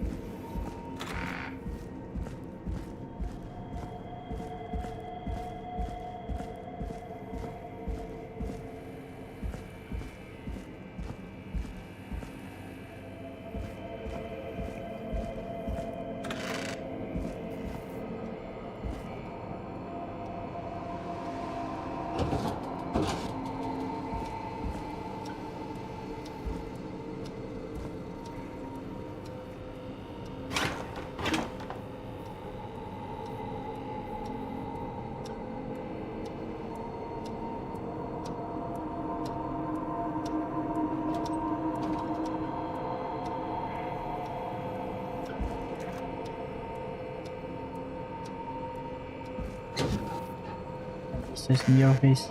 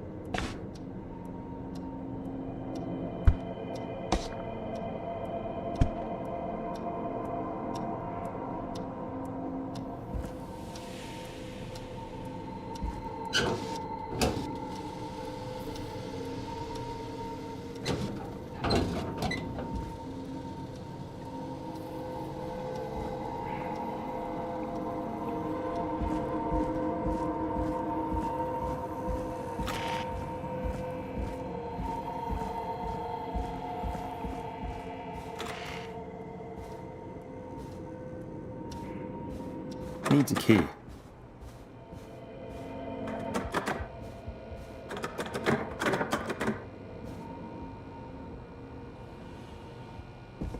I'm not getting in there tonight.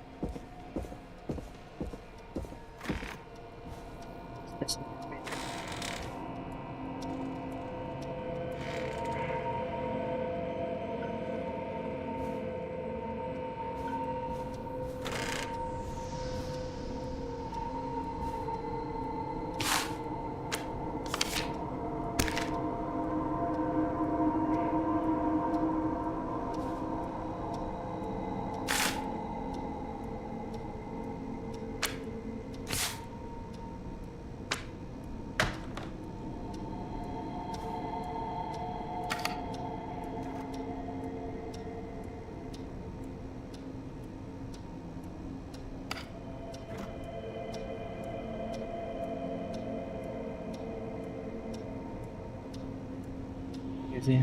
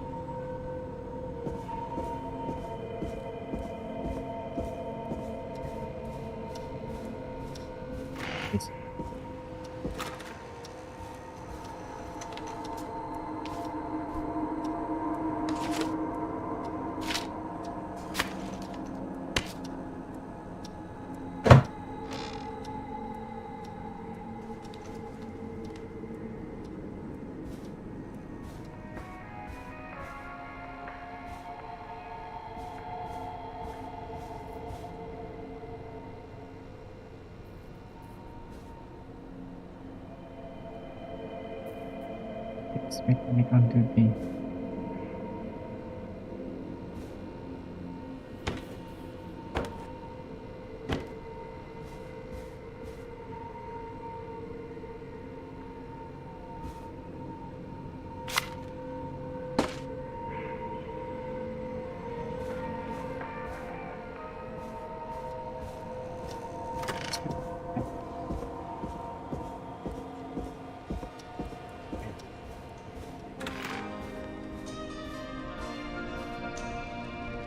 Welcome back, Forrest.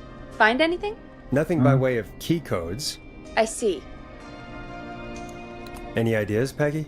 Dawn says she's stuck outside the Woodside apartments with the whistling man nearby.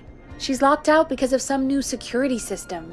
Yeah, the Starling 4000. Right, and we had the same security system delivered here. Clive was going to install it, so check the basement. I'd guess that's where Clive would have stuff like that. Thanks, Peggy. No problem. Don't take too long. Try not to take too long, but I have to pee first, Peggy.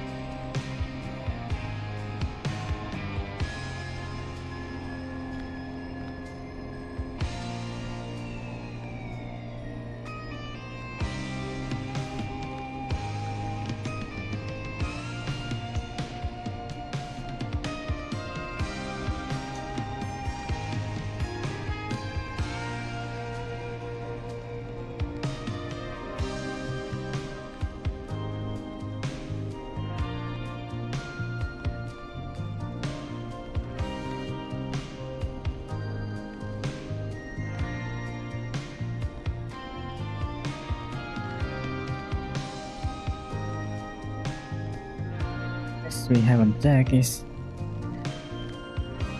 just one part of the basement is going to the place where we found the recorders, but anything back there. Cool.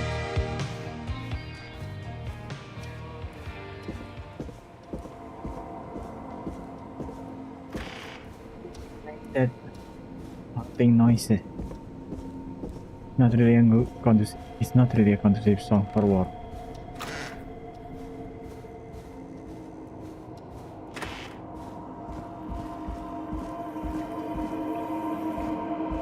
You're right.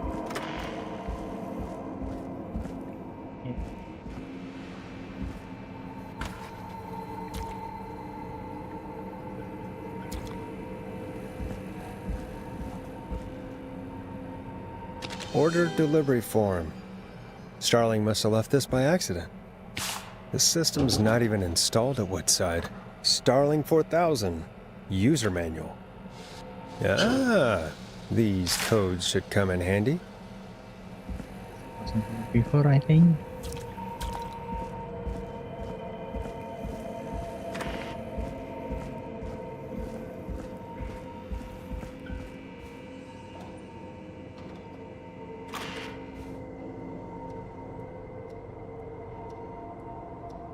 not.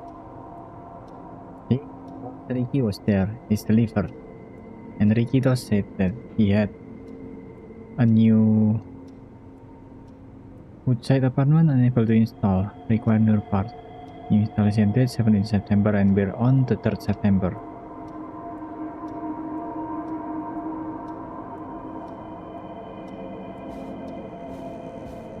Yeah, so that means this was not a problem at all. Dawn is lying. But she said she had a woodside apartment and that place hasn't delivered. That place hasn't installed this yet. There's also the alarm test. Let's do this.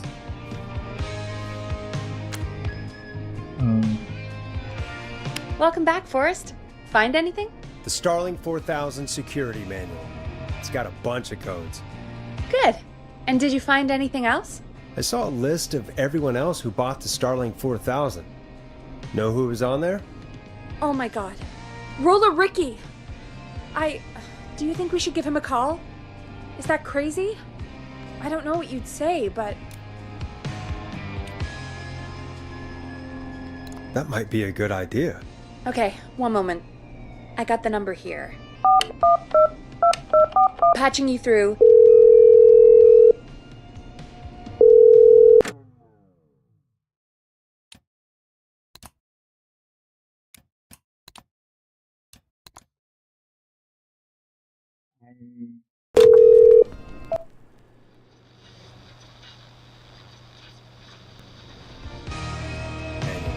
It's got a bunch of codes.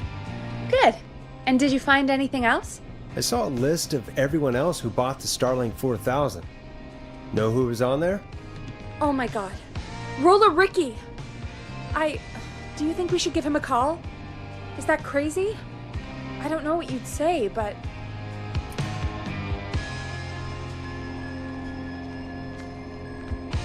That might be a good idea. Okay, one moment. I got the number here. Patching you through.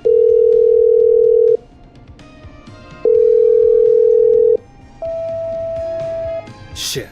He probably can't hear it over the music. Forrest, I don't know about this. This is super weird. Just put me through to Dawn. I'll take care of this one way or another. Okay, if you say so. When you're ready, shut the music off. Line 1, whenever you're ready. Dawn, are you there? This is Forrest Nash from 189.16, The Scream. Oh, thank God you're back. I was so afraid. What's the code to the gate?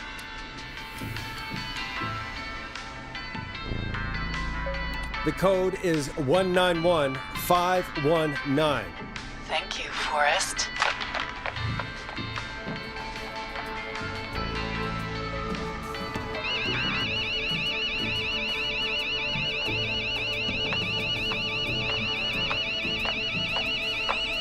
Son of a bitch. Ah!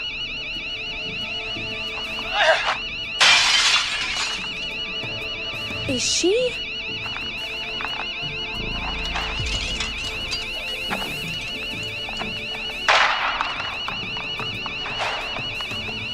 Yeah, stay out! Nobody disrespects the sanctity of the ring! Don't ever come back here again! I'm calling the cops! Thank God. Hello? Is someone there? Ricky, get back inside and turn on the radio. Whoever that was, she was trying to break into the ring. She? Forrest, man, you got no idea. That was him! That was the whistling man! The alarm gave me just enough time to get my rifle. I don't like hurting folk, but I can't let anything happen to Maxie. He's my best friend, you know? Listen, man, I'm heading back inside. Gonna barricade that window. My man, thank you. You and Peggy can skate for free whenever you want, forever. That's a done deal. Thanks, Ricky. Can't wait. You got it. Talk to you soon. Okay, Sure, Gallows hold on a Creek, here's some music while we process what just happened.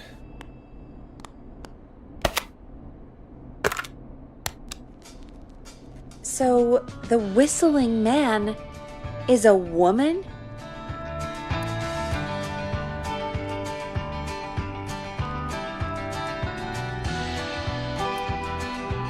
There's only one?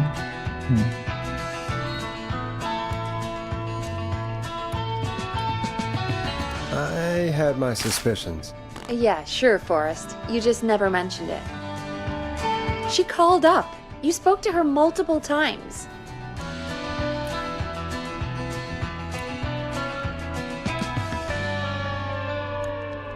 Yeah, she seemed pretty normal. Why do you think she requested that song?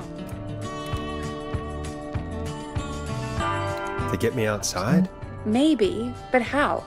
She didn't know the song was outside to start with. That's right. She never actually attacked me out there. So? What now? I guess I should make an announcement.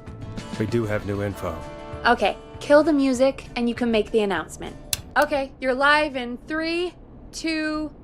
Hey folks, this is Forrest Nash here. I hope you're all safely locked inside. For those of you listening to that last call, you might be wondering what to make of it all. Here's our take. We now believe the killer is actually a woman. One who might manipulate you into letting her in before she attacks you.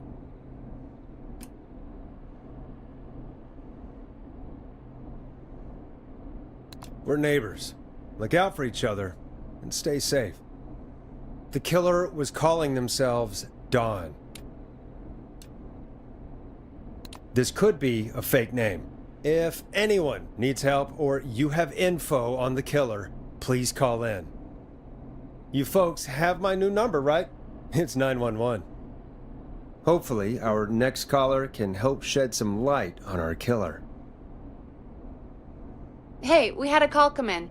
Okay, folks, time to take a call. You're through to Forrest Nash on 189.16, The Scream. Hey, man. Murphy? Damn straight. What's going on, Murphy? You in danger again? Nah, man.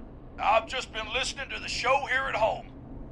And since you asked folks to call in if they could help out, well, I'm calling. I don't know if I can say as much as other folks have, but I figure I wouldn't be a good role model to Fernando if I didn't try to help, you know?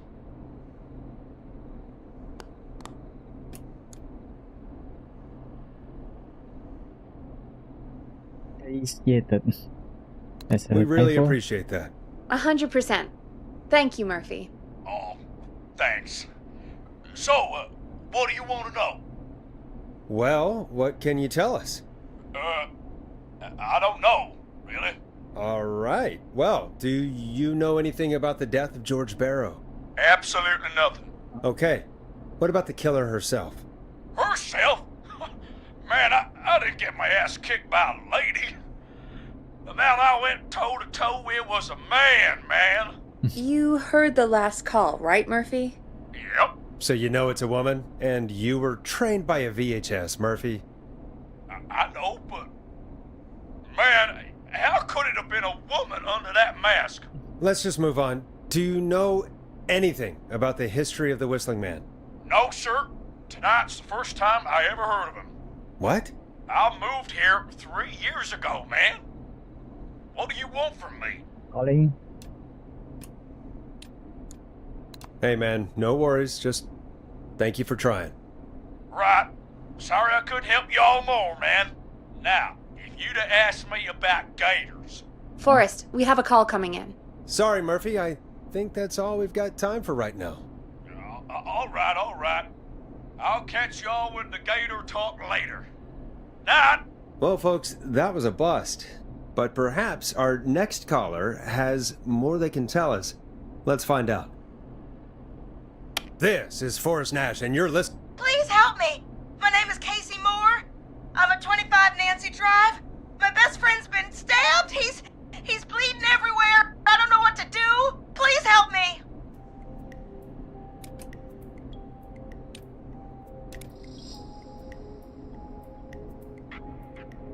Somebody's been stabbed? Can you tell me what happened? We'd been out at the reservoir. We were heading back to his place when we heard this whistling all of a sudden. He just started freaking out. He screamed at me, told me to hide. I'd never seen him like that, and I just panicked and ran and hid in a bush. Oh no. Forrest. Then what happened? He went up the road and talked to someone. I couldn't really hear or see anything. It sounded like he might have known the person, and they just stabbed him.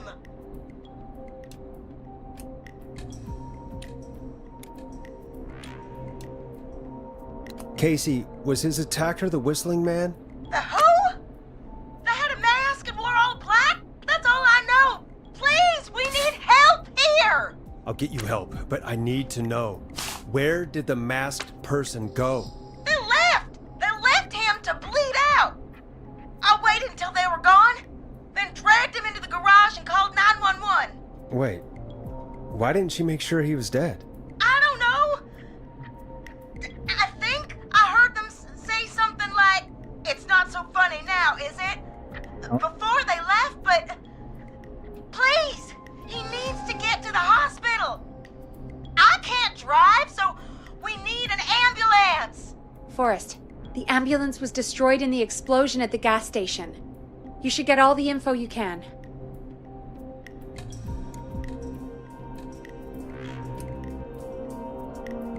Can you tell us where your friend was stabbed? They stabbed him in the stomach, and then stabbed him again in his leg when he was on the ground, and it's... Oh, the knife is still there in his leg! What's your friend's name, Casey? It's Jason Parker. We'll be right back. Peggy, patch us through to the hospital. On it. Phoning St. Gabriel's now. Switch to line 2.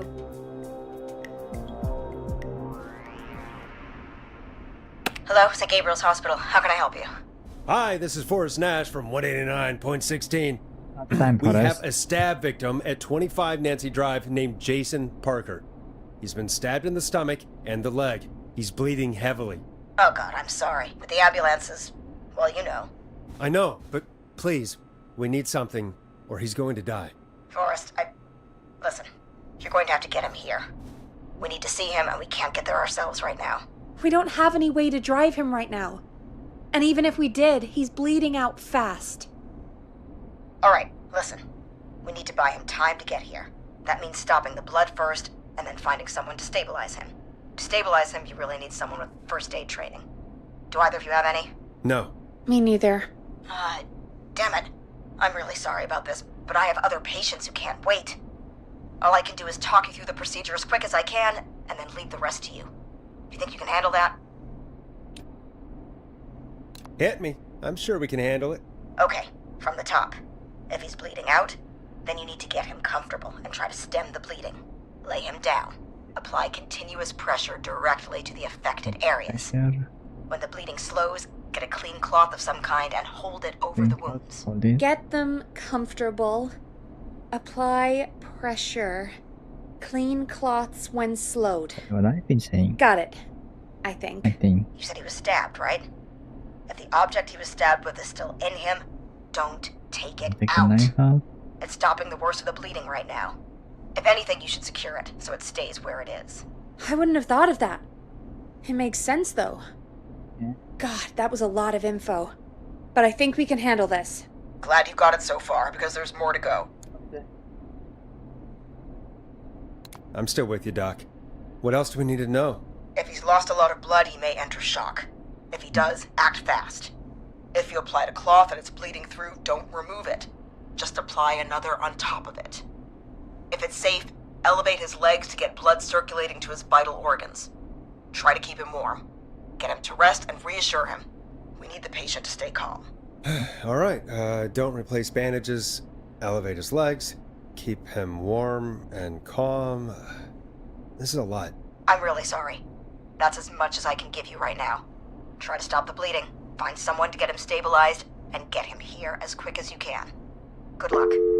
All right, Forrest. Casey's still on line 1. Hello? Hello? Forrest, are you there? Is Jason? I'm here. How is Jason doing? Badly. He's still bleeding. I need help. I've been putting pressure on his stomach wound since you left, but he's still bleeding. I don't know what to do. That's good, Casey. The nurse said to do that. What about the knife in his leg? It's gotta be hell. Should I pull it out? No, don't touch the knife. The bleeding will get worse if you pull it out. Are you sure? I'm sorry. I'm gonna stop making suggestions. No, don't worry, Casey. We're a team here. We're all going to get Jason through this. Get it. Casey, is his leg wound bleeding right now? I hate looking at that knife. Yeah. It's bleeding. His stomach is worse, though. Surely the stomach is what? I think we need to secure the knife so it doesn't move around. Do you have anything you can tie around it? Yeah. There's some laundry piled up on top of the dryer, some cloths on the hood of the car, and what else? I guess I've got my jacket.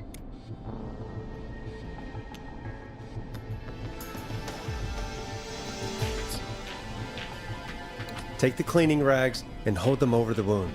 I really hope these are clean. Here we go. I'm sorry, Jason. It's secure. I'm putting pressure on his stomach again. I'm starting to think we might make it. Forrest, can I have a word? Casey, I'm gonna have a quick word with Peggy. Keep putting that pressure on and let us know when the bleeding is under control. You're doing great. But what if something happens? We'll still be here. Just shout if you need anything, and we'll be there. I promise. Okay. I'll wait. Jason, please be okay. What's up, Peggy? We can't stay on the line with her all night. Dawn is still out there. What if other people need us? You're right. She's probably on her way to her next target right now. Exactly. And you heard the nurse. We need someone there with training who can stabilize him. He's got to get to the hospital somehow.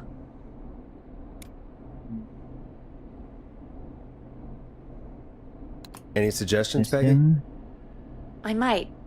A little before you started working here, KFAM did a mandatory first aid training course. Me and Karen missed it because we were away on a producer getaway. You skipped it, didn't you? Never mind. So, how does KFAM's first aid course help us? Casey said they're at 25 Nancy Drive, right? Yeah? Why? They put up a bunch of cheap houses around there about 10 years ago. So a bunch of people here at the station live around there. Do you think any of them could help Casey and Jason? Probably, but I don't know who lives there. And since I missed the training day, I don't know who knows first aid. Could you call them and ask? I don't know everybody's numbers. I've only ever called Karen. Everybody's personnel info is probably in Reggie's office. Got it. I'll look through their files in Reggie's office. It's a life or death situation. I'm sure they won't mind. Right. But there are a couple of problems with that.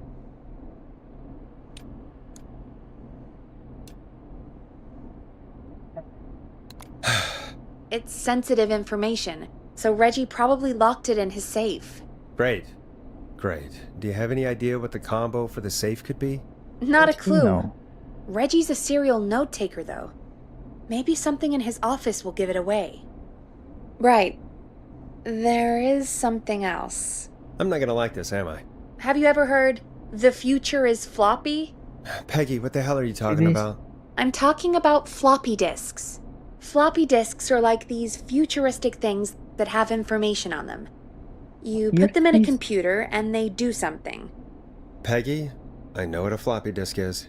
Anyway, Reggie decided that the future is floppy and started phasing out our physical records and replacing them with these floppy disks. I imagine it's the same for our personnel files. That's good to know. Since we haven't heard anything from Casey, I'm guessing Jason's okay for now. I'll check out Reggie's office and see what I can find. You'll need a key for that. I'll just slide it under my door now. Thanks, Peggy. I'll just have to look around.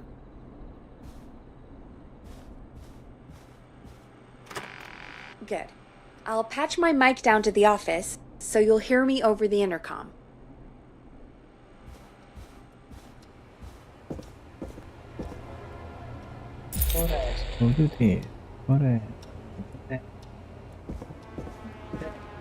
That's not opening.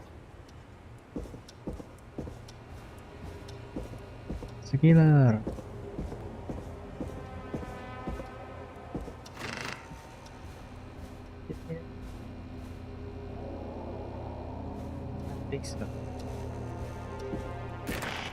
There. can be up here, right? Yeah.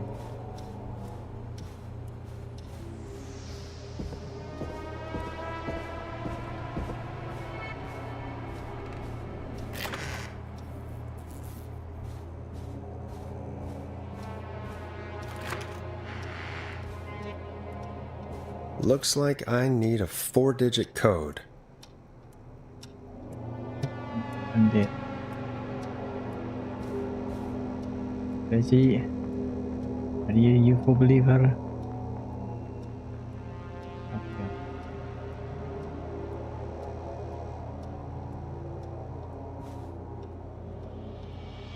Okay. Injured.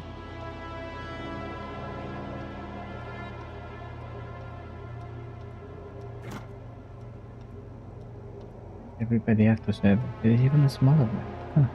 Yeah.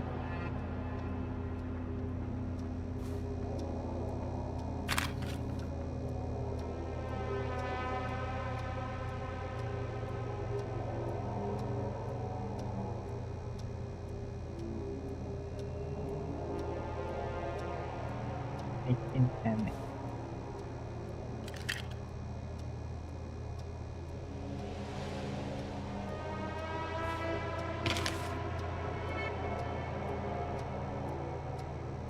Sudah najos jalupa churros salsa dip tomato salsa. Looks looking good.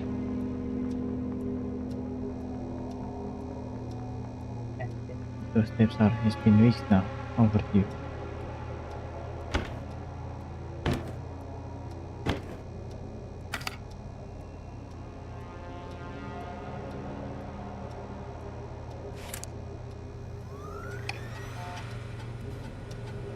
Could this be it?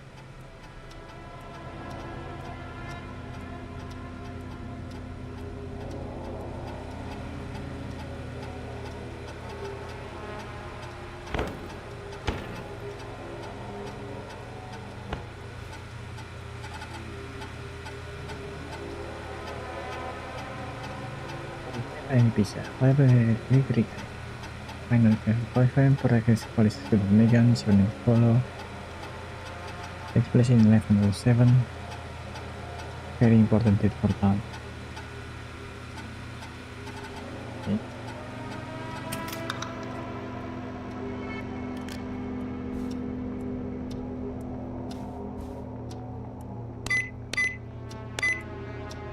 Nice! Oh.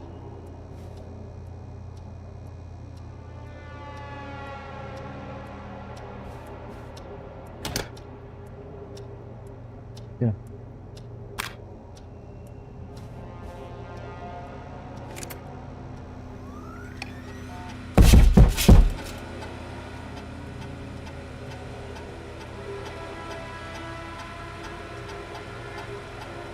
Don't head, Nancy drive.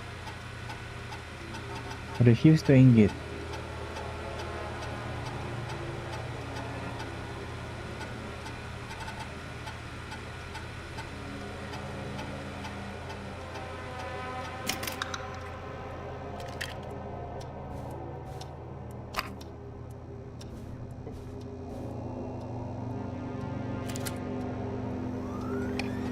Get a load of this, Peggy.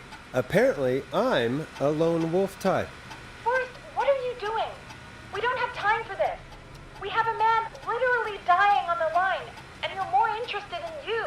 You're right, I'm sorry. I need to focus on possible candidates. I can read the rest of this later. The forest knife. Karin containing Janine and Brenda. Peggy for the show.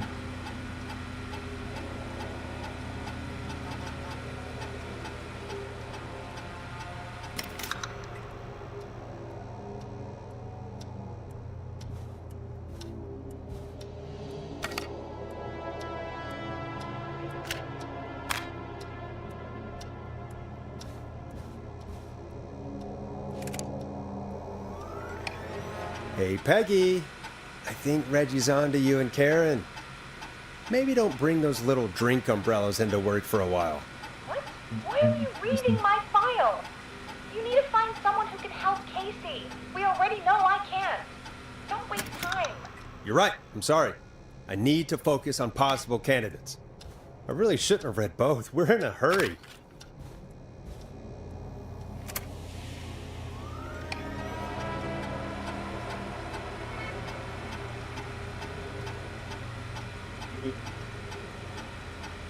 This processor timing deve ser being strategically timed.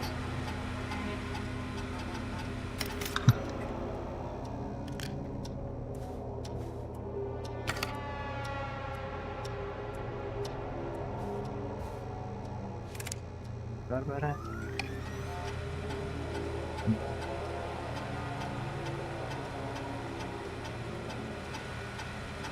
Getting on well with the staff.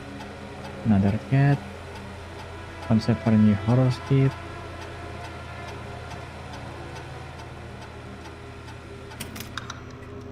So far is the first one. It's John Hedges. Because he's close to where he is. Where forgot the current victim, where Jason is.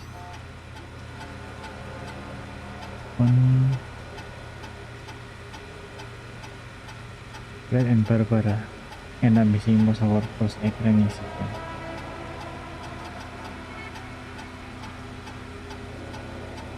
The joke is really bad. Should fire Brad.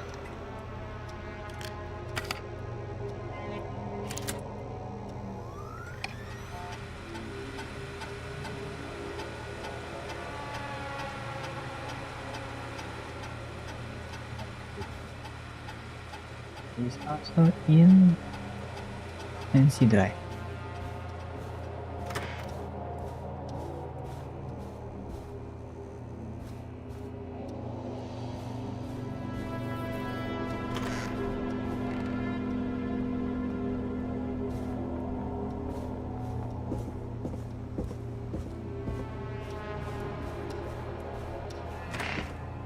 I don't know why I'm bringing this, but I just feel like it.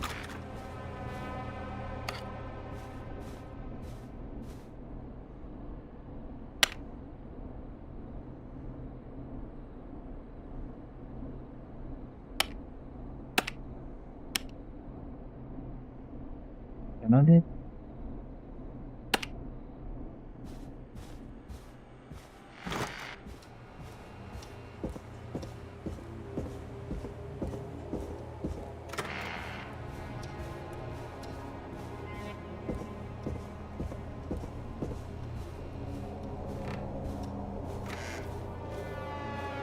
Apa masih?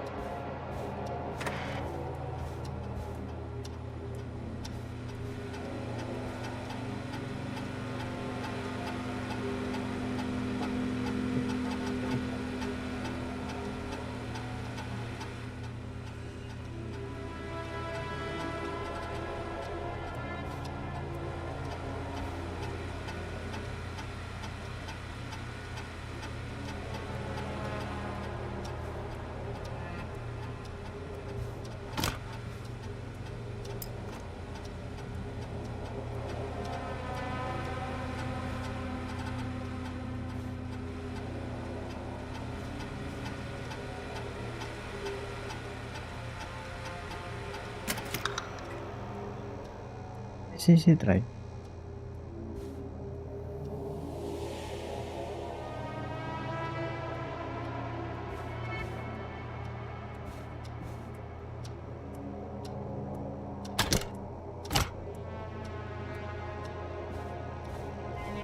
Can somehow print it.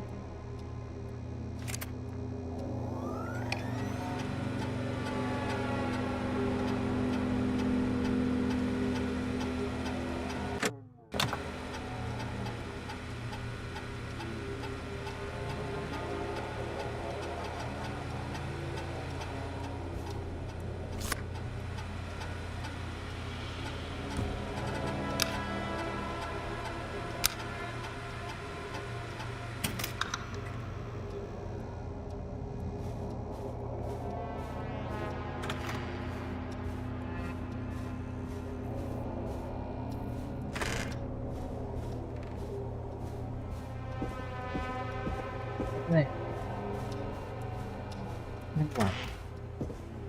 Peggy. And then what, Peggy?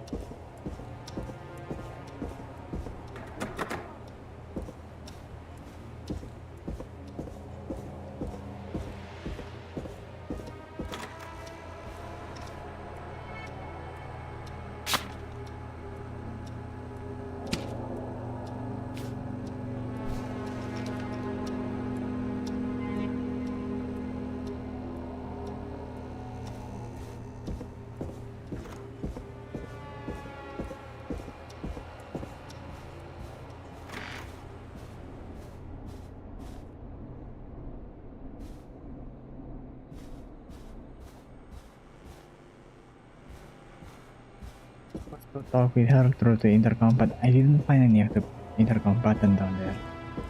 What damn it.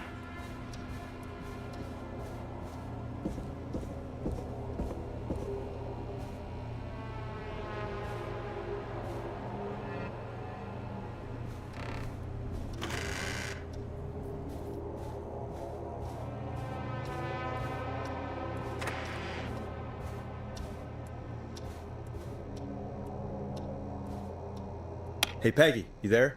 Yeah, I'm here. Did you find what we need? I think I know who our best bet is to help Casey and Jason. All right, good work. Who should I... Hello? Is anybody there? Please pick up. Casey, I'm here. What's wrong?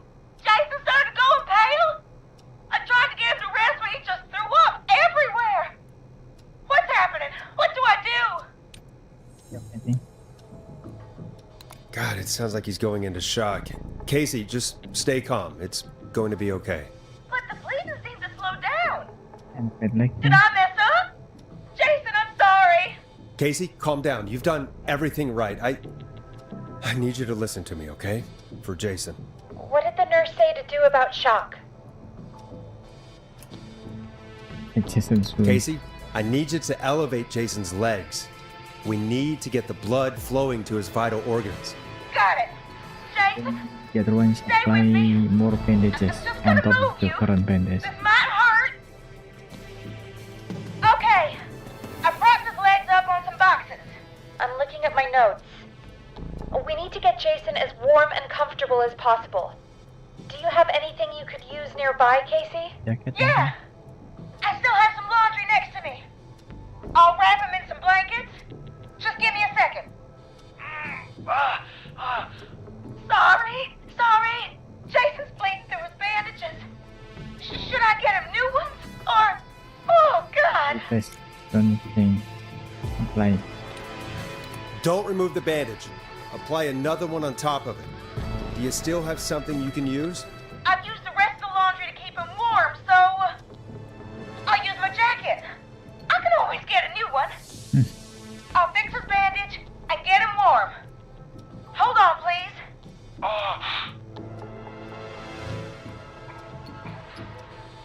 Sorry. It's the keeper right there, I'm dude. done. You're gonna be okay, Jason. Just relax now, okay? Oh, he's scared. He's not doing well. Is he gonna... Casey, I need you to be strong for Jason. Sit with him and reassure him that everything's gonna be okay. Okay? Okay.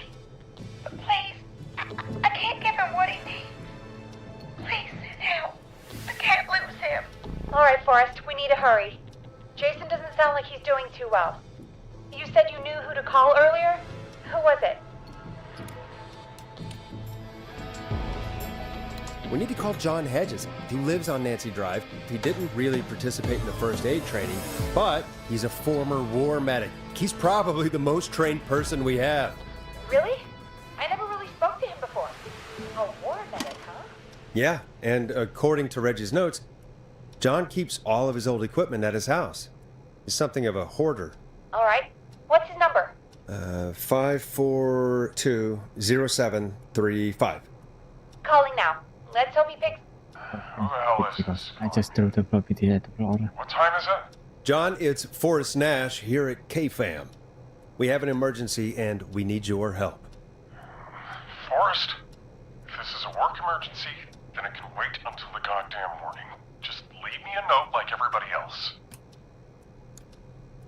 A man has been stabbed by the Whistling Man, or... Never mind. He's lost a lot of blood, and he's passed out. We need you to help him. The Whistling Man? What kind of joke is this? John, we're not kidding. A man is gonna die if we don't help him right now. Seriously? I haven't been called on for over 10 years. Where's the patient? What's his condition? He's at 25 Nancy Drive. I think we got his friend to stem the bleeding, but he's gone into shock. He's passed out right now. You say he was stabbed? Do you know the extent of his injuries? From what we were told, he has 2 major stab wounds. One to the stomach and one to the leg. The knife is still in his leg, and the stomach wound is open. Understood. Let me grab a few supplies and I'll head right over. Damned if he dies on my watch. Thank you, John. We'll let him know you're on your way. Good luck. Hello, Casey. Are you there? How are we doing? Bad. Jason seemed really weak and then just started thrashing.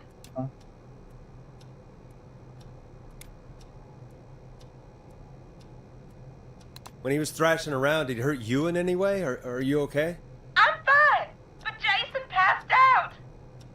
Please tell me you found someone to help. Casey, help is on the way. My colleague will be there soon. You hear that, Jason? Someone is coming. You're gonna be just fine. Just hold on for me, okay? Just hold on. Come on. Hello, Casey. This is John Hedges. I'm here about Jason. Please let me in. I'm guessing that's Jason there. Casey, I'm gonna need your help. Forrest, Peggy, don't you two worry. We've got this from here. Okay. Forrest, we'll call you back later. I have to go now. Good luck, everyone. God, I hope he's gonna be all right. And with that, the show moves on. We're sending our best wishes to Jason. Well, after all that excitement, I think we could use some music. Come back upstairs when you're ready.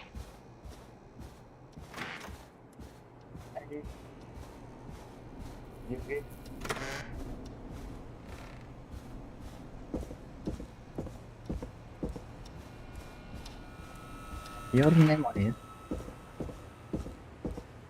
I think this is for you. Yeah, take it.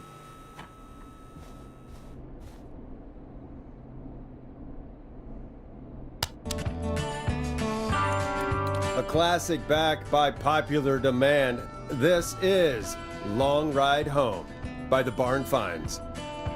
It's getting pretty late. This might be your last break for the night, so try to enjoy it. Give me a buzz when you want to go back on air. Let's roll. You got it. We've got another call coming through, too. Welcome back to 189.16, The Scream. I believe we have another caller on the line. How are you tonight, caller? Forrest! It's me, Roller Ricky. Oh, and Maxie's here, too. Good to hear from you again. How are you both doing? Oh, we're good, man, thanks to you. You're like our guardian angel. That wouldn't be a bad look for you, Forrest. A little White Wing Halo number? Maybe something for the K-Fam Halloween party. All right, everyone, let's calm down. Ricky, I'm just glad we could help you and Maxie. Is there anything else we can help you with, Ricky? Actually, I think I have some info that might help you.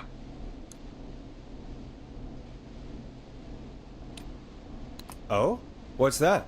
You see, man, me and Jason know each other. You know each other? Yeah, we went to Gallows High and played on the football team together. He was a gnarly offensive linesman, and I was our star wide receiver. Runner Ricky, they called me. All right, and what does that have to do with tonight?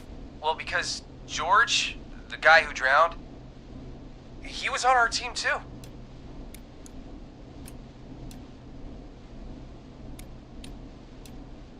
Tell me about him. What was George like? I didn't know him for long, man. Sad to say. We had our first team party on the night he drowned. He seemed like such a good dude. Ricky, were you there when George drowned? No, man. Once the party turned, I beat feet out of there. Man, I remember George and his girl there. There was a whole lot of love, man. I could see it, you know? Ricky, please. What was her name? I never got her name, man. He just called her Bean. I didn't really know her before or see her after that. Then what did she look like? Please, tell us anything you remember. I just remember a pretty girl, man. I'm sorry. Ricky, you said the party didn't last long. What happened? We were just having a good time, and then the next thing I knew, everyone was running for their life.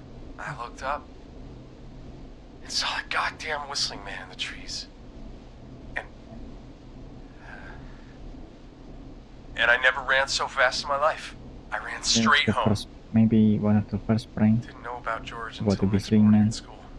I'm Copycat. guessing it was Whistling Night, wasn't it? That the Whistling Man was just another kid. Yeah.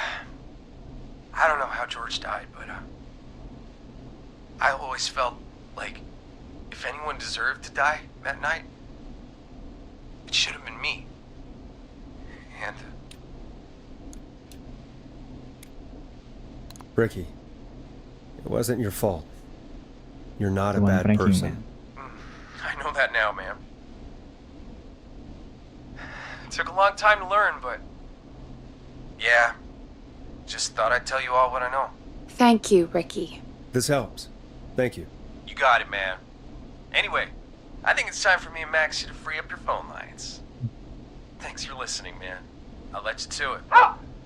Night, Ricky. All right, folks.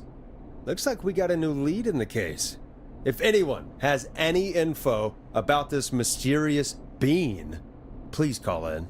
If she was George's girlfriend back then, she's probably in her mid to late 30s now.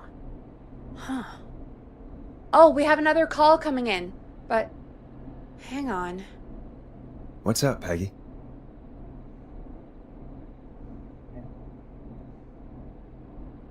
Peggy? You're gonna want to take this call off the air. Who is it? Just do it. All right, folks, it's time for another track. Here's one to help you sit back and relax. We'll be right back after this. Here comes one of my favorites. I hope this is good news, Peggy. Who have we got? Find out for yourself on line 1. Hello? Forrest, I'm glad I got back through to you. Sounds like it's been a busy night, huh? Surprise! It's Leslie, our 911 operator, leading the charge from Henderson to come save us. It's so good to hear from you. Are you okay? We're doing okay. Sarah and I are both happy to be headed back home. We're happy to have you too. Wait, Sarah? Oh, yeah, I mean Deputy Martinez. Anyway, we got back into radio range a little while ago. We've been listening in, but haven't been able to get through until now. Ever since you found Sheriff Matthews, it's only gotten worse. It's been a long night. Well, it shouldn't be too much longer now. I'm glad I got through to you. I wanted to let you all know what's going on. I made it to Henderson. Turns out somebody had cut the phone lines, and they had no idea what was happening. After I told them, well, their sheriff sent a goddamn squad back with me to stop this. That's great news. That's crazy about the phone lines, though. Do you think the Whistling Man cut them? I'm guessing so. I don't know how the Whistling Man did it. But that doesn't matter right now. Listen, we're coming in hot, but we need your help. I know Gallows Creek isn't a big town, but if we don't know where the Whistling Man is, we can't get him. Her. That's where you come in.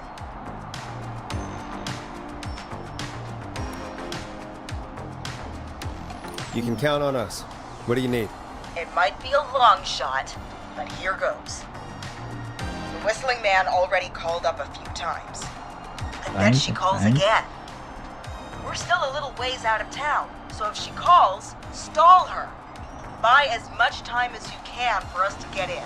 And while you're talking to her, try to figure out where she is. We'll be listening in, so once her location is known, we'll head straight there and end this nightmare. I'll do my best. Okay. I know you will. Heck, I can see the headlines now. Forrest Nash's interview of a lifetime. Anyway, I'll radio the other cars and tell them the plan is a go. Hopefully the next time I see you, it'll be with our killer behind bars. Take care now. We'll see you soon, Leslie. Thank God. It sounds like this is almost over. We're nearly through this. I hope you're right. The sooner this is over, the better. I am right. Trust me. Okay, Peggy. Anyway, we should get you back on air. Taking callers is the only way to see this through. Time to turn the music off. Bringing you back live now. Welcome back to The Scream with me, Forrest Nash.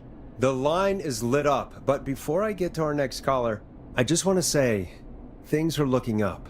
It's almost over. But for now, let's bring in our next caller. Evening, caller. This is Forrest Nash. Hello, Forrest. This is John Hedges. I'm here with Casey. I wanted to give you an update on Jason. John! Is he gonna be okay? He's a fighter. He'll be fine. We've got him stabilized and resting in a bed. We're preparing to move him to the hospital. Thank you so much. If you hadn't been there, then... God, I don't even want to think about what would have happened. Of course, Casey. We're just happy he's okay. John, Casey, you two did all the work. Tell Jason to get well soon from us, whenever he's up for it. Well, why don't you tell him yourself? Is this Forrest?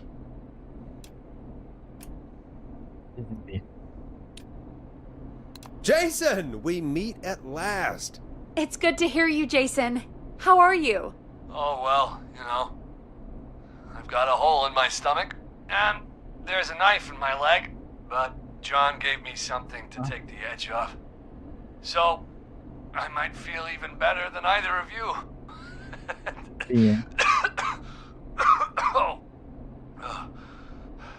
Take it easy until you get to St. Gabriel's. I will. But, before that, I needed to call you. I'm guessing the Whistling Man is still out there? Yep. As far as we know, anyway. I was worried you'd say that. God damn it. Actually, I'm glad you called. I wanted to talk to you about what happened earlier. Go for it. We spoke to Roller Ricky not long after you were attacked. You spoke to Ricky? Is he alright? He is now. I mean, he was attacked earlier, but this call came after. Hey, guys, I'm really sorry, but there's a call on the other line. I just need to make sure we don't have another situation brewing. You fill Jason in on what happened. I'll be right back. Sure, Peggy. Sorry, Jason, where was I? Yep. Ricky's fine. You don't need to worry about him. That's a relief. He told us about George. Sounds like everything's finally coming out now. It's been tough to hold it all in. Sounds like you've been holding back about something awful, Jason. I'm part of the reason my best friend is dead, Forrest. And the few who knew about it said if I ever said anything, I'd find myself in jail. For a long time. It was hell. And then the town just moved on. Like he'd never existed.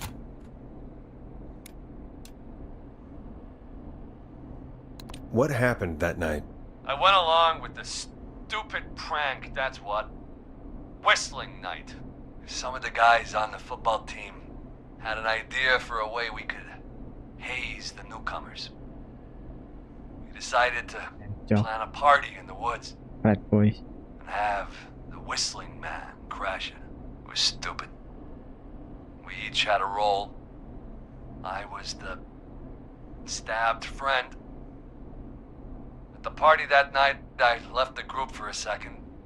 Met our Whistling Man. Pretended to get stabbed in front of everyone. Started an almighty panic. Those screams. that was the last time I saw or heard George alive. How did George die, Jason? I don't know. I was playing dead. But when I heard her scream... Ricky mentioned a girl named Bean. Is that who you mean? Bean? Oh yeah. I guess George did call her that. Yeah. He called her Bean. I heard her again tonight, Forrest. Her name was... What? What happened? Are we still on air? No, we're not. Seems like the power is completely gone. How do we get it back on?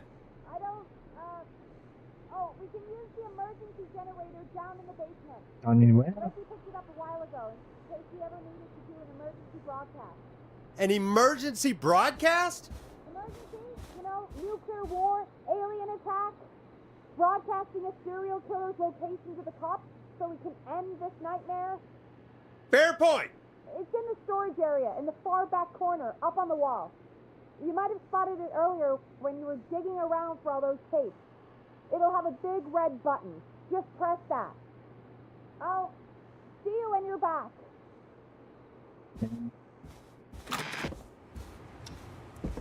The next is get again. I'm sure it is fine.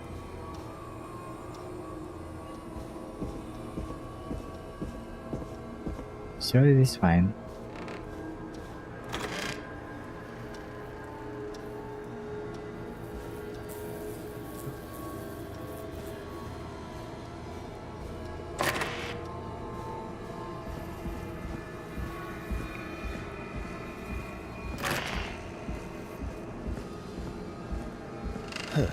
Far back corner. Why is this station so big?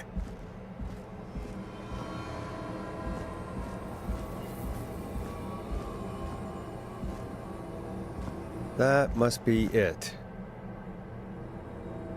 Boom! We've got power.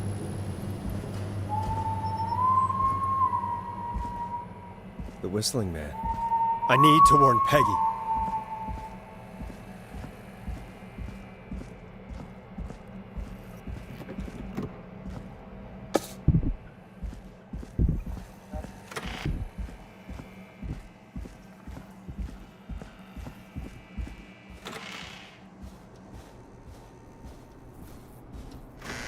What the hell?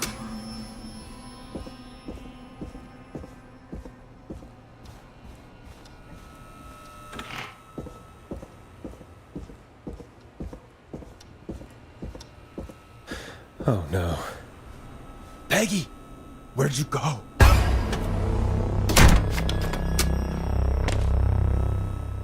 No way. This can't be happening. Oh.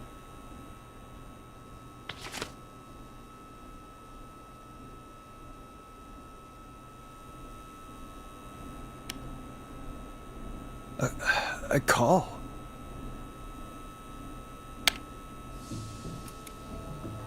Where's Peggy, Don? Have some patience, Forrest. It's almost the end of the night, almost the end of the show. But it's not over just yet. Got a little time still. So let's make the most of it.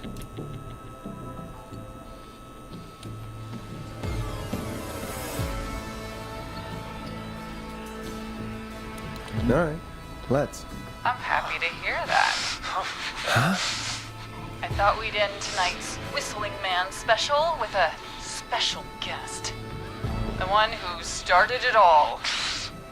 Let me take that out of your mouth and... You crazy bitch! Let me go! Welcome to the air, Mr. Teddy Gallows Jr. At least electoral It's all meal. gonna come out tonight, Teddy. Your daddy and his money saved you 20 years ago. Wondering how we got all the people Wait, in the court. where the hell is Teddy? How are you talking to him if you're here with me? Because I'm not there with you, Forrest. I'm here with Teddy. And if he says where that is, well, he knows he'll get it. Wait, then who am I looking at? Forrest Nash, let me introduce you. And all of Gallows Creek. To my boy, Henry Barrow.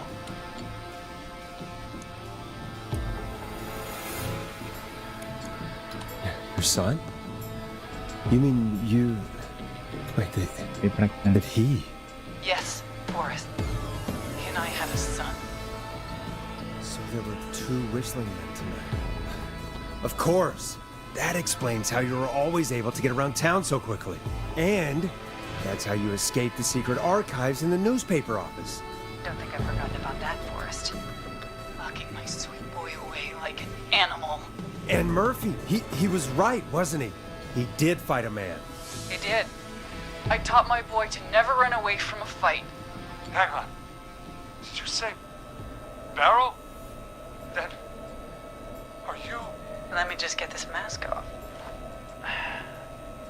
Damn uncomfortable thing. No wonder Mooney went crazy wearing this. There we go. Marie Campbell? George's old girl. Oh, well, it sure has been years since I last saw. Oh, God damn it.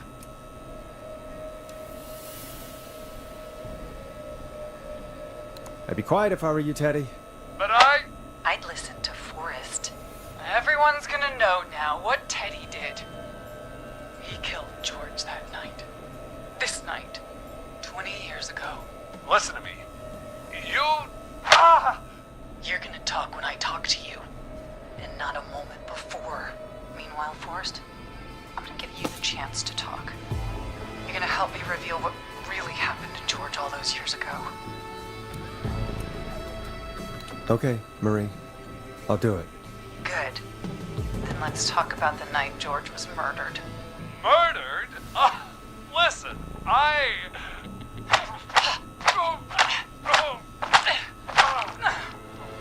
I said you speak when you're spoken to. Jadi just Now, fucking listen. you've done some good work tonight in piecing together what happened to George 20 years ago. And that's why I want you to interview us. Interview you? All right. I can do that. Thank you. I want you to help me and Teddy tell the story, Forrest. Do a good job. And hell, you might be the only one to leave here alive.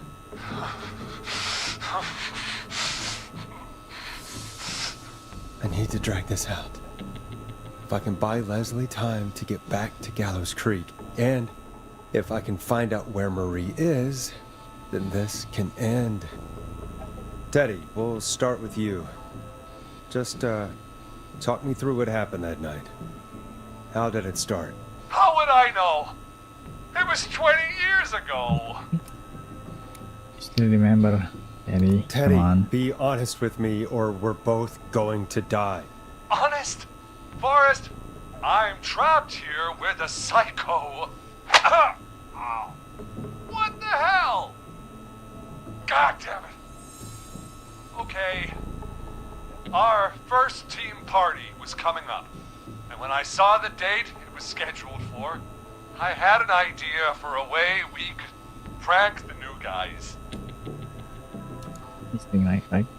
I understand that kids in Gallows Creek know tonight as Whistling Night. I'm guessing that's what you mean? Well, we didn't have a name for it then. It was just the night that Mooney went missing. But Whistling Night is what they'd call it later. Wait. You mean this was the first Whistling Night? Earlier. At least the first Keep talking, Teddy. We went one. up Crazy near they became a Whistling television Point. after that. Well, God. people didn't know that bad thing Jason, happened because of Whistling Night. George, of course. But George didn't come alone.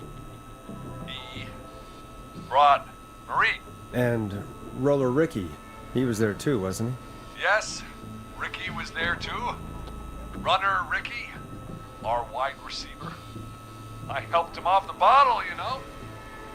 Because I'm a decent man. Is that so? Yes, it is.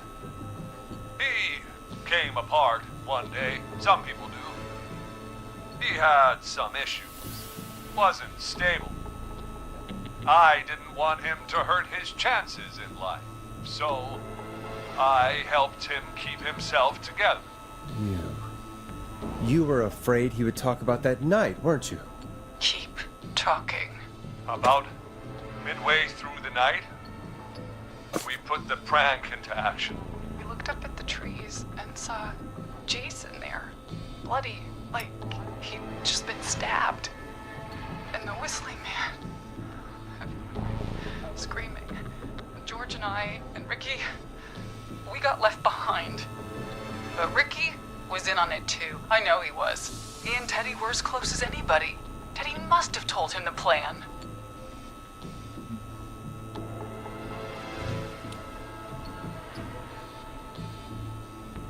Did you ask Ricky if he knew or not? I didn't see any reason to. Why? Because Ricky phoned up earlier. He didn't know anything about it, Marie. What? He had no idea what was happening. He said he was as terrified as anybody. Isn't that right, Teddy? You didn't tell him, did you? Ricky never could keep his mouth shut. If we told him, he would have given everything away. But he... And Ricky? Well... It doesn't matter. He didn't run his mouth enough to tell anybody about it afterwards. He's still guilty. It was just a stupid prank. How can you still say it was just a prank? Oh, come on. Oh, God damn it. You made George think Jason had been murdered. He thought his best friend was dead. And so tonight you stabbed him for real? It's the role he wanted to play. Jason's still alive, Marie. He was with a friend. We talked her through how to stop the bleeding and got him professional help just in time. Oh. Well, shame he didn't have the good sense to die earlier. He's gonna regret that. Enough about him.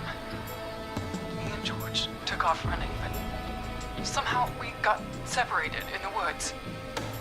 I ended up near the bottom of Whistling Point, and when I noticed George wasn't with me, I panicked.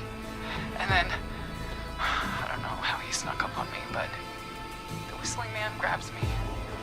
I scream, and he starts laughing, telling me it's just a joke. I could stall for time here.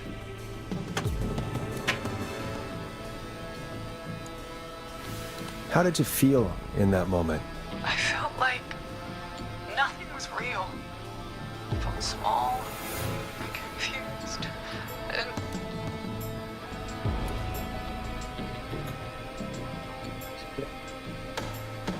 Who was under the mask, Marie? Who was the whistling man?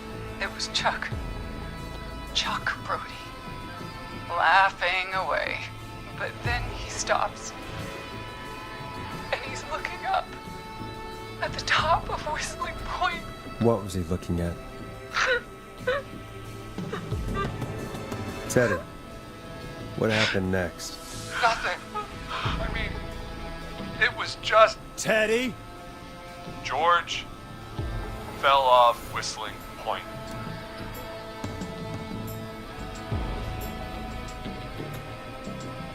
How do you know what happened? I saw it. You pushed him. You were up there. You were dressed as the Whistling Man too, and... I didn't push him, God damn it! I just chased him up there, and he kept backing up. When I saw he was about to go over, I reached out.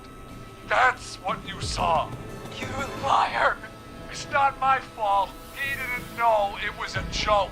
You're saying it was a If joke? he'd Come had on, any man. brains, he would have realized. You bitch. No one's going to believe this. After all you did.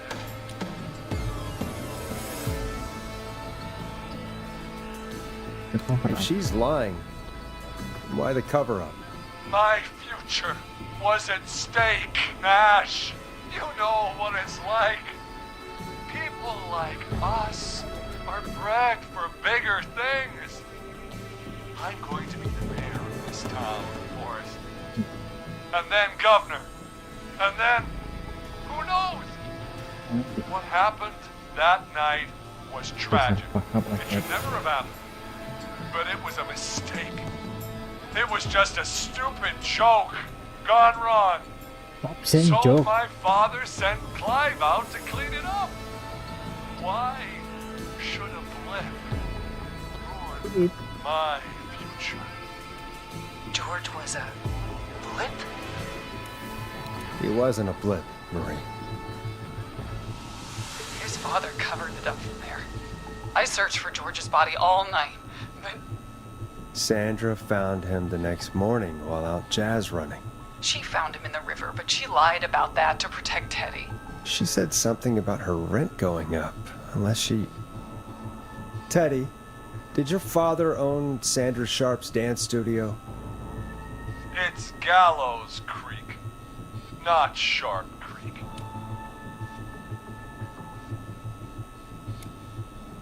I'd answer the question if I were you, Teddy. Yes, okay. We own most of the town. That's it then. Your father was going to run her out of business, unless she lied and said she found him in the reservoir instead of the river. What my father did in his business dealings is nothing to do with me. The false reports. That's why you killed Sheriff Matthews too, isn't it, Maria? Not just to get him out of the way, but... Everyone was in on it, Forrest. Even the coroner wrote a fake report. Said George was drinking. That he just got himself into trouble. And... I saw. I'm sorry. For all it's worth, Virginia didn't have much of a choice. She had a sick sister whose treatment she couldn't afford. She played along with the gallows to save her sister's life. And her own. Even still, she should have told the truth. I did my part. I tried everything I could think of. I even went to the newspaper, but no, that coward killed the story. We'll take care of Maurice Russell later.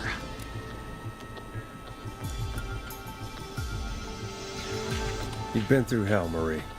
I'm sorry. You've got no idea. Never started. He shouldn't have pushed my George off a cliff. He should have been punished. But it's coming to a stop. At least for now. Here, where George and I first met, before he joined your football team, was right after he shot the winning throw. Wait a sec. You're at Gallows Creek High, in the gymnasium. That's right, Forrest. Not that it matters. Yes, we're here. Anyway, I think that about wraps up the interview with Teddy.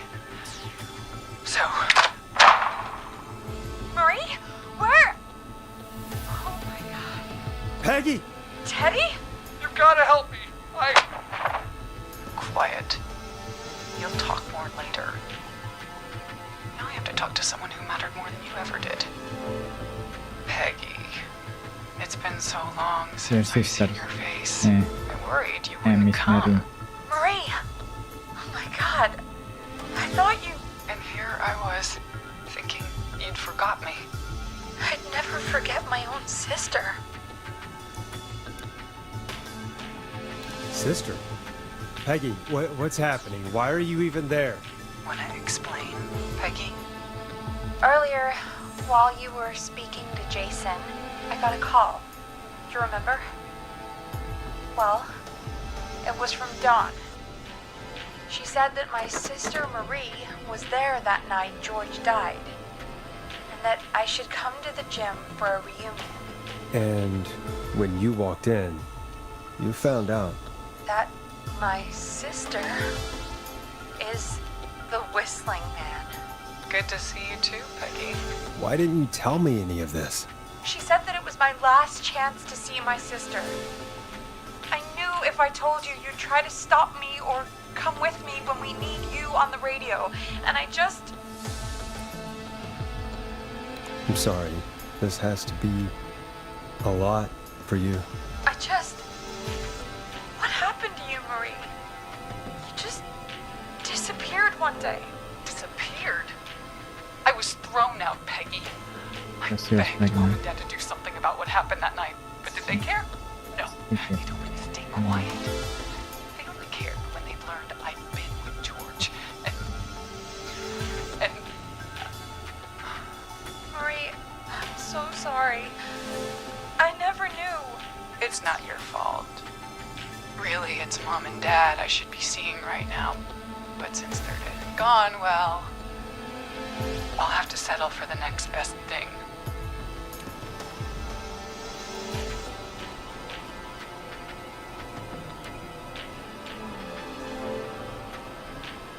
Don't. Marie, listen to me. You don't have to do this. Someone has to pay for what they did. Marie, please. Mom and Dad are gone, Peggy. Besides, you forgot me. Just like the rest. You forgot. Marie, Peggy never forgot about you. Keep your mouth shut. She kept a card from you. She kept it here on her desk. What card? The card you made me for my 8th birthday. So I got the red What red. does it say then? Happy birthday, Peg. Now you're great and 8. Love, M. Henderson police! Freeze! No! Henry! Get out of there! Peggy! We have 2 wounded, and we're in pursuit of the suspect. Henderson police! Freeze! Forrest! Leslie, how's Peggy? She's been cut pretty bad, but we're here now. I'll be okay. God, Marie! Hey, Zara! I need you to look after Peggy. She needs help. Now, we got here just in the nick of time. Where's Marie? She bolted right as we got here. The police are right on her heels. It won't be long now. It's over, Forrest. Yeah, that. Well, folks, it was a long night, but we made it through together. I'm gonna head off to go check on Peggy. This has been Forrest Nash.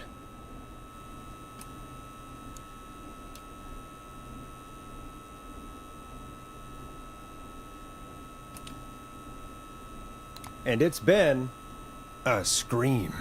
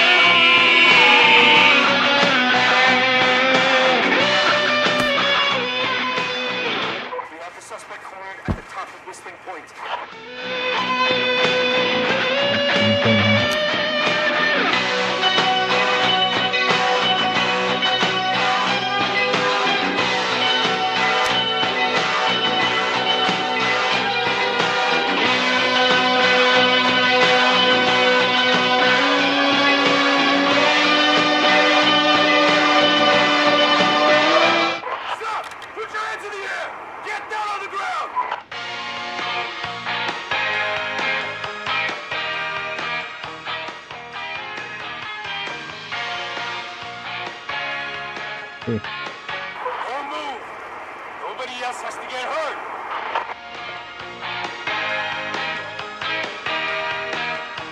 German army. Hey, stop! Suspect has jumped! There's there's some bit for it too. Officer Wilco, do you have a visual? Negative. No sign of the suspect anywhere. Oh, they got away.